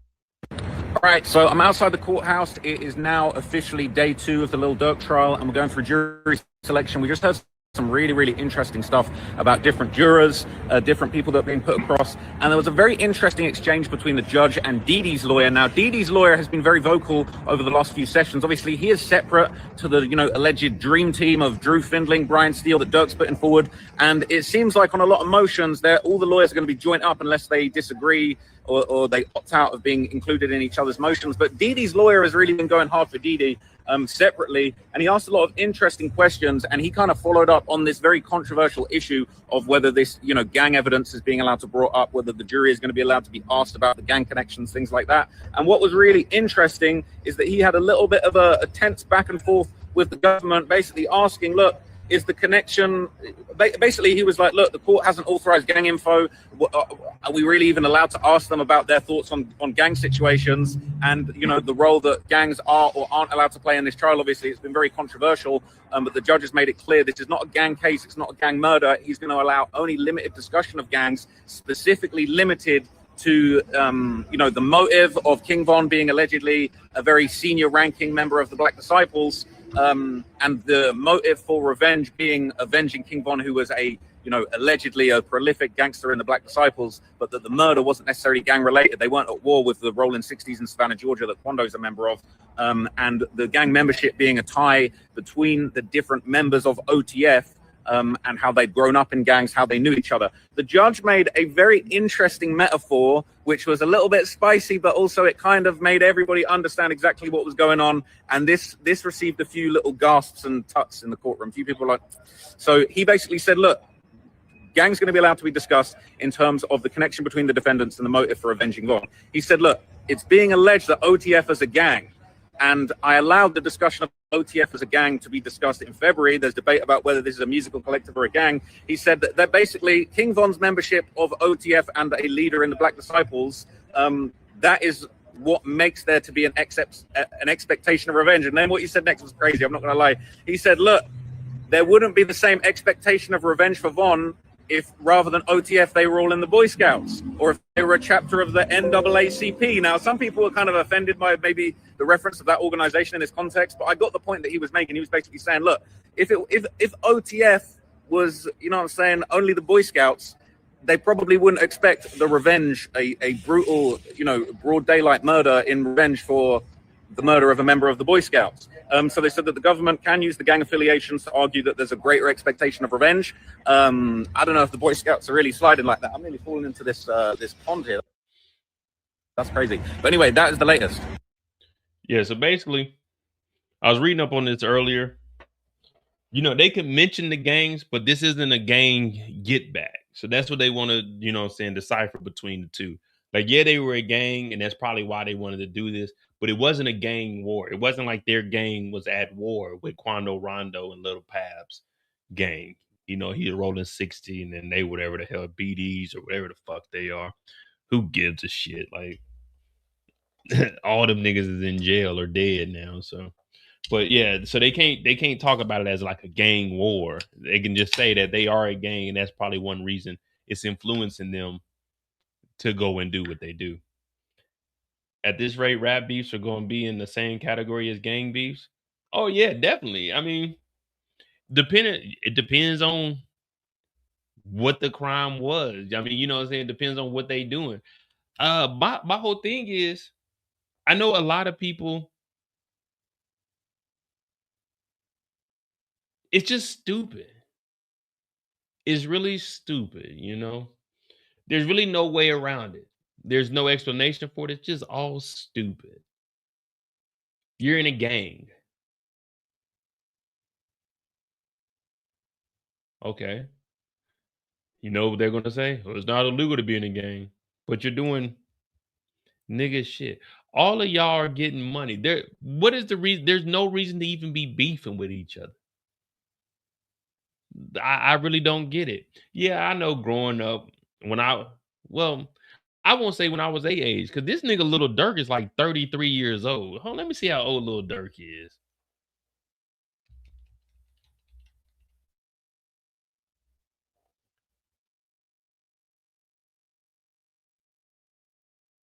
So Little Durk is 31 years old. 31 years old.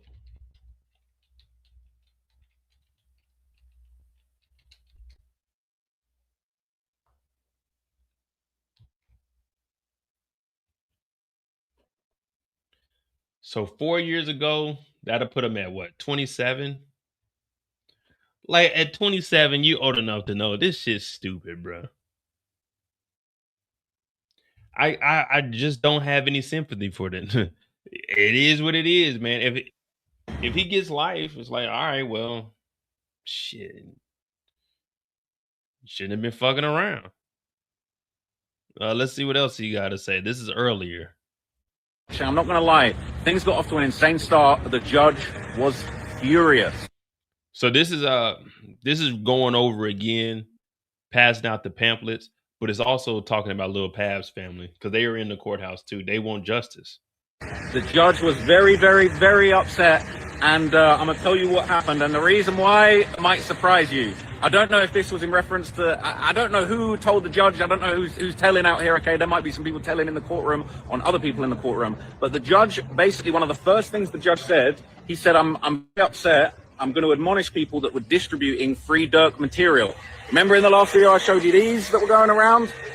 These free Durk postcards that were apparently being handed, well, not apparently, I'm telling now, okay? We were in the courtroom and there were people from, supporting Durk. Somebody had a magazine that had printed up like a free Durk magazine. They let other people read it. They weren't giving it out, but they were letting people have a look through it. And they said there'd be more copies available, but they gave out these free little Durk postcards, right? I got given a few of these and I mentioned it in my last video. I don't know how the judge got wind of that. I don't know if other people brought it up, but the judge was furious. He said that he's not happy with people distributing free Durk materials. He said public opinion being disseminated inside of the courtroom is grossly improper. It's out of line. You can't be in there trying to influence people. He said, as Americans, you can have your opinions, you can have your views, you can express them online, but what you can't do is go into a courtroom and lobby for a certain result or contact a juror, or even the possibility that one of these might have been left behind somewhere that a juror might have seen it was apparently grossly improper. Now, he basically said, look, this is a common sense requirement. I shouldn't even have to tell you this,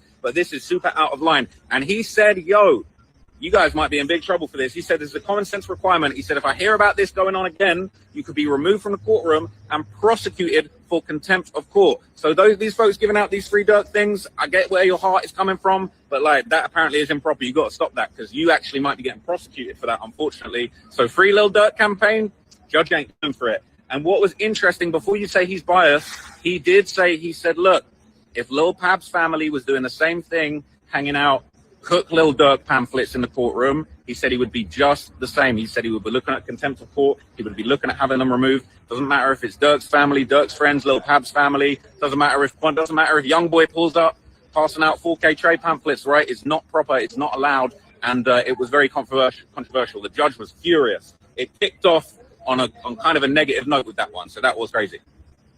All right. So that's pretty much everything that's going on. We're and like, man, look, I'm not even gonna look at this shit. They over in Africa. What is this? Is it in Ghana? With little Dirk merch. Like, when's the last time Lil Durk went to Ghana and gave them anything?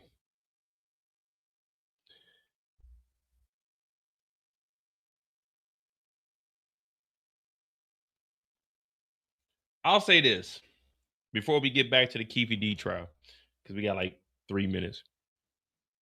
It's going to be interesting to see how this plays out. Again, the evidence that I've heard, it does sound like this nigga's guilty. Now, of course, you know, even with the Diddy trial, if the lawyers are presenting some shit and it sound good, then hey, I'm gonna go off of the evidence. You know, for me on the outside, this is pure entertainment for me. This ain't my life. I'm not the one that put myself in it. I've already dealt with all my situations. You know, I beat 4 years fed time. So I don't want to hear people talking about, oh, you ain't yeah, I was facing 4 years grand larceny. I beat my case. I read the paperwork to y'all. They were trying to get me up out of here, send me to Leavenworth. I beat my 4 years. So don't talk to me about Fed cases because I ain't talked to no police. I ain't tell on nobody else that was on the case with me. I went in there, I got me a lawyer, and I did what I had to do. But I beat my case so that I can talk about federal cases because I beat my shit. And beating the UCMJ is tougher than beating the actual feds because the UCMJ, you getting judged by officers. You're not getting judged by your peers. No. Enlisted aren't the one that are in the jury box for you. You're going up there against officers, captains, majors, colonels, lieutenant colonels.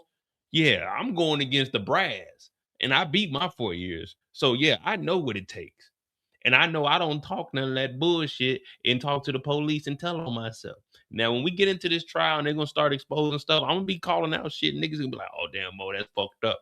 But hey, all I can do is present the facts and the evidence to you. So it is what it is. But these niggas is stupid. I'm a thousandaire. I might be realistically in 2 years, I'll probably be a millionaire. If everything goes according to plan, if I can get another property, I'll be right up under $1 million on paper. You know what I mean? But even when I touched my first $100,000, I was 30. Was I 30? No, I was like 20. I was like 29 going on 30s when I had my first 100,000. It took me a while, but shit, you know, I was trying to figure out what was going on. I got laid off when I was 24, 25, and I had to figure shit out.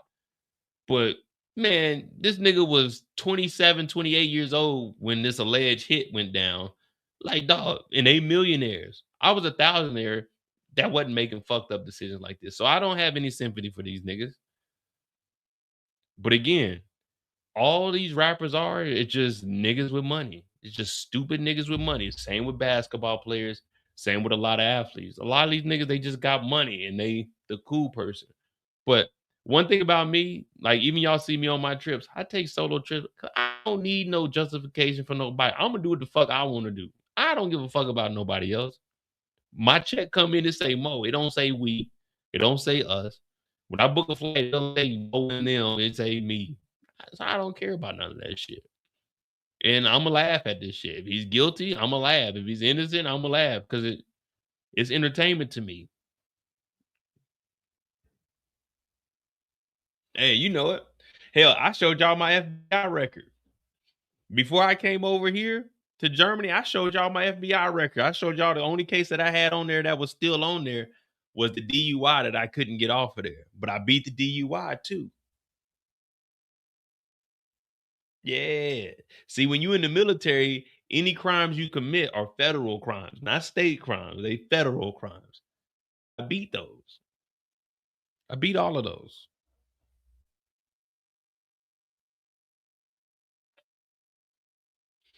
But I didn't commit any crimes. I was innocent. I was wrongfully accused. No convictions. I'll be 41 tomorrow. No convictions. No felonies. No baby mamas. Just a nigga living life.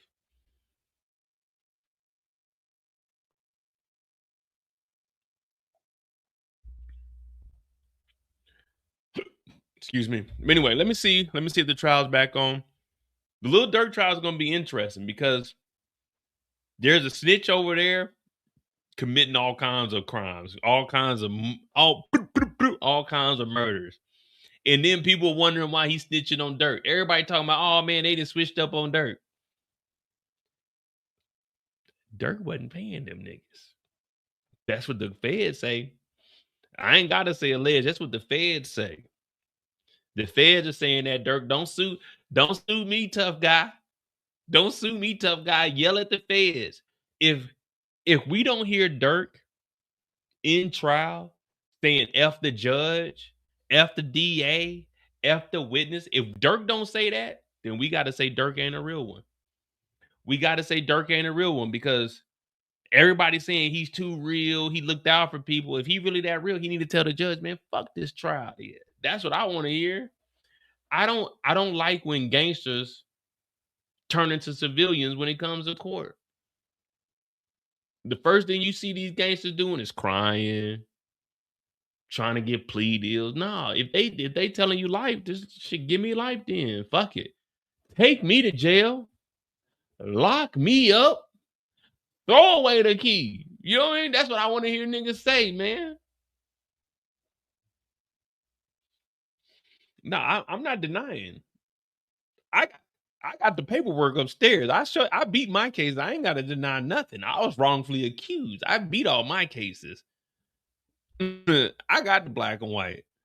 Hell, I'm working for the federal government right now. So if I was found guilty for anything, then I definitely wouldn't have had that. That's why I showed y'all my FBI background. I showed y'all the only thing they had on there was that DUI. I called them like, how I get this shit up off my record because I beat that case. What we doing? That was 2017. What we doing? It's 2023. What we doing? Yeah. Yeah. No. My mama told me, don't you ever have nothing on your record, boy.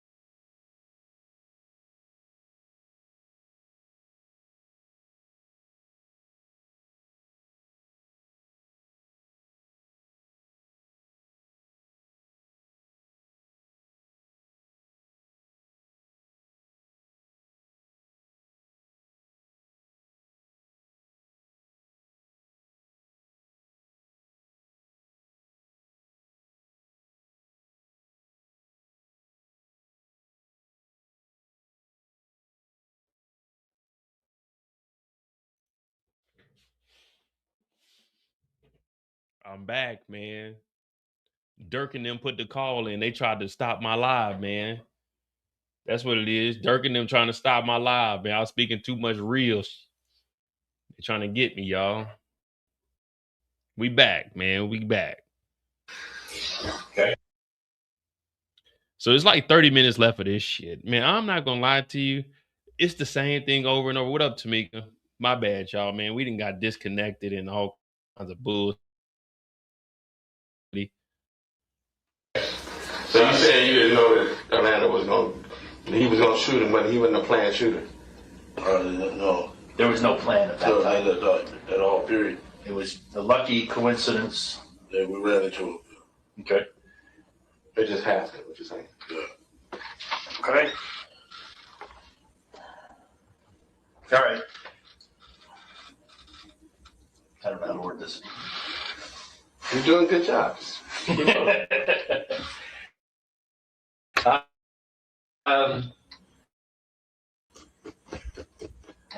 You turn, the girls start to follow you. Orlando puts the round off. Girls follow you. And then you go to the carriage house. Is there any conversation before he splits from you, Orlando? Before he leaves you? He doesn't tell you at that time, I'm going to go. He told us together. Okay. And I was like, man, we ran right into him at the park. I mean, that was a trip. I mean, they was right here, and we was at the crosswalk. And we were on Las Vegas Boulevard. Damn. We were walking back? Yeah, we were walking back there.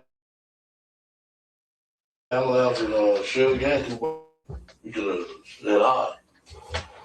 Did Suge see you? I don't know. Okay. Did he see you? Did he know it was you that was in the car when they did the shooting? He could have seen you. He could have seen you. What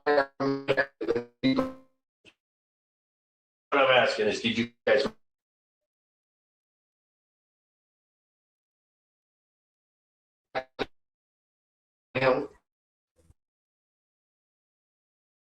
Okay, and you're walking. You got that. During the shooting,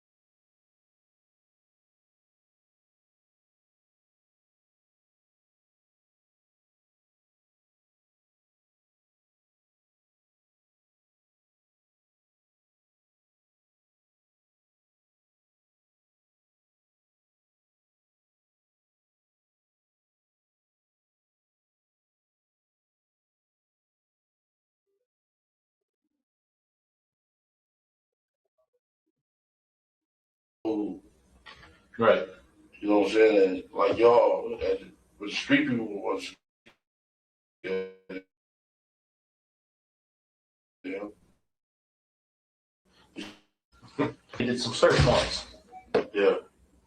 You remember that you were there for that? I got away about 5 minutes before y'all came. Okay.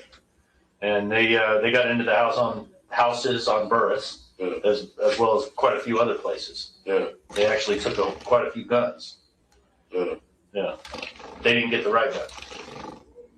No. You have any idea now where that gun might have gone? Never heard anything about it. Orlando never say anything about it? Who went back and got the Cadillac? T. Brown drove it on. So T. Brown would have had the gun at some point? Not that I can recall. You didn't hear anything about that? Nobody never discussed what a gun is. Never. Okay. Tell them why that happened, because what was your mindset? What's that? Why wouldn't you not discuss the gun? We was trying to get it.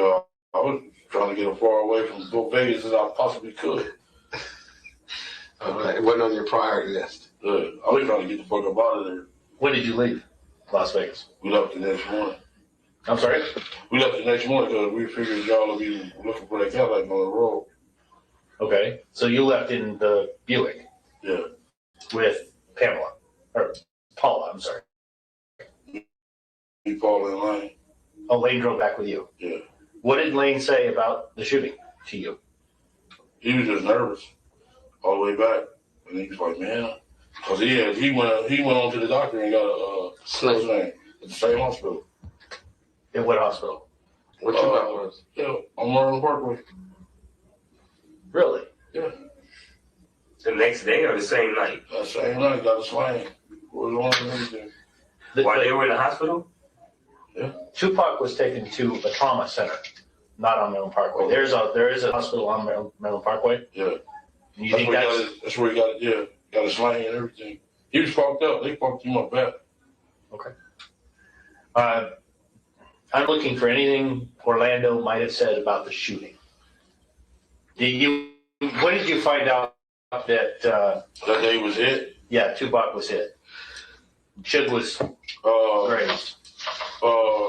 Corey had came from the MGM and said, everybody talking about Tupac is shot.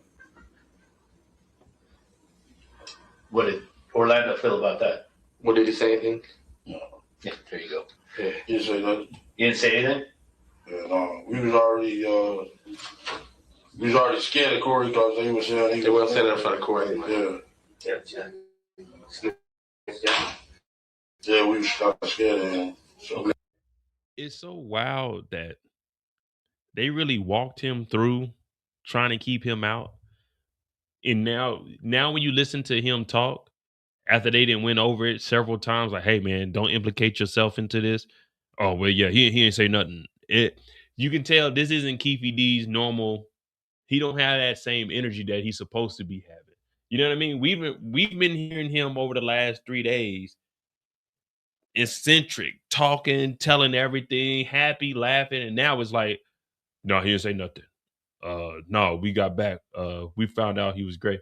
That ain't Keffe D. We know Keffe D, when he starts talking, he wants to tell you everything he knows. Right now, you can tell this is all him. They like, hey, cut it. Don't be saying too much. They didn't really mention it around him. Okay. But Now, go ahead. He got wind. Who got? When Corey then he found out.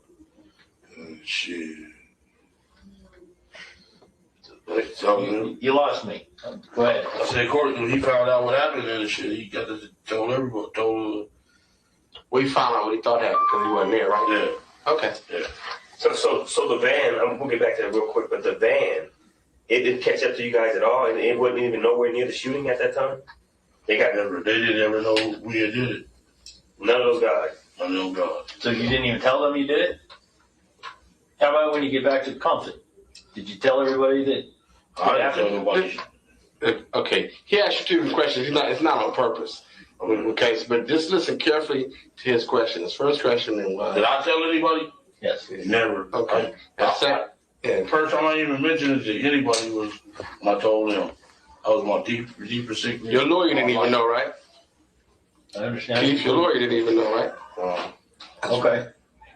And all the little dudes be on the internet, we killed Tupac, and you cannot be doing that. You know what I'm saying? Stupid motherfuckers. Murder is never over. Keith, is he asking you a question? No. Right now. Quit rambling. Just let me ask you a question so we can go. The Burris crew, Southside Crips. When you got back into Compton, did you have a meeting with your crew? Not with our crew. We gave after all that shooting, we gave a meeting. Yeah. All the killings? All the shooting, yeah. What did the meeting consist of then? What'd you say? What did the meeting? What happened at that meeting? What happened at that meeting?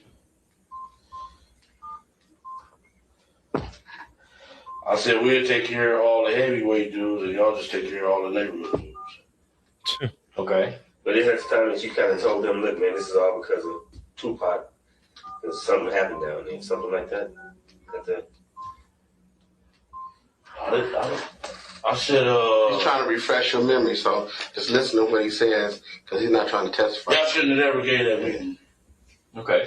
Shouldn't have ever gave it. Yeah, the meeting and at the point that you have that meeting, it's a full-on war. Yeah. A lot of people dying. People were scared. Yeah. We only lost one person. That would be Bobby Fence. Okay. But you the boss, so you trying to just have a meeting and tell everybody what's going on, watch your back. This is why A, B, C, and D is happening. You the boss. Yeah. Okay. What was said at the meeting? What was said at the meeting? Shit. I just told them be careful. Y'all take care of all the gang members, the street level guys, and we're kind of the heavyweight guys. But isn't that the time that you told them kind of like allude to the fact that somebody from Southside had done that, killed Tupac? I never told nobody that. Never said that. Because I know better than that. The first time I ever told somebody was y'all. I didn't tell my sisters. I didn't tell my brothers. I didn't tell nobody nothing. I don't know if Lando told anybody or nothing. I never told nobody shit. Not like that. Did the Cadillac go anyplace? Did he go anyplace? Well, you said that Dre drove it back. No, T Brown drove it back. Okay, T Brown. I'm sorry. T Brown drove it back to Los Angeles. Yeah. What? Did he go to a car wash? Yes. No, hell no. Nothing like that. No. You just turned it. He turned it back into the rental. Yeah. All right. Yeah, he shot that thing. You know, they gonna watch it. We go. They No gonna watch bullet it. holes, no body shot, no nothing. No nothing. None of that never happened. None of that happened. Were there any casings left inside that car? You know, no, he got that shit up out of there. T Brown did. Yeah. When did he do that? Shit, before he left Las Vegas. You know where he did that? Was it there in the parking lot at the carriage house, or do you have any idea where he cleaned it up? I didn't even go over there. I didn't go nowhere near that Cadillac.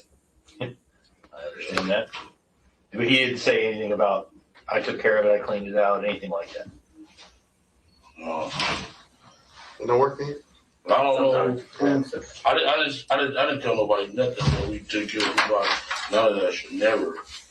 That was my deepest secret in my life. That would cause problems. Yeah. I told them the first day. T Brown's still alive? Yeah. Where's he at? Tell him. He over there in LA somewhere. He hanging out by the Millennium. What's that? You for the arrest him? No. I'm just looking for information. That's all. Okay.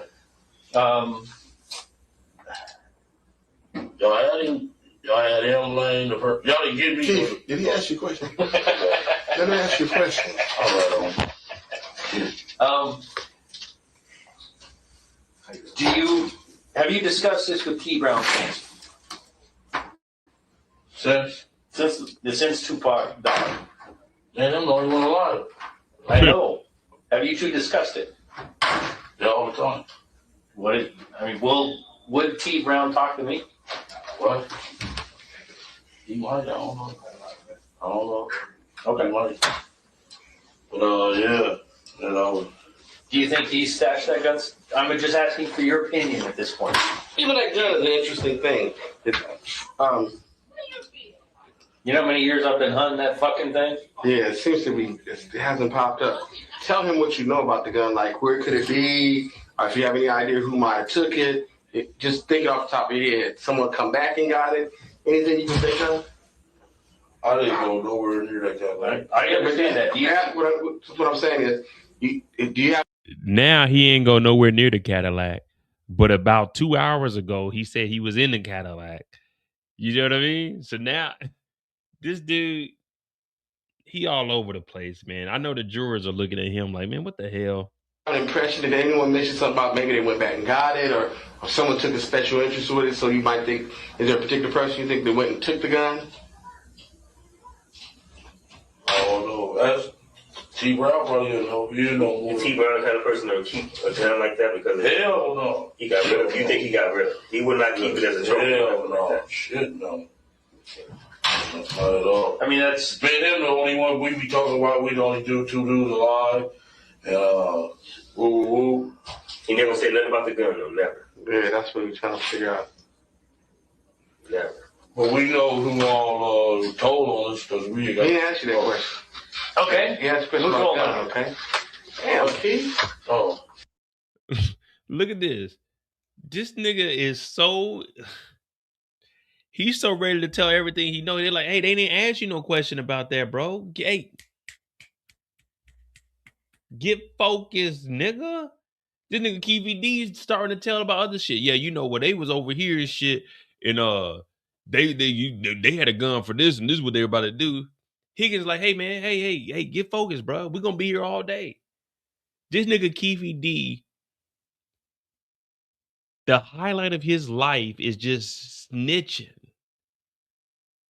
And I know we talk about snitching, like, come on, man, like, we civilians, so none of us really give a fuck. There's no such thing as snitching for us. It's just providing information because we pay our taxes. And, you know, you pay your taxes, you do what you got to do. Just like on my block, I'm the only Negro. I live in Germany. I got some next door. I got some Middle Eastern people that live next door to me across the street. I got some Middle Eastern people. I was beefing with the people across the street when I first moved in, but we good now. My packages be going over there. Down the street, all the way at the end, I got some Middle Eastern people.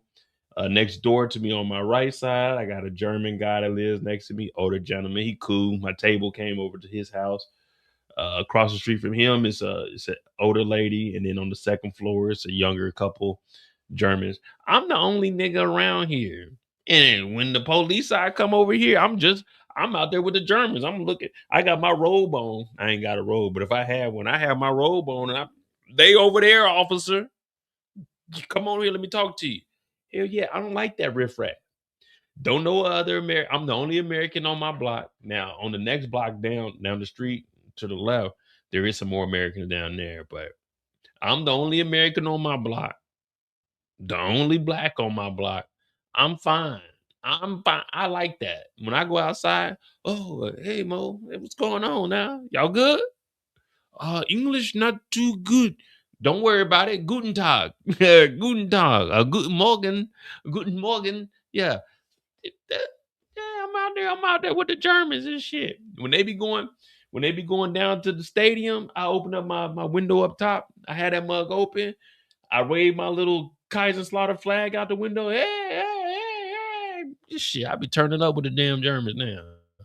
Be here all day. Just, it's cool. You got as much time as you want, but okay, come on. Okay, go on. Answer the question. What's old on you? 40 hours. How many times do we? Can I just say something real quick? Sure. Just a minute. How many times do we got to talk about Corey? Okay. Okay, this is not, but just give to him whatever you want. But he got a fixation on Corey. Every time we got to talk about any subject, you're bringing up Corey. Okay, so now get what you want. Okay, but I'm just saying, I'm tired of this Corey personal stuff. Okay, go on, say what you're gonna say. That man didn't say nothing, man. When are you gonna stop on the dude? You got a person he just thinks hates him and snitching, and I wouldn't care what you talk about. He gonna bring up Corey's name. Leave the dude alone. He was jealous of Keith from what I heard. Yeah. He didn't tell on nobody. Yeah, just leave the dude alone. But go and answer. Okay, all right. All right, I'm at this point, what I'd like to do is ask you about the rumors I've heard over the years. About him? About him. Oh, okay, yeah. That's where I'm going to go. Okay. Now, we need to take a break for a second so I can explain something to him. Because, not just tell you, I don't have a problem with that. But Keith has a way of boasting. Keith, I can do this in front of him. Just answer the questions. Okay. Don't get into all that. All right. Okay. Now go and answer whatever you want. Puffy Combs. Here we go. Does he play a role in this thing? Answer the question directly. Tell him what you think. Did he play a role in You it? don't hesitate to tell him. Yeah, I think he did. Okay. I heard he was, the rumor I heard was he was directly involved. Going back to money. Was he involved money-wise in this? We didn't get paid. Okay, you didn't get paid. Do you believe you paid somebody? Did somebody get paid for this? To your knowledge. To my knowledge. What do you believe? Didn't happen. We didn't get no money in California. Okay. You think you get somebody at some other point? Someone else or what? Yeah. Then answer the question. I'm saying, tell them what you think. You think somebody got paid? Yeah. Zip. Zip got paid. That's what we think. Yeah. That's what the word on the street. You think Zip set it up and Zip got paid? Yeah. Okay. That's what he's telling you. No shit. Zip. You think Zip got paid? Yeah. That was About the word on the street. Well, how much money do you think Zip got paid? I don't know. Nothing. You have no idea. But Zip's living pretty good right now. Huh? Yeah. So it's Puffy. What's the name? Told me. What's the name? D-Mac? D-Mac. Who's D-Mac? I'm sorry, he's right. Oh, okay. Okay. No, fuck All right. that. Did Diddy have something to do with this shit? What did D-Mac tell you? He said they fell out behind that Puff and Zip did because he got paid. And he fell, we pulled that Biggie's back out here when he got killed. So they fell out, they ain't been speaking or nothing. So yeah, the boy got the money, I heard. So is that right? Okay. Have you ever had personal contact with Puffy? Since that happened? No. Anytime. Oh, God. Yeah, like a long time. Oh, you know Puff? Yeah. Okay. He knows him. And he knows you. Yeah. So you had contact with him prior to the events in Las Vegas? Yeah. Okay. Did Puff ever indicate to you? Keith, let me just, you don't mind me butting in. No. Yeah. Keith, explain to him your relationship with Puff and Zip, and did Puffy take an interest in having Suge or anybody killed over there? Okay. Okay, let's go right to the point. Yeah. Okay. Explain that to him. Yeah, he was kind of scared of the guy. And we was at a hotel, and he was like, man, I'll give anything for that dude here. Who are we talking about saying that? He said that in front of our whole. Which one, Puffy or Zip said it?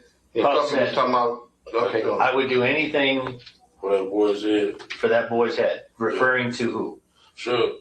Suge. Okay. Why? Because he was afraid of him? Yeah. He was real scared of that guy. Okay. And, it was like 45 of us in the room, and he said that shit for everybody. In front of everybody. Did he ever offer anything? Or was he implying that he'd pay to have it done? Yeah. He implied it or he said it? He said it. What did he say? Oh, shit, I'll give anything for that dude head. I mean, specific. That's how they talk, but what he's saying is, and then he's saying, did he kind of throw out a number? I'll give $1 million. I'll give what? Did he say something like that? He was just like, he'd give anything. So, motherfucker, millions, dude, that means big to some little gang moves on the streets. Like, okay, yeah, we'd try that. Ooh. But he never had, Puff, as far as you know, never said, I'll give you a specific dollar amount. He didn't say no specific dollar amount, but he wanted the man's head gone. Okay. What about, did Puffy have any problems with Tupac? How about that, that record came out, told he's a faggot and all that shit. Right. What? Did he ever say anything specific? Did Puff ever say anything specific about Tupac that you know of? Put it this way, what he's saying is, you have the issue with Suge, and that he wanted Suge there, but did Puffy seem to express an interest in Tupac? It was like maybe something happened in the Tupac. Did he say punk ass Tupac? Yeah, fuck that dude. Yeah. And did he think we got to have something done? He got all this shit started. I'm saying Tupac was the one that started. Yeah, got this shit started. That's what he asked me for. I'm sorry. That's okay. I'm understanding.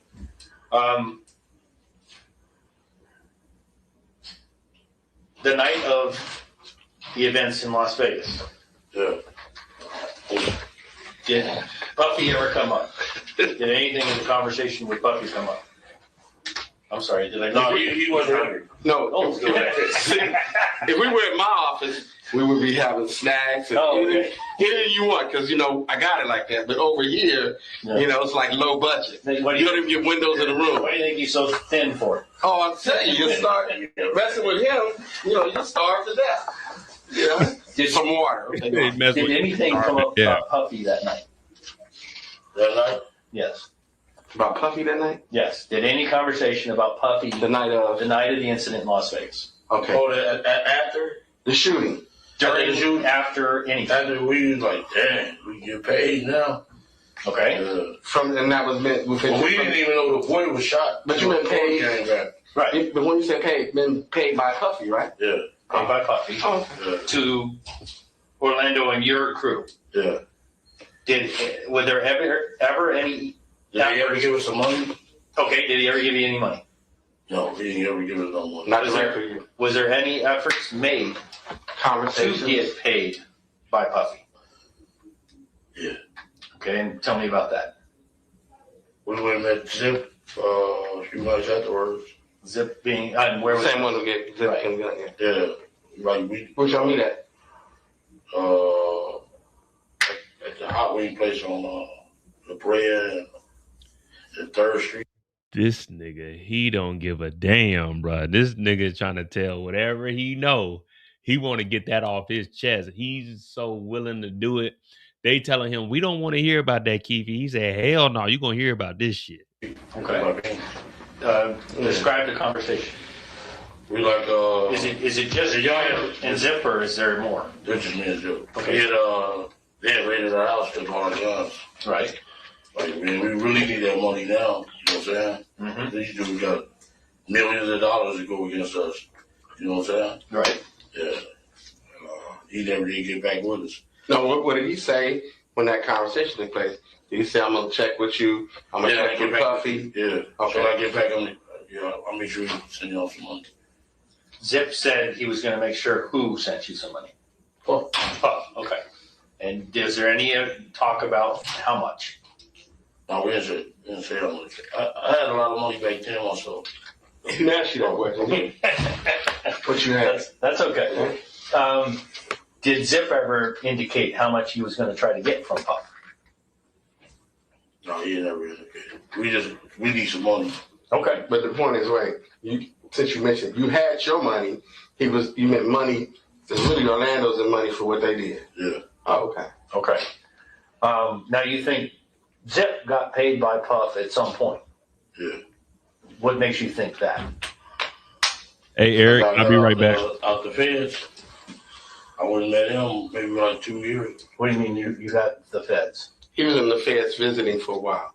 Oh, yeah. Okay. So when did you go in? Yeah. 98. When did you come out? 2002. Okay. Mm-hmm. And you think during that time period, Zip got paid? Yeah. By Puffy? Yeah. Because when you got out, what did you notice? Was that? When you got out, what happened that made you feel that Zip got paid? A big nightclub, a 3-story shit. All kinds of cars, everything. Okay. And then 4 years he ended up all that shit, right? Yeah. Okay. Did you I ever try to get in contact with you? Yes. No, I never. He never called back. You left a message, he never called you back? Yeah. Called Puff too when I got out. Puffy didn't call you back? No. But I seen him after everything went down. I seen him. You saw who? I seen Puff at the House of Blues. Okay. He came to the car. And he acted scared of us. I would be too. If I owed you money, I'd be afraid of you. Well, yeah, he didn't want to pay too, so what did he say when he got into the car? Yeah. He was just like he was telling us come meet him at the hotel room, in Beverly Hilton. So he asked us if we had some weed and stuff. But that motherfucker, he never took his eyes off of us though at all. What up? And y'all didn't go to the hotel? No, we didn't go. What up, Eric? You're a real gangster. And Well, he's a rapper.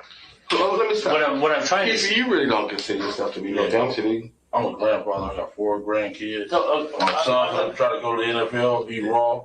Okay. You should have seen him Friday. You're a family man, right? Crazy. Yeah.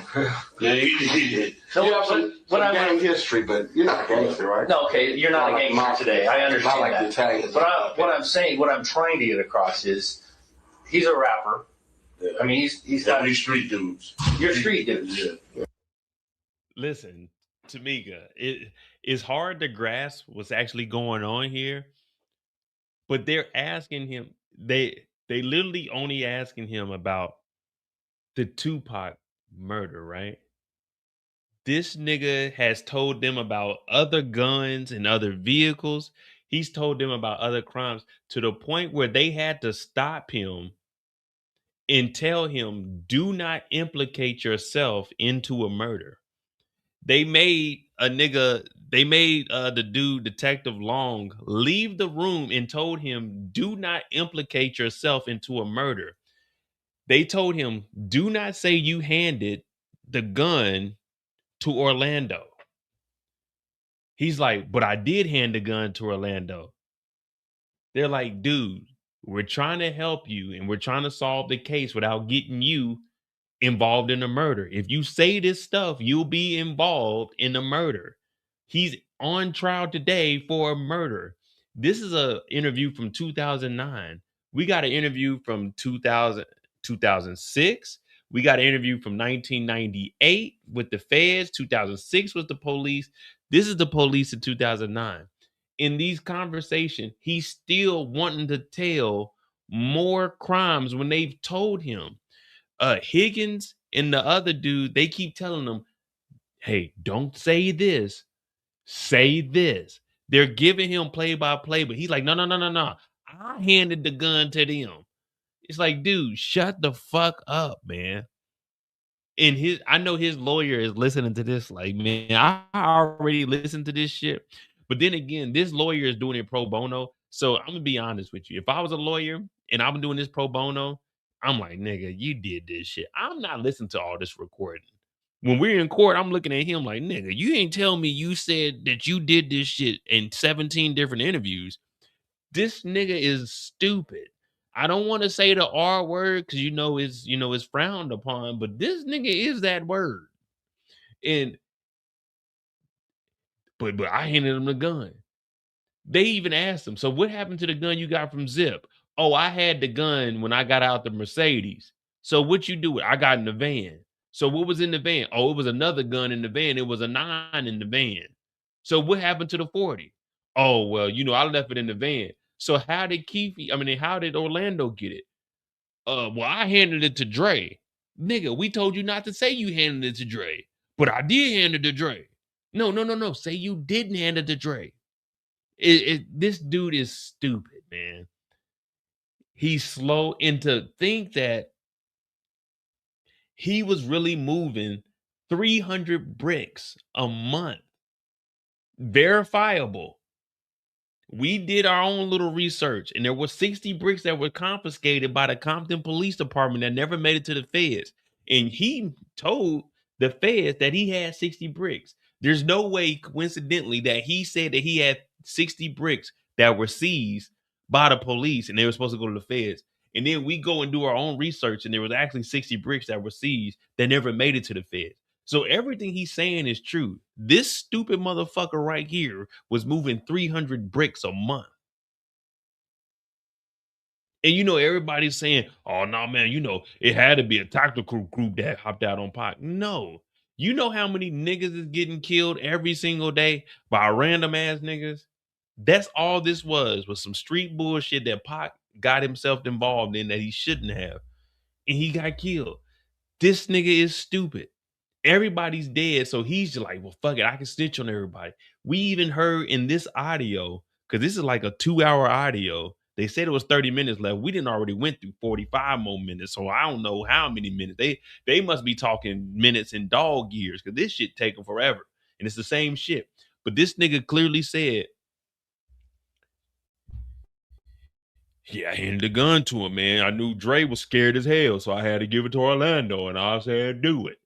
Like, this stupid nigga was moving 300 bricks. He was a crackhead. This is the evolution of this nigga. At one point, he played football with Suge and them in Little League. That nigga grew up with them. That nigga became a gang leader. That nigga went from getting fronted 2 bricks to 60 bricks to 200 bricks to 300 bricks. Then the nigga was a crackhead at one point. Then this nigga was riding along. He got the gun from Zip, who was supposed to get $1 million from Diddy. This nigga was hanging out with Diddy. This nigga also said he gave Harry O was the one that actually helped Suge out. But he said he was a part of the $80,000 that went to Suge. So this stupid nigga was actually involved in the West Coast, East Coast beef, the beginning of Big and Tupac. This nigga was around for all of that. Think about it.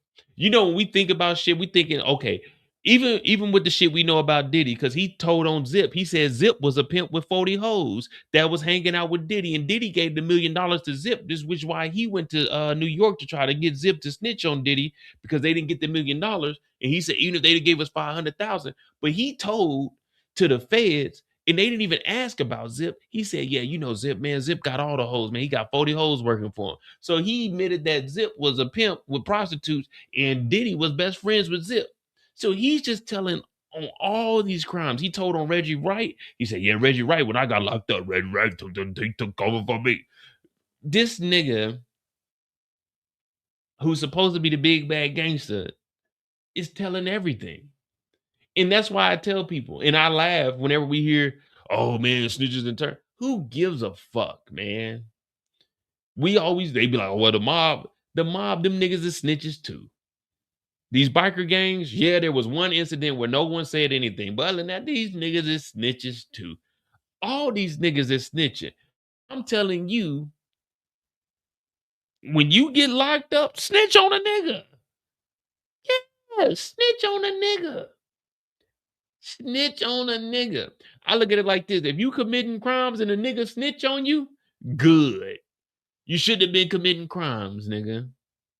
Yeah, if you ain't got nothing going on for you, they talking about 25 to life. Well, listen here. What would you do if your son was at home crying out alone on the bathroom floor because he's hungry and the only way to feed him is to snitch on a nigga for a little bit of money and his dad is gone somewhere smoking rock now, in and out of lockdown. I ain't got a job now. Yeah, tell on a nigga. You know what? Get on the stand and point at a nigga. Everybody clowning 6ix9ine, but guess what? That nigga alive. That nigga rich as hell. Man, tell on a nigga. Fuck it. These niggas is telling on people. These niggas. What's the nigga name? Brian Cohen. What's the man? Look, y'all know I don't give a fuck. Watch this shit. Hold on. Let me show you something. Cause you know how I'm coming. I don't give a fuck who it is, nigga. I'm going at you. Where is it at? This is another top lawyer right here. This is the lawyer that was on Bradford Cohen. He did a lot of people's cases, right? He did a lot of people's cases, right? Bradford Cohen. Watch this. Cause I don't give a fuck. You can't fool me. You can't fool me. Bradford Cohen. Look what he said. Is this the one? Yeah. Look, Bradford Cohen. People are able to see how the system works. When there is a high profile case like Little Dirk, but we deal with exchanges like this in almost every trial by looking at them, meaning the defendants, they look guilty. And I've seen a lot of people die by people who look like them. He's talking about Juror 18. Watch this shit. The judge then follows up and rehabilitates this guy who is clearly can't be rehabilitated. There are a lot of Americans who would say by looking at them, they look guilty. The question is, can they put that aside to be fair? The exchange is a joke. Can you out that aside? It's supposed to be put. Please, the guy just revealed his inner demons. And let's say he says yes. You think he can put that aside? Ridiculous. This is Brian Cohen, guys. If you don't know Brian Cohen, he's one of them. He's like a lower tier. You got Brian Steele and Drew Finland. They supposed to be the top dogs for like rappers and shit. They do a hell of a job. I'm not knocking any of them, but he's like up under them. So, he's trying to, oh, yeah. Look at this shit. Watch me call this bitch ass motherfucker out. I said, nigga, look, you left Pooh Shiesty after you seen they had footage of Pooh Shiesty. We not trying to hear anything from you. He was representing Pooh Shiesty. Oh, they ain't got no evidence on Pooh Shiesty. As soon as they dropped that evidence, they dropped that video footage of Pooh Shiesty and his boy with the gun holding Gucci Man up. This nigga Brian Cohen dropped out. That's why I'm like, nigga, shut the fuck up. Yeah, you might be a top lawyer, but you a hoe ass lawyer. You seen that Pooh Shiesty actually had evidence against him. You left his ass. Oh yeah, I got other shit going on. Nigga on Twitter right now talking about the Lil Durk case. Shut your bitch ass up, nigga. You had Pooh Shiesty's case. You were trying to get some money off that nigga, and then you realize they actually got footage on these niggas. These niggas only take cases they think they can win. Man, these motherfuckers, man, fuck these dudes, man. They be talking about, oh, this is $1 billion lawyer. Brian still did all that. Oh, Diddy got the dream team. That nigga Diddy in prison right now crying.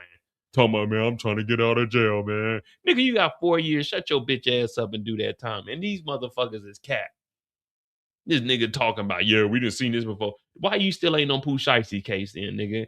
As soon as they dropped that footage, that nigga said, I'll back out, man. I ain't gonna do the Pooh Shiesty case. Whole ass fucking, man, get your ass out of here, dog. Man, these motherfuckers just be talking, man. I don't give a fuck who they are, man. I call their ass out because I'm not doing no crimes. You know what I mean? I'm not threatening nobody. I'm not doing no crime. But you're not about to be on here talking all kinds of crazy shit. Why you still ain't on Pooh Shiesty case? As soon as they showed that footage of Pooh Shiesty talking about, tell him I'm out the deal, man. This motherfucker bitch ass backed up out that shit. Man, shut your ass up, nigga. Ain't nobody trying to hear that bullshit. Niggas, boy, I tell you. What up, Tamika? These niggas, man, they just be talking, nigga. You a lawyer. Man, take that case. Nigga, if I'm a lawyer, Pooh Shiesty talking about he got an M, nigga, I'm taking that M, nigga. The good news is we got your payment. The bad news is, nigga, you cooked. Nigga, I don't give a fuck, nigga. I don't care. If I'm a lawyer, I don't care about my win-loss record, nigga. I'm out here, nigga. I'm taking cases, nigga. That's my job, nigga. Fuck you talking about. And I mean, you lived the life. Yeah, what they rap about. Right, exactly. Yeah. I would definitely, if I owed you money, I would be afraid too. Yeah. I mean, you got a group. And I told you, all you got to do is hype this nigga Keffe D up. You hype Keffe D up. You laugh at Keffe D joke. He said, Keffe D, yeah, you a gangster. If I owed you money, I wouldn't want to owe you money. Keffe D like, yeah, I live what they rap about. Nigga, they rap about not snitching, nigga. This is the fucking 5th interview we didn't heard you snitching in. You not living what niggas is rapping about. I ain't never heard no rappers talking about, yeah, nigga, I'm about to get in there and snitch. Hell no, we own it tonight, nigga. Group of people that would jump at your bid, right? Is that not necessary? No, I'm not going. What I'm trying to say is, it's understandable to me. Yeah. And there's people around you to do things necessarily. Yeah. Whether or not you tell them, try to impress things happen, right? Sure. Yeah. To impress you. That makes sense to me. Okay. Yeah. Did he? What I'm trying to build to here is, did he make any comments or say anything at that time trying to make things right with you? Yeah. When he approached the car, you knew that he knew it was a problem. So did he say, like, you think that's why I said come to the hotel? Did he indicate anything about Zip? Yeah. Did he say that there was a? No, he just say nothing. He just backed. He just was in the window room talking to me. That he backed up, and there was girls all over him. He steadily watched that car. He wasn't paying attention to none of them girls. And I almost tripped over the car. I'm like, this motherfucker is scared. Well, do you think if you went to the hotel, he's gonna pay y'all or buy y'all to go? You would have some money there. Why you go get your money? Cause we was doing something else. Oh, that dude, Long Beach. Oh, y'all was doing your own thing. Yeah, we was doing something. Okay. Okay. I understand. Tennessee. Look, now he's talking about MC Long P. Like, dog, he's just mentioning every nigga. All he's doing is, hold on, let me do something real quick. Yeah, Eric H was there, Tamika Den was there, Kendall was there, Why He Hoop was there. Let me see who else is in here. Like, this nigga is telling on everybody, man. I've never seen anything like this. And this isn't the first interview. This is like the 6th. But you believe Zip got paid? That's the word on the streets. That's the word. Maybe you ever had a conversation with Zip about the blockage in the payment route? I ain't seen Zip since then. And you haven't talked since to him? Since I seen him on the house meetings. I seen him this summer. I wanted to ask him, motherfucker, where my motherfucking money at? But they wouldn't let it. But you didn't have the conversation with him. Is what you You wasn't able, that's what he's asking clearly. You wasn't able to talk about your money related to that. The answer is no? No. Okay. Okay. What is T Brown? I'm sorry. What is T Brown doing these days? T Brown, boy. Sell a little weed. Okay. So that's about it? Yeah. What's going I on? got 2 little boys, 2 grandkids. Okay. Is there? You want me to have him call you? No. Did he ask you that? No, and I don't want to go that far, and I don't want to get you in that far. Okay. What I want to do right now is get my stuff together. Look, they said I'm gonna speed it up because they got someone else on the stand. But dog, the police just told them we're not gonna take you that far because I don't want you to go that far. This nigga Keffe D is like, you want me to tell you about? I can tell you about some more shit now. They like, dog, no. We trying to figure out what happened to Tupac. Did he pay Zip? He like, I can tell you some more shit. They like, no, we don't want you to go that far, bro. He's like, this is what Long says. What I want to do right now is get my stuff together to see if I can approach him and talk to him. This nigga Keffe D like, nah, fuck all that approaching them niggas. Let me tell you what I know. I gotta tell them what I know. Dog, I've never seen anybody, like, when we hear people snitching, it's like, okay, they give up a little bit of information. Okay, I know one murder. This nigga is like, they have to tell him, hey, bro, stop. We just need A, B, C, D, E. A through E. We don't need F, J, K, H, I, L, M, N, O, P. We don't need, we just need A through E, brother. He's like, well, what if I tell you about Z, Y, X, W, V, U, T, S, R, Q, P, O, N, M, L, K, J, I, H, G, F, you know what I'm saying? What if I tell you about all of that? Hold on, can you repeat that? Z, Y, X, W, V, U, T, S, R, Q, P, O, N, M, L, K, J, I, H? We don't need all that, nigga. We just need A through E. Well, I could tell you about F. I could tell you about L, M, N, O, P, too. Nigga, we don't need all that information. We want to know about Tupac. We want to potentially know about Diddy being involved in this, in Zip. But I want to tell you about Mo. No. We don't want all of that.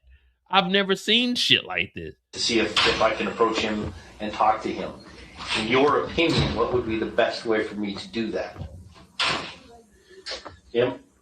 Yeah, motherfucker. You broke me down like a single shot. All right. Detective? Oh, yeah, whatever. No, do you have any? However you can help you. Oh, no. No. He know how to do it. He a bad motherfucker. Oh. Do you have any questions right now specific to Tupac that could help me? Is there anything that right now I have not asked you that I should have asked you? Now, see, that's one of them kind of questions that is a hell of a question. But is there anything that you recall as looking at the details of what he said that maybe you need to correct or perhaps, elaborate on? Or something that you think, is there anything that you think is relevant that you need to do that with? That's what I'm gonna ask. You guys were you down there to specifically go do something to Tupac or Oh, no. Not at all. You were here for the fight. For the fight. We've been going to the fights. But after Baby Lane was beat up, you went to the 662 club to possibly get a hold of Suge. But once that was over, you were done. Once that liquor got bought, Yeah. Well, we smoking weed and everything. It's party time. Yeah, it's party time. Yeah. And Lane was like, man, I'm fucked up. They beat the shit out of me. Yeah, and then Suge and Tupac presented themselves to you, and the opportunity was too great. For Baby Lane. For Baby Lane. Yeah, he couldn't pass on it. Everybody else, like you said, T. Brown hesitated. You didn't have a gun in your hand. Yeah. You know, the other guy had a gun. And Orlando just went crazy. There's a question. Yeah. What were your thoughts when Baby Lane started shooting? Oh, fuck. I get that, but I mean, any other? It was surprising. It was surprising. Okay. Then when we got home, that little BT News, every time we see that, like, God, and they wasn't saying, Baby Lane was saying, Keffe D nephew. Keffe D nephew. I'm like, motherfucker. You know what I'm saying? Oh, understandable. They didn't know his name. It was like Keffe D nephew. Yeah. He during this interview in 2000, this is a 2009 interview. He don't have a lawyer. He just in here, just like the only time he had a lawyer present was 1998 when he was talking to the feds. That was the first interview that he did with law enforcement in 98. This is the 2009 interview. He didn't have a lawyer present. The feds, he did have a lawyer present when they were doing the 302s. Remember, the lawyer was there. But then there's a 2006 interview also, which was he didn't have anybody in there. The 2006 one was with Keaton, the officer that we all know about. Then they just kept dropping your name. Yeah. I saw quite a bit of it. When did you hear that Tupac was dead? On the 7th. No, he didn't die for about a week. Yeah. Yeah. About the 14th.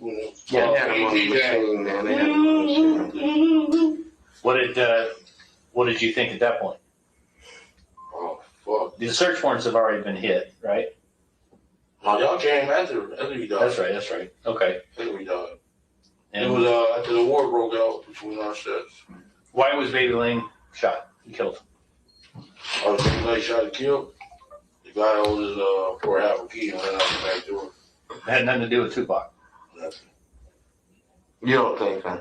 I'm telling you what it was. What said? We went to sell this dude a half a key. He went to sell dude a half a key. Yeah, he went to sell this dude a half a key. And the dude went out the back door. With the half a key. He had like he had a customer. I don't take it in there. And he went straight to the front door to the back door. And he happened to run into his ass at that car wash. Okay. And they just had a straight shootout.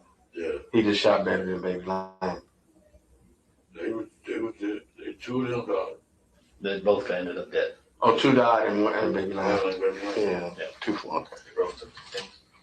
Okay. Maybe a little while. Yeah. But it had nothing to do with Tupac. No. Okay. Yeah, nobody was looking for Baby Lane or anything like that.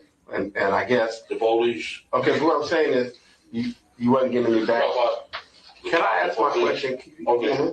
Just so when we go, I guess there wasn't no backlash coming from Suge them towards y'all because of that. We were scared to death because Suge had the police killing for him. Compton police in the whole city, the mayor, everybody was with the death row. So we was really, you know what I'm saying? Stuck and fucked off. Yeah. Compton police, they Reggie them come raid our houses, and they know they was Suge getting paid. Yeah. You know what I'm saying? Right. Yeah. We was at a big disadvantage. Yeah. Big disadvantage. They come take our guns, you know what I'm saying? So we can't fight back. You know, Compton police. So y'all was feeling naked, right? Yeah, they did us bad, man. Yeah. How do you feel about Tupac being dead now? I wish it never happened, man. Right. I swear, my life been fucked up ever since. I ain't been able to really be rich no more. Now, how do you feel about him being dead, though? I know your life probably changed, but how do you feel about him? See, the point is what he's asking you is you wish it wouldn't happen. It's a bad situation. It's unexpected. It's what he don't want you to tell him, right? Yeah. I feel. I wish it would never. I wish I never met Puff Daddy. Period. I swear to God. Yeah. He messed up my life, man. I was rich, up under the radar, all that, man. That's all gone. So I'm gone. How do you feel about Suge now? Suge, I still be saying. He hugged me. What's up, big homie? Ooh. Do you believe he knows you were involved? do you believe? I'm asking for your opinion. Listen, what he's really, first of all, you gotta ask the question, were you involved? But does he believe that you were around the people when it was killed? You know, that you were aware of what was going on? I seen him 3 days after I got out at the Laker game. And he's never mentioned that to you, right? No, he never. He like, man, I'm glad y'all stay strong. Ooh, and tell him, my people was telling like a motherfucker, man. Then he asked me, do I need anything or anything like that? Yeah. I'm cool. You told him no, you need to. Yeah. Okay, what I'm asking is, do you believe he knows or he thinks it's Southside Crips or killed Tupac? Not you, but does he? Yeah, because he had a meeting too. Said he got $100,000 for our head. Me, Corey, and Kev. All the leaders. Yeah, he wanted $100,000. Okay. What about for the regular soldiers? 5,000 or something. Yeah. Oh, he actually gave. Yeah. So he had 5,000 on your head. My homeboy's got some cousins that live in this neighborhood that was at the. He had 5,000 on your head. 100. Oh, no. Oh, sorry. Yeah. Sorry, you keep it. Yeah. Anyways, he had what? 100,000 for me, Corey, and Kev. 5,000 for the other gang members. We knew some. When our homeboys had a cousin from over there. Got a doctor in the building. When he said that shit. Okay. Doctor to doctor. Y'all wouldn't understand. Okay. Do you have any questions to get help? Nope. You've asked the best questions in here. Is there anything you could ask to help in this investigation? I want to close the Tupac case. I understand, Is there anything I think of? Just to go back. But you never had a conversation with Suge about what happened. That's Never. Okay. Not directly. Not directly. I've seen him about 4 times since that shit happened. You talk to anybody when they heard about it? Anybody? When he before he rest in peace. You or any of it. What we're going for is collaboration. We're looking for. All right, hey man, we're good on this, man. We about to get to this next person on the stand. I think it's like 2 more minutes of this shit. Man, we good. Hey, Keffe D told everything. That's an hour of us just listening to this nigga talk about everything that we trying to solve the Tupac case. They literally just went up there, pressed play, took a nap, and woke up, and this nigga still talking, still running his mouth. We're gonna go to the next witness, and I'm gonna get up out of here, man. Like I said, I got company and shit. Or somebody that you told the story to is the same story you just told us. Oh, that's fine.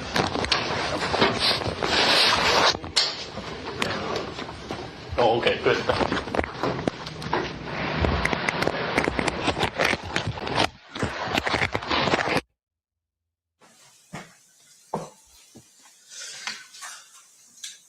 Okay.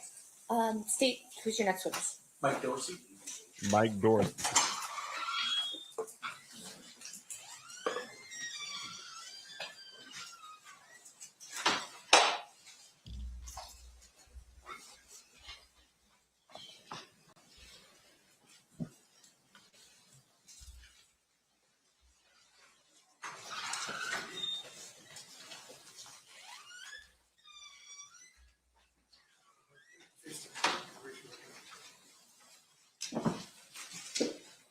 Please your right hand. You do solemnly swear the testimony you're about to give in this action shall be the truth, the whole truth, and nothing but the truth, so help you God. I do. Please be seated. Please state your name. State your and spell name. Your first and last name. for the Michael record. Sure, I'm Dorsey? Michael Dorsey, and it's MichaelDorsey. Thank you, sir. Whenever you're ready, Mr. Jacqueline, you may proceed. Mr. Dorsey, how would you describe your profession? I'm a film producer and documentary producer and filmmaker. Now we about to go through another filmmaker. So the first person on trial today, that actually took the witness stand, he produced the BET Death Row Chronicles. Now we're about to get into another person that was an executive producer. I don't know if he was an executive producer of the Death Row Chronicles or of a whole nother documentary. This is getting out of control, man. We got 100 hours of him telling this story to the feds. to different police departments, and now we're getting all the people that did documentaries on them up here. Jeez. How long have you been doing that? About 25 years.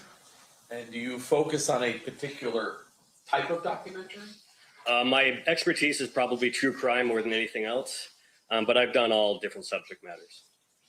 I'm going to direct your attention to sometime around 2011.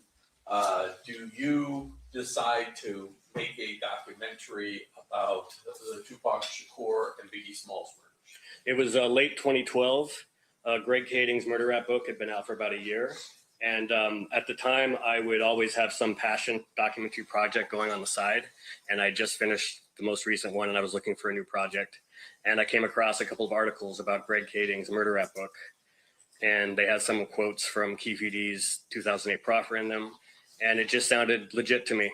I don't cater to conspiracy theories, but it sounded very well backed up, and it sounded like the real deal. So I just reached out to Greg Kading and asked if he was interested in making a documentary, and he said, yeah.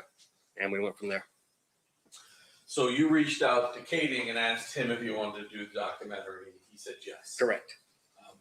Describe your process. Well, do you have to do research to do the to do a documentary like this? Yes, it took me over 2 years to make the film, in large part because of all the extra research that I did. I needed to interview Greg Kading for it. He was kind of the main person walking us through the story. But I also wanted to make sure that what he was telling me was legitimate. And also needed to make sure that I covered the whole story. So I understand it. And it's not just him, deciding what we're going to cover. As part of that, he turned over to me digital copies of the entire LAPD case file for the Biggie Smalls and Tupac cases, and gave me unfettered access to those files so I could check basically on my own what he was telling me. You also, well, maybe you didn't. Did you check into Greg Kading's wasn't the first book ever written about this? Sure. Is that correct? That's correct, yeah. I also read Kathy Scott's The Killing of Tupac Shakur, which was the first kind of definitive book on the murders. And then lots of articles on it, of course, because there's been tons of coverage over the years. And as you were kind of researching all of this, this information, what is your ultimate goal in creating a documentary? Well, there's like the kind of philosophical aspect of it, which is my goal is to get at the truth. But also my goal is to tell the public a good story, something that I think is of the public interest that they should know. And in this case, it seemed like they had solved this murder, and yet the world was carrying on like it was still unsolved and like we still didn't know what happened. And it was like, it sounds like we do know what happened. And so that was my goal, was to put that out there. Did you have any concerns about accusing anybody of murder?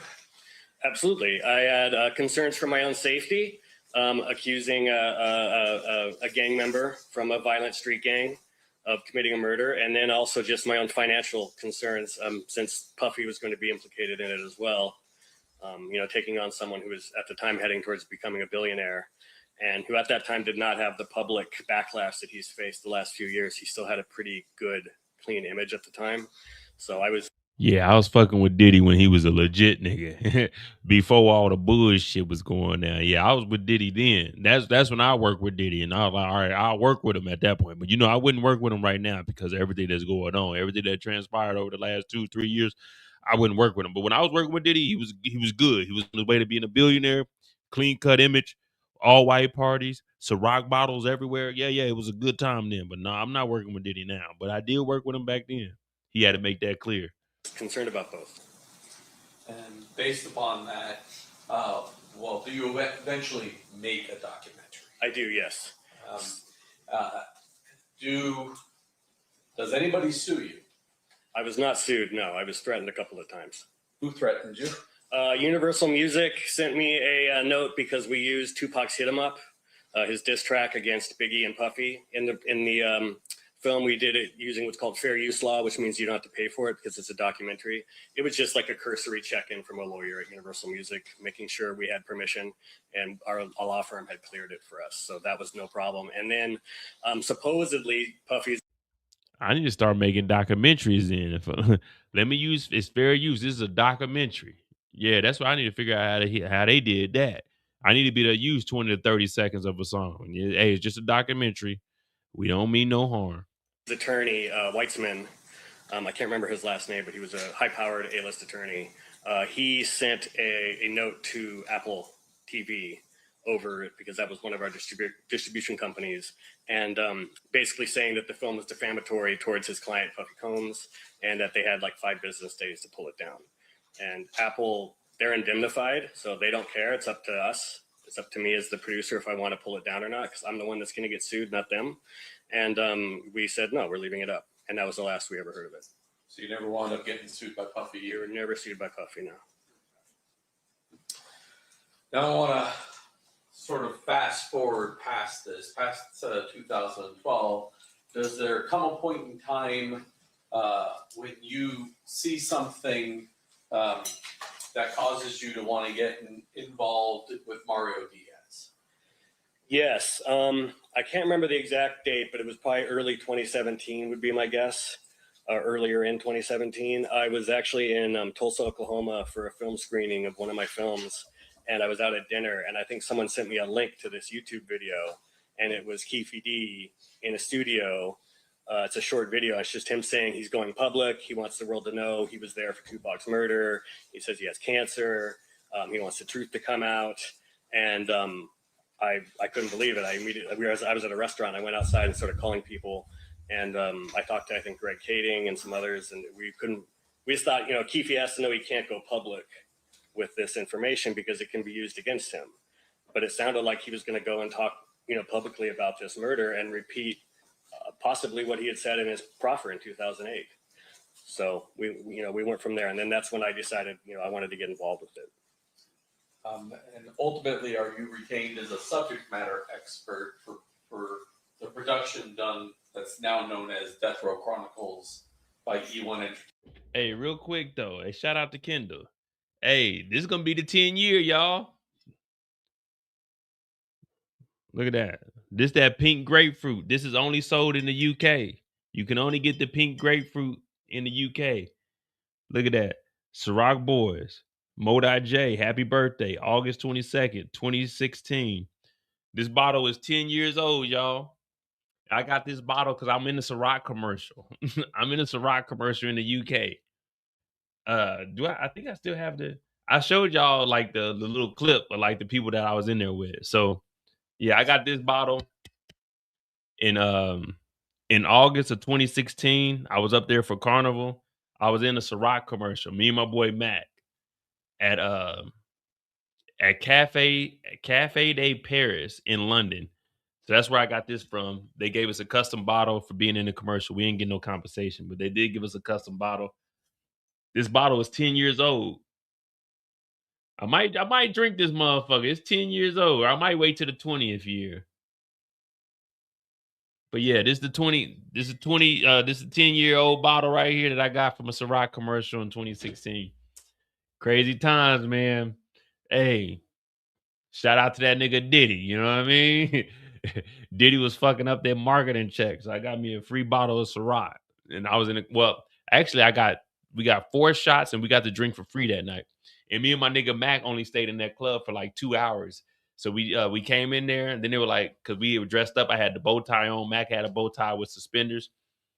And they were like, okay, y'all want to be in a commercial? We like, shit, fuck it. They gave us free drinks. We got some shots. We probably recorded like 3 or 4 times. We got some shots. It was cool. You know what I mean? But yeah, this is 10 years old right here.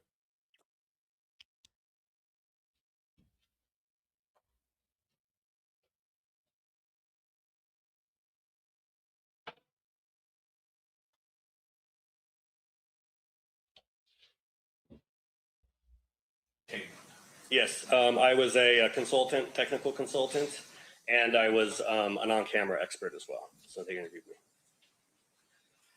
I'm going to fast forward a little bit and come back to that. Subsequent to your involvement in Death Row Chronicles, have you continued to sort of follow these murders investigations, the case, everything else. Absolutely. 2017, when he recorded the interview for Death Row Chronicles in July of 2017, we were actually in production on Unsolved at Universal, which was a scripted series based on the murder rap story. So that was happening concurrently. And then he kept going public. He kind of laid low, I think, for a year and a half or so. And then this book that he had talked about during his BET interview, all of a sudden he's promoting it and saying it's about to come out. And then we find out he's going on Vlad TV and doing another interview. So he just kept, from then on, for years then, he just kept doing more and more interviews. So I stayed engaged with it. And I also was conducting my own interviews, following up with new people. James McDonald, Mob James, who I believe testified, I conducted his first ever public interview back in 2017. We convinced him to go public and tell his story. Since then, I talked to multiple gang members, gang detectives from Compton, detectives out of the LAPD, anybody who might have information on either Biggie's case or Tupac's. In particular, back in 2012, when you kind of reviewed the information that was available, was there any information from Trayvon Lane or Roger Williams within kind of the case file as statements that they made about what happened that night? In the case files, were there statements from them? Yeah. Not really, no, because Trayvon, they don't cooperate with the police. There was an FI card from Buntry, Alton McDonald, who's James McDonald's brother. That they had talked to him at the scene and he refused to cooperate, but they noticed that there was a bullet hole in his car. And then subsequently, I've interviewed Williams, Neckbone. I interviewed him a few months ago, and I've had private conversations with Trayvon Lane. In particular, Buntry is deceased, and Yes. was deceased even Yes. before you became involved in the project at any project. Correct. He was murdered like 20 some years ago.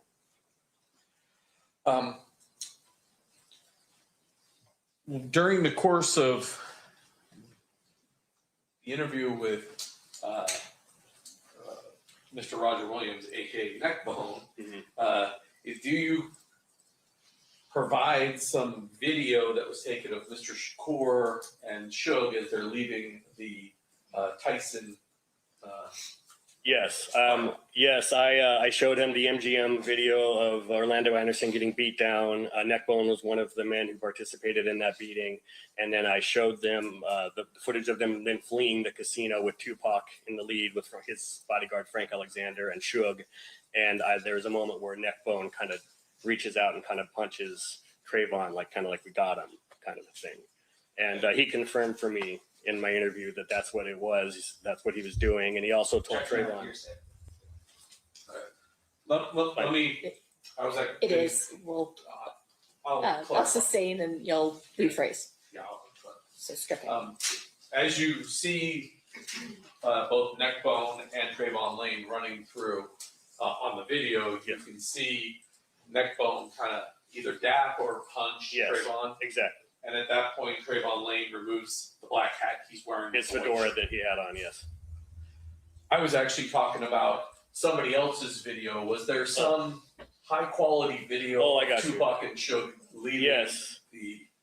Yes, when they first leave the arena, there's some footage. I think it was actually shot by BET. A BET photographer was there and shot, and it's footage of them coming out of the arena, and Tupac is in his gold shirt, and he's all hyped up because he just watched his friend Mike Tyson knock somebody out, and he's playing to the camera, and he says something about, if you go to jail, you come out and you win, or something like that, because Tyson had also gone to prison, and Tupac had as well. So you could tell he was just super amped up. And then last night we watched that portion of that video out of your Neckbone interview. Right. And then that one, Neckbone is the person speaking while that video is playing. Yes. Judge, I have marked in my hand the clip of just that Tupac and Suge at the MGM coming out of the fight. Has the audio removed. Okay. It's just the video portion of that I'd offer at this time. Any objection? No objection. Okay, you may play it. Or sorry, it's admitted, you may publish. Thank you. Did you give him 154? 154?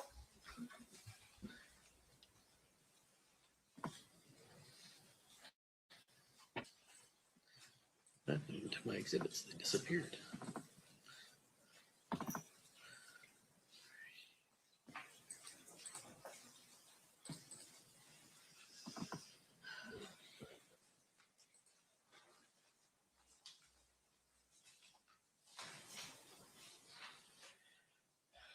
Both Suge and Mr. Shakur are both readily identifiable from this video, correct? Right, yes. And this is the shirt that, well, the clothing that both of them are wearing as they come out of the arena. Yes, and there's photos of them beforehand in the casino in the same outfits.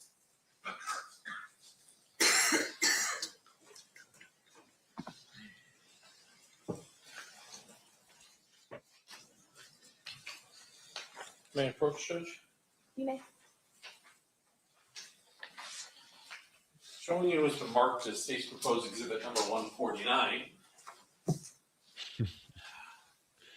Have you ever seen the photograph of these men sitting on the curb sometime after the homicide occurred? Yes, I've seen this. And do you recognize the people that are in those photos? I recognize them more because I've been told who they are, although Trayvon Lane is very easily recognizable because I know that that's the outfit that he was wearing that night. Okay. That's the thing, Danny. None of these fools got retirement plans, man. It was all good just a week ago, but now ain't no sunshine when she's gone. When she's gone. Mr. Cole, can you take down the listing of what's on that? Oh, sorry. You may proceed. Thank you. So that's Trayvon Lane. We've previously heard testimony that's Idi Amin and Leonard Jefferson. Correct. Have you ever spoke to Kevin Woods? I've never talked to Kevin Woods. And do you even know who Castro is? Yes, another member of the Outlaws. Okay. Yes. Were Kevin Woods, Castro, and Idi Amin all members of the Outlaws? No, Kevin Woods, I believe, was one of the Pyrus, also known as KW. So just KW. Castro and Idi Amin are... As far as, yes. Okay.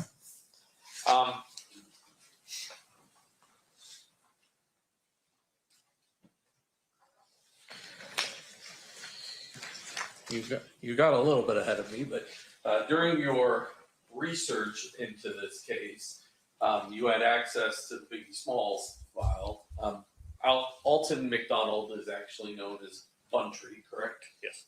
And you mentioned this. There was a record of the fact that he was field interviewed by the Las Vegas Metropolitan Police Department in the night of the homicide on Flamingo. Yes. And at that time, he was driving a black 96 Toyota Supra. Yes. Hey, it's almost midnight for me.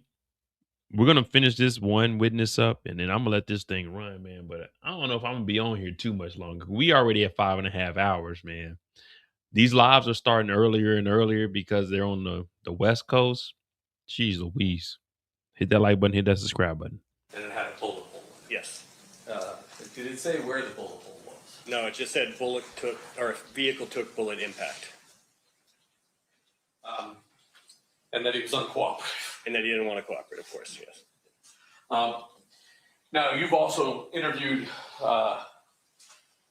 Reggie Williams, is that correct? Or Reggie Wright Jr.? Reggie Wright Jr., yes. I interviewed him for a murder rap, over a decade ago when we were making that movie.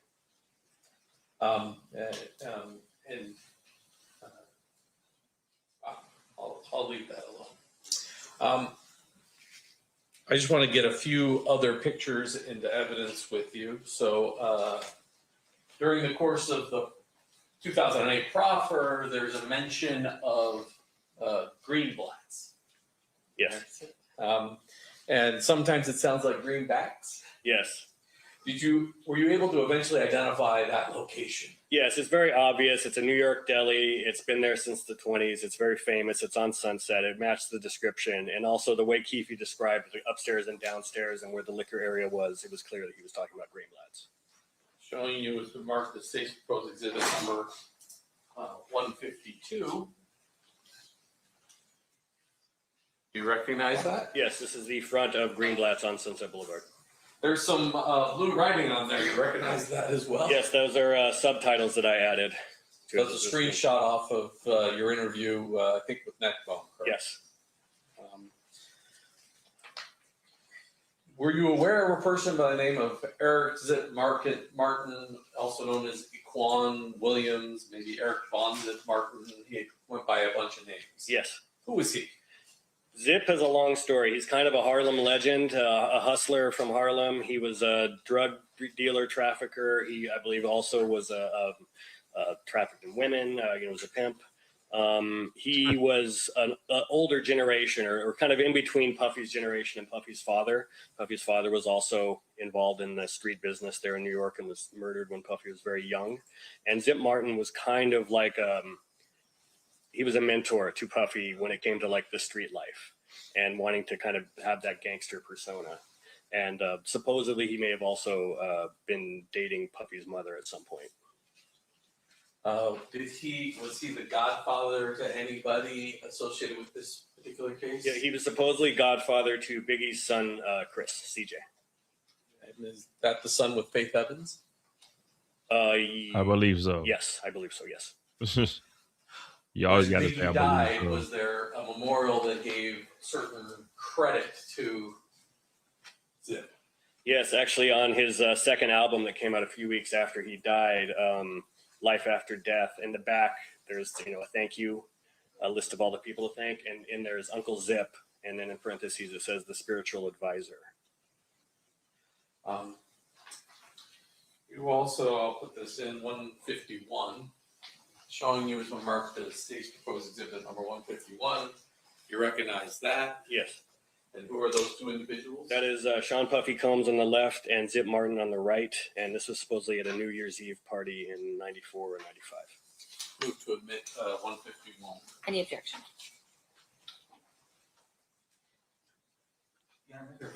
You may.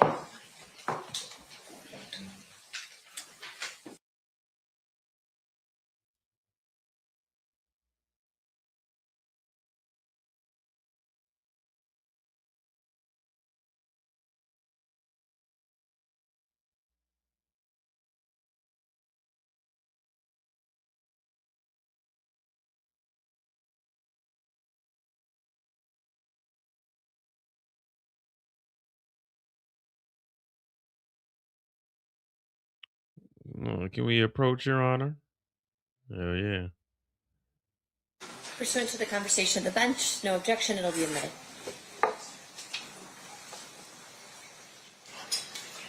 You may publish if you want, whatever you want to do with it. I think we got to do both. I'm not sure I did 152 yet. So 152. That's one of the shots that you had of Greenblatt's. Yes. And then 151. That's Mr. Martin. Yes, on the right. And who's the guy on the left? The left is Sean Puffy Combs.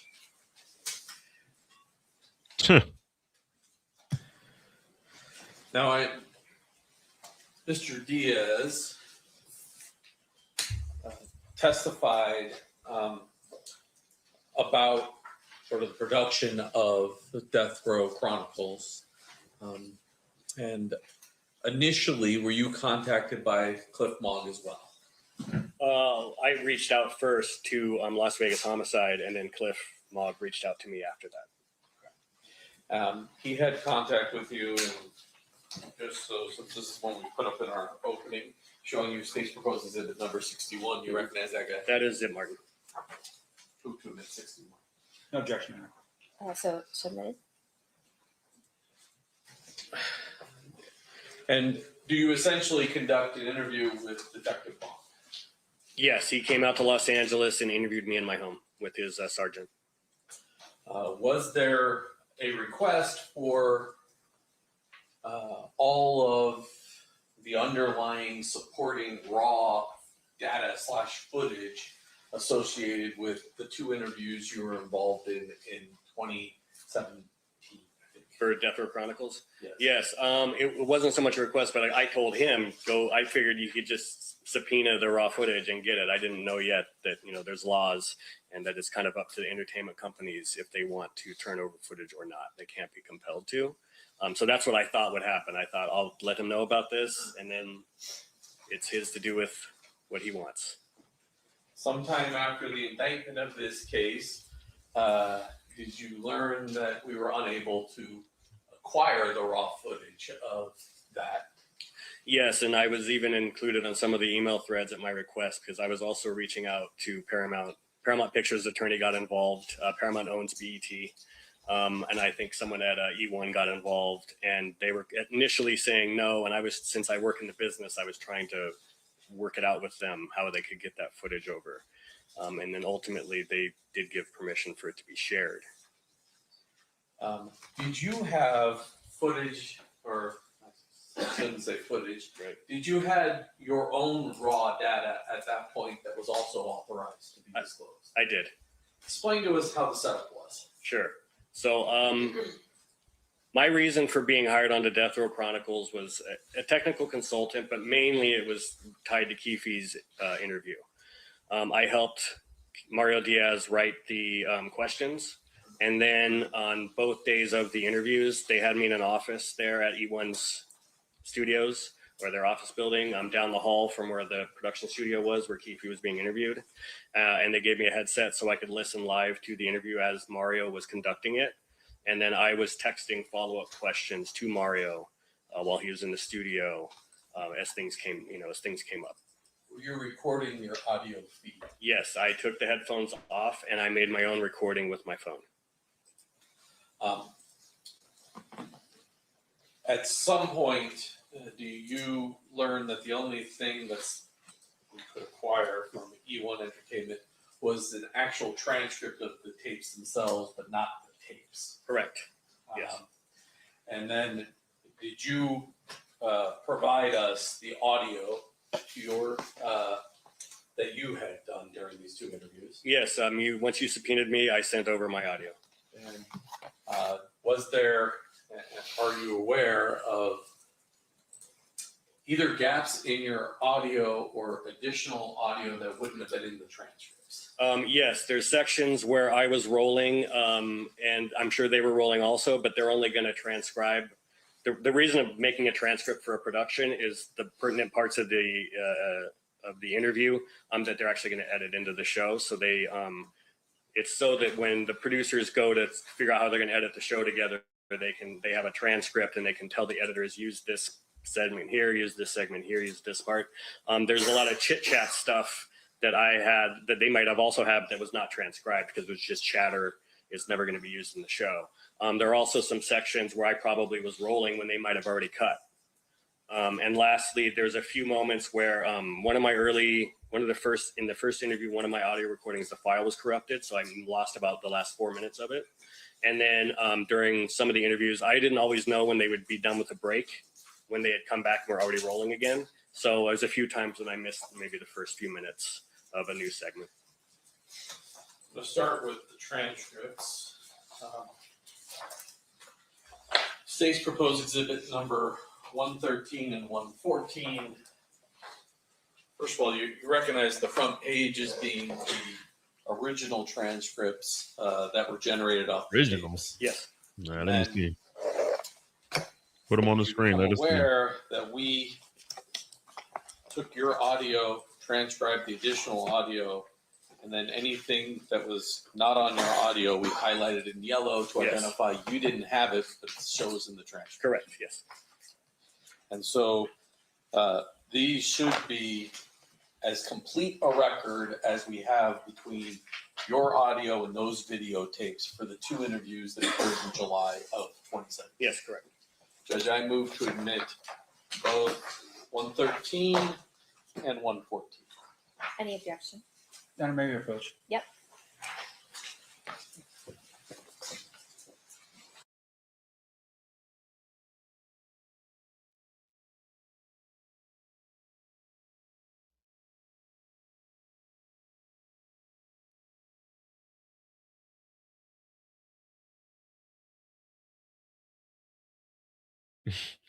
Hey, every time you look at Keffe D, it's like, dude, you want to say he's cooked.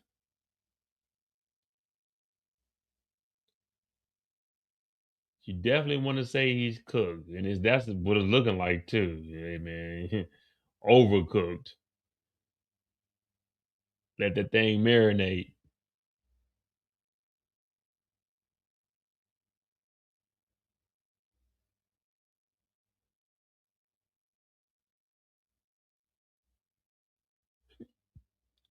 I know he ain't trying to be in there because I'm right now. I'm talking about.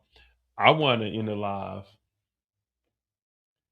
I want to end the live, but when I end the live, I'm about to go into my house. I'm about to go take me a shower and go chill.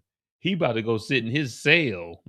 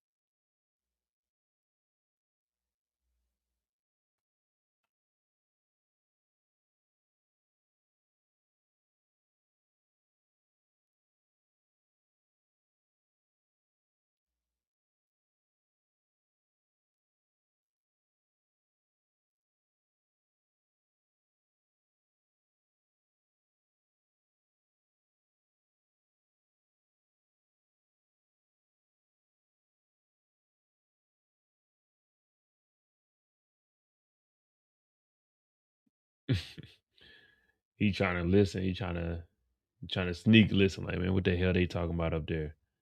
And don't even worry about All it. right, pursuant to our discussion at the bench, the transcripts will be admitted over objection. And that will be as 114 and 15? 114 and 115? 113 and 114. 113 and 114. Thank you. Mr. Dorsey, I want to give an example to the jury about what we're talking about here. And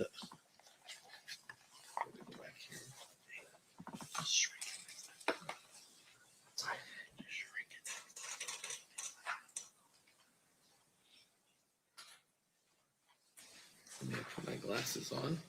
We are in 113. So if we go to 113,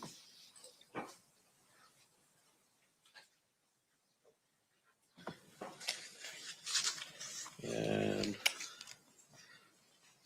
we roll down to about page 28. Page 28. Scroll down. Let's see what they got.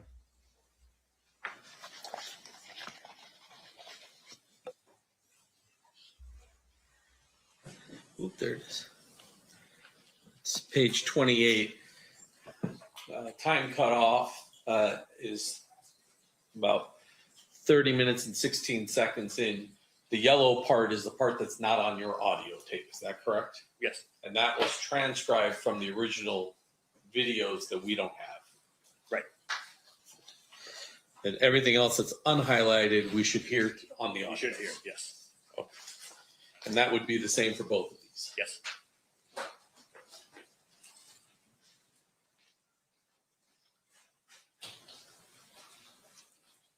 In addition, Turned this fucking the strip club, ran out of ones, throwing hundreds. the July 17th, 2017 is 121, and the July 18th of 2017 is 122. I'd offer those as well. Any objection? No objection, Your Honor. So admitted. And we only got about 40 minutes, Judge, so I would start. 40 minutes. Okay. You out your motherfucking mind.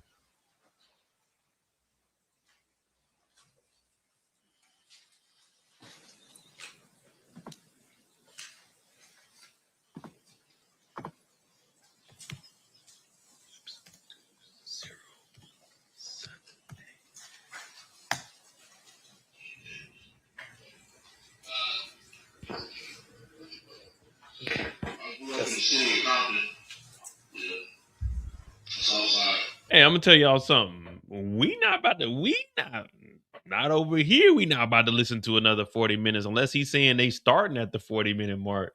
We're gonna see where this goes, but I'm not listening to Keffe D tell on everything. But all I want to know about is what happened with Pac. I don't give a fuck about Keffe D's escapades on other crimes. We don't give a fuck about none of that shit. We came here to hear about Pac. That's it. What was Compton like? It was when I first started. Compton was when I was I moved here when I was like 3, and it was literally white, all white. It was the first black family on the street. We moved from Watts. Oh, right. But you still grew up in LA. I don't think he's lying yet. And how did it change during the 60s, 70s, and 80s? In the 60s, it was mostly all white. But 69, 70, 71, they started moving out. More black families was coming in. And then when did it get dangerous? When did it start getting dangerous? When did it start to get dangerous? Yeah. Oh,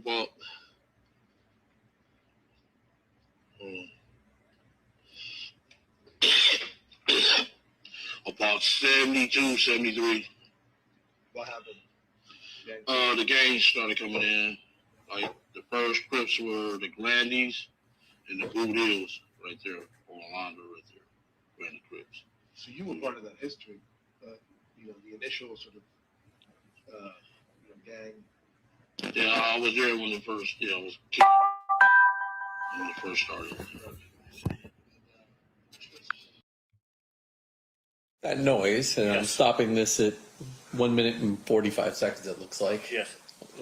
Was that your phone making That is my noise? phone making that noise, yes. And there's going to be a few times here where you're going to hear me loudly texting, and you're not going to be able to hear the audio very well because I was probably texting a message to Mario in that moment. So sometimes it cuts out in this first interview.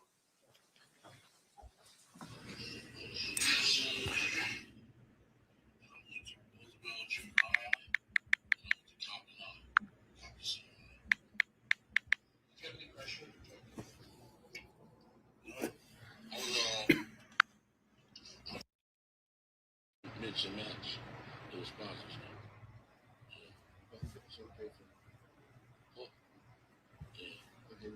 And the usher was telling his mom, "Man, you buy this car. Can't buy my girl." You know what I'm saying? Not today.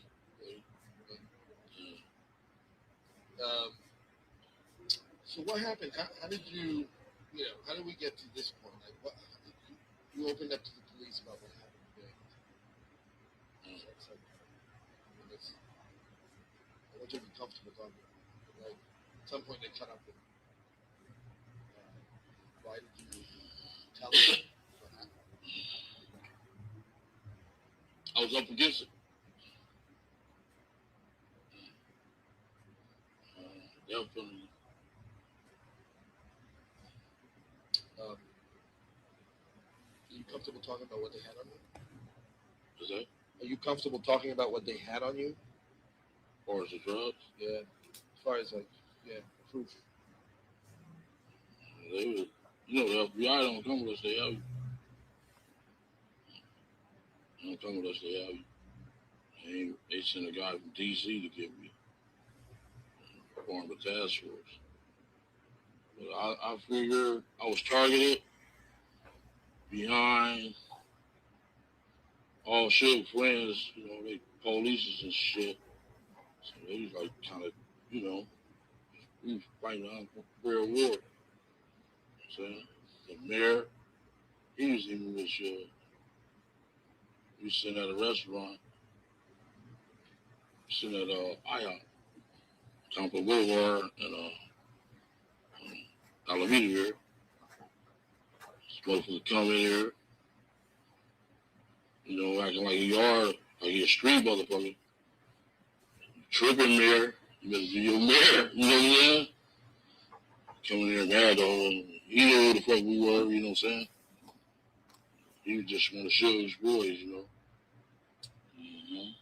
Out of the Tampa police is to show his boys. The Wrights, Reggie, Junior and Senior. Yeah. So,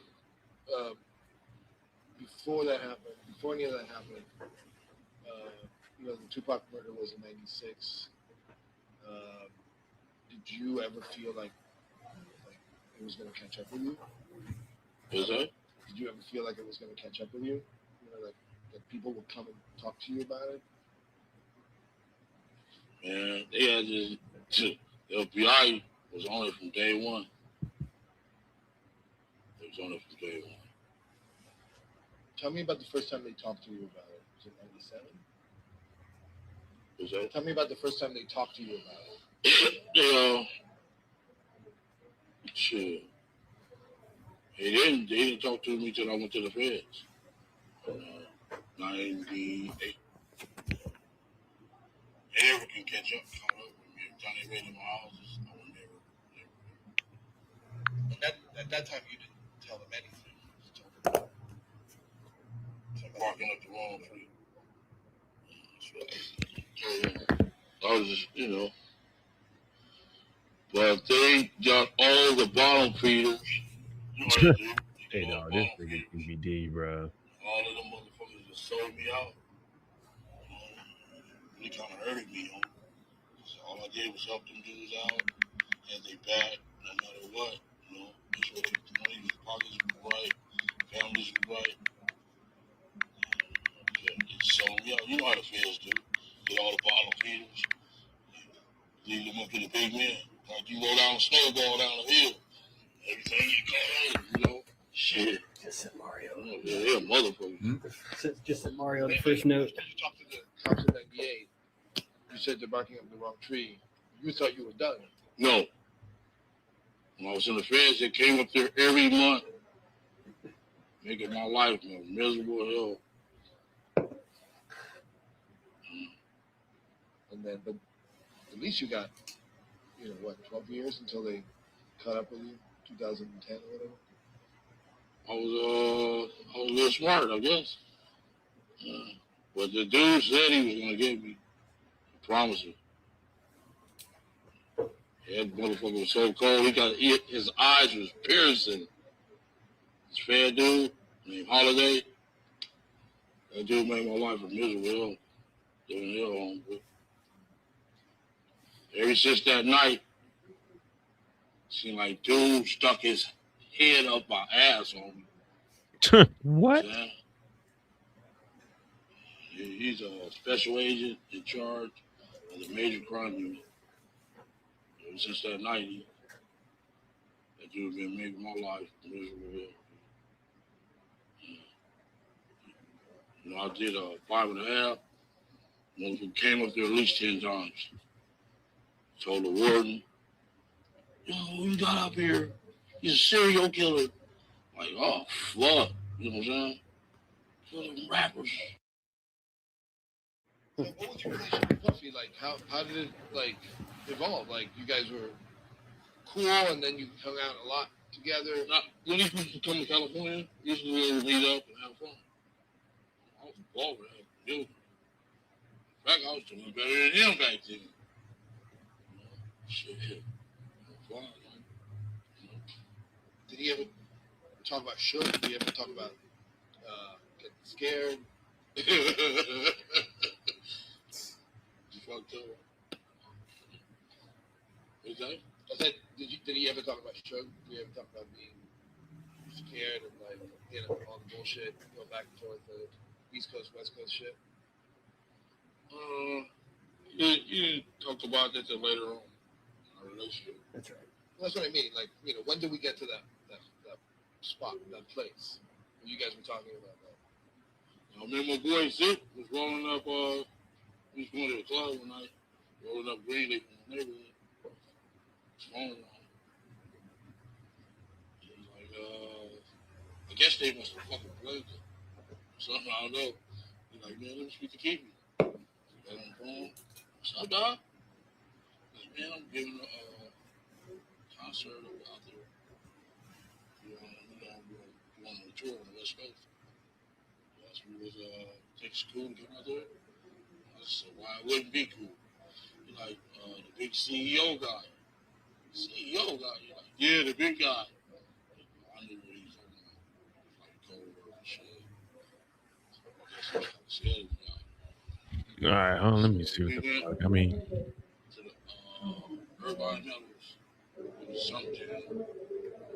Oh,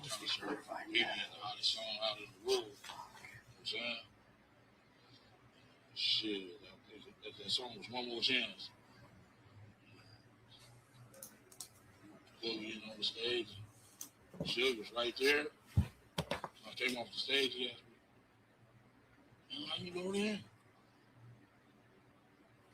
Same way I know you. That. Then after that, we went to the San Diego concert. Matter of fact, the Dallas Cowboys stayed in the same hotel we stayed in. It's good, he's down all the same details he did 10 years ago. Amazing. All the balls would go all around that for the Dallas Cowboys. Football team ready for Troy Aikman.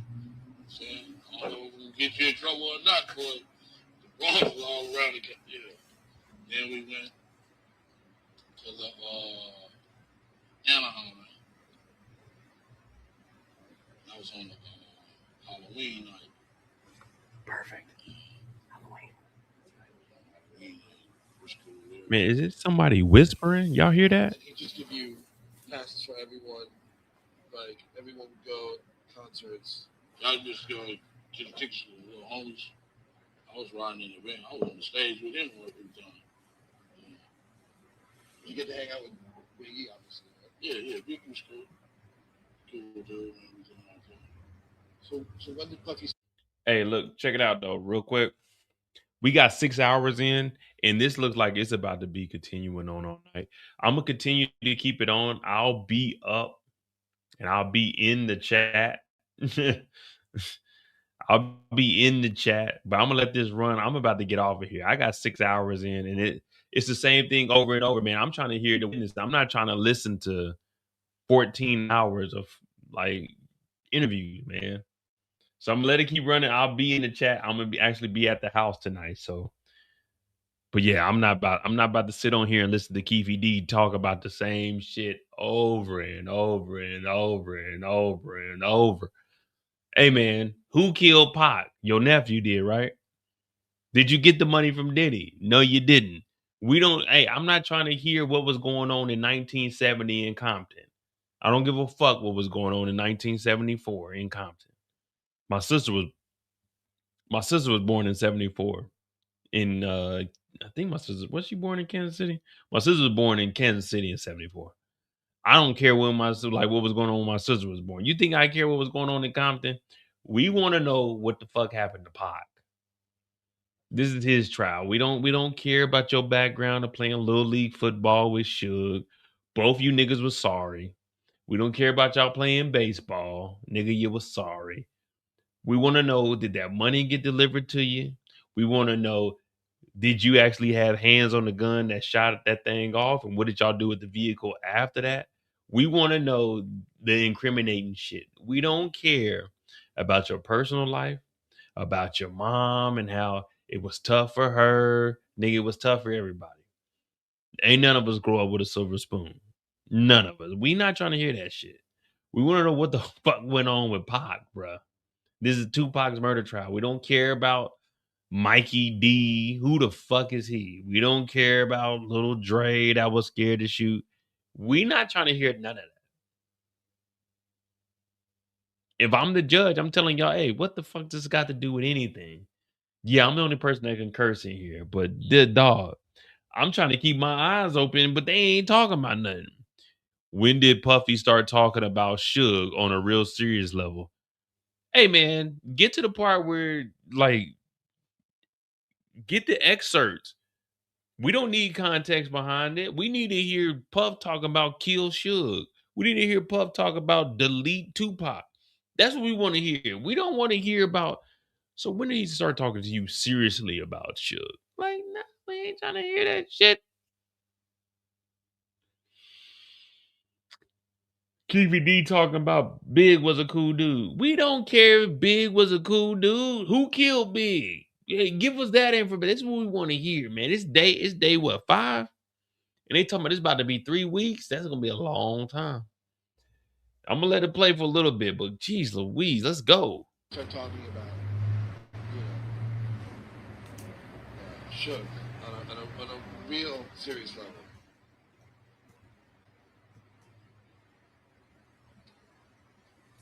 He was back there.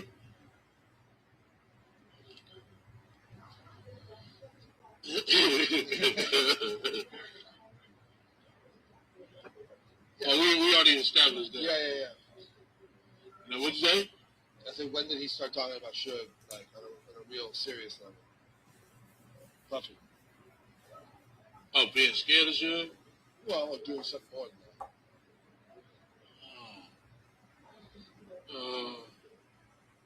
I ain't really comfortable talking about that right now. When you see me in that suit, you got me. Right? Okay. I'll be able to talk that out. So let's take a break. You can go smoke. Can you be back here in 10 minutes? I want to get more before the 2 o'clock. Yeah, no. Yeah. Yeah, you got to give me to my wife. She did take me back. You know, I might have not been here. What do you mean? You want me to? I said I might have not been here. Oh, of course, yeah. But she's not down. She's not down there with you, right? She's in the hotel. Yes. Oh, okay. I thought you meant like. Well, I got to take care of her. Yeah, of course. After lunch, we'll do a little more, and then you're done. Okay. All right. I'm gonna smoke with you. Yeah, cool.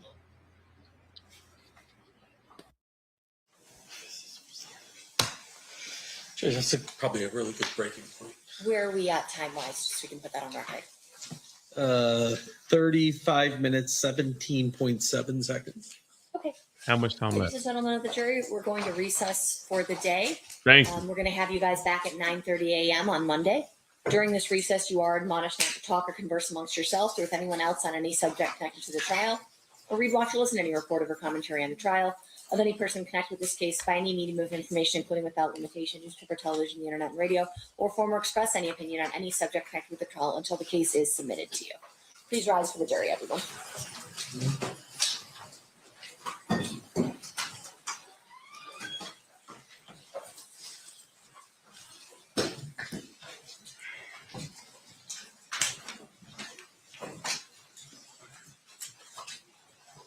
Whew.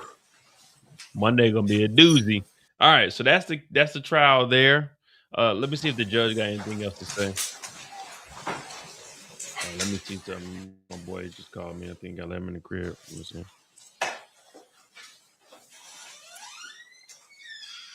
For the record, the jury has exited. Mr. Dorsey, you're coming back at 9:30 on Monday.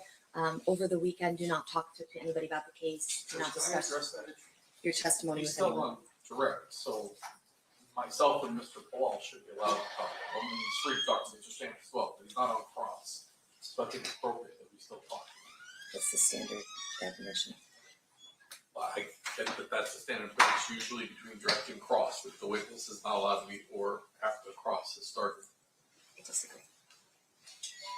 You can talk to him about scheduling. Okay. All right. I'll just call. Perfect. Which one? Were 149 and 152 admitted? 149, or both. The 149 is not in. 149 was not in. 152 is? What is 152? I don't think 152 is either. Sorry, I just don't know. Mr. Dorsey, our excuse. All right, thank you. Thanks, sir.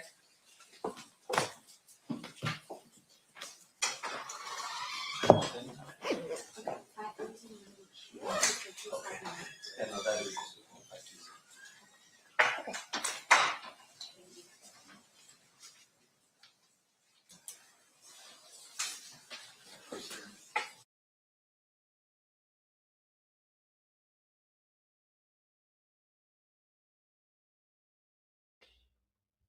I guess that's it, y'all.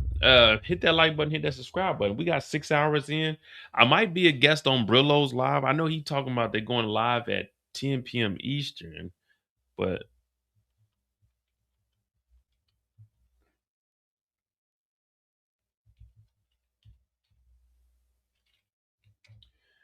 I got to see what time that's going to be. What 10 p.m. Eastern is.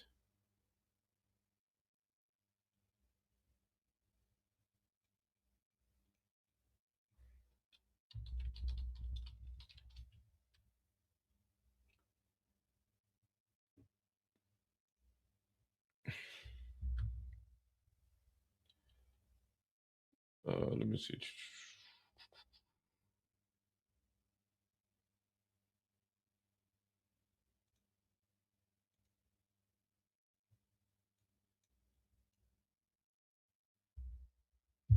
$10 p.m. Eastern is 4 hours. Jeez Louise. I don't know. I don't know if I'm gonna make that, Brillo. I don't know if I'm gonna make that one. That's gonna be a little too late for me. But if not, y'all join Brillo's live. Thank y'all for tuning in. We did get 6 hours. Oh, what a week it is. And we're only Hit at that the like button. midweek That's for our show we call Legal AF for all the right reasons. For today's episode, You hit that like button, hit that subscribe button. I'm J. Y'all have a good weekend. It's officially my birthday. What time is it? Yeah, it's 12:37. It's officially my birthday, man. 41 years old. You know, they tried to kill me a couple times. I'm still standing. They tried to lock me up a couple times. I'm still standing. I'm about to go get me some wine and wind on down with another Truly. You know what I mean? If I was in the States, I already know. I put one in the air right now, but I can't. So it is what it is. Hit that like button, hit that subscribe button. I'm J. Monday morning will probably be, not Monday morning, but yeah, Monday we'll probably do the Lil Durk trial. We'll see if we get anybody that's in there giving us full updates by the minute. Hit that like button, hit that subscribe button. Thanks for watching. I'm out. Hey, remember, you can run, but you can't hide. Don't drink and drive. Always have a plan, y'all. Always have a plan. Shout out to Tamika, man. Oh, Tamika, I'm going to react to your video of the shows that we need to watch. Yeah, so we got to do that. And I'm going to tag you. I'm going to send you the collaborator link too. So you can get that on your channel also. Let me see.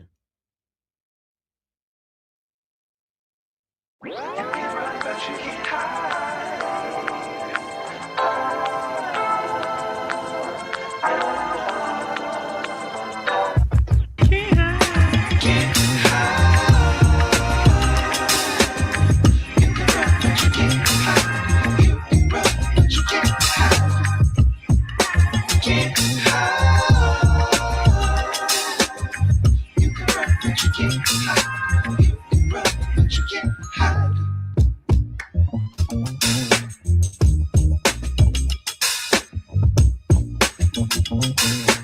you.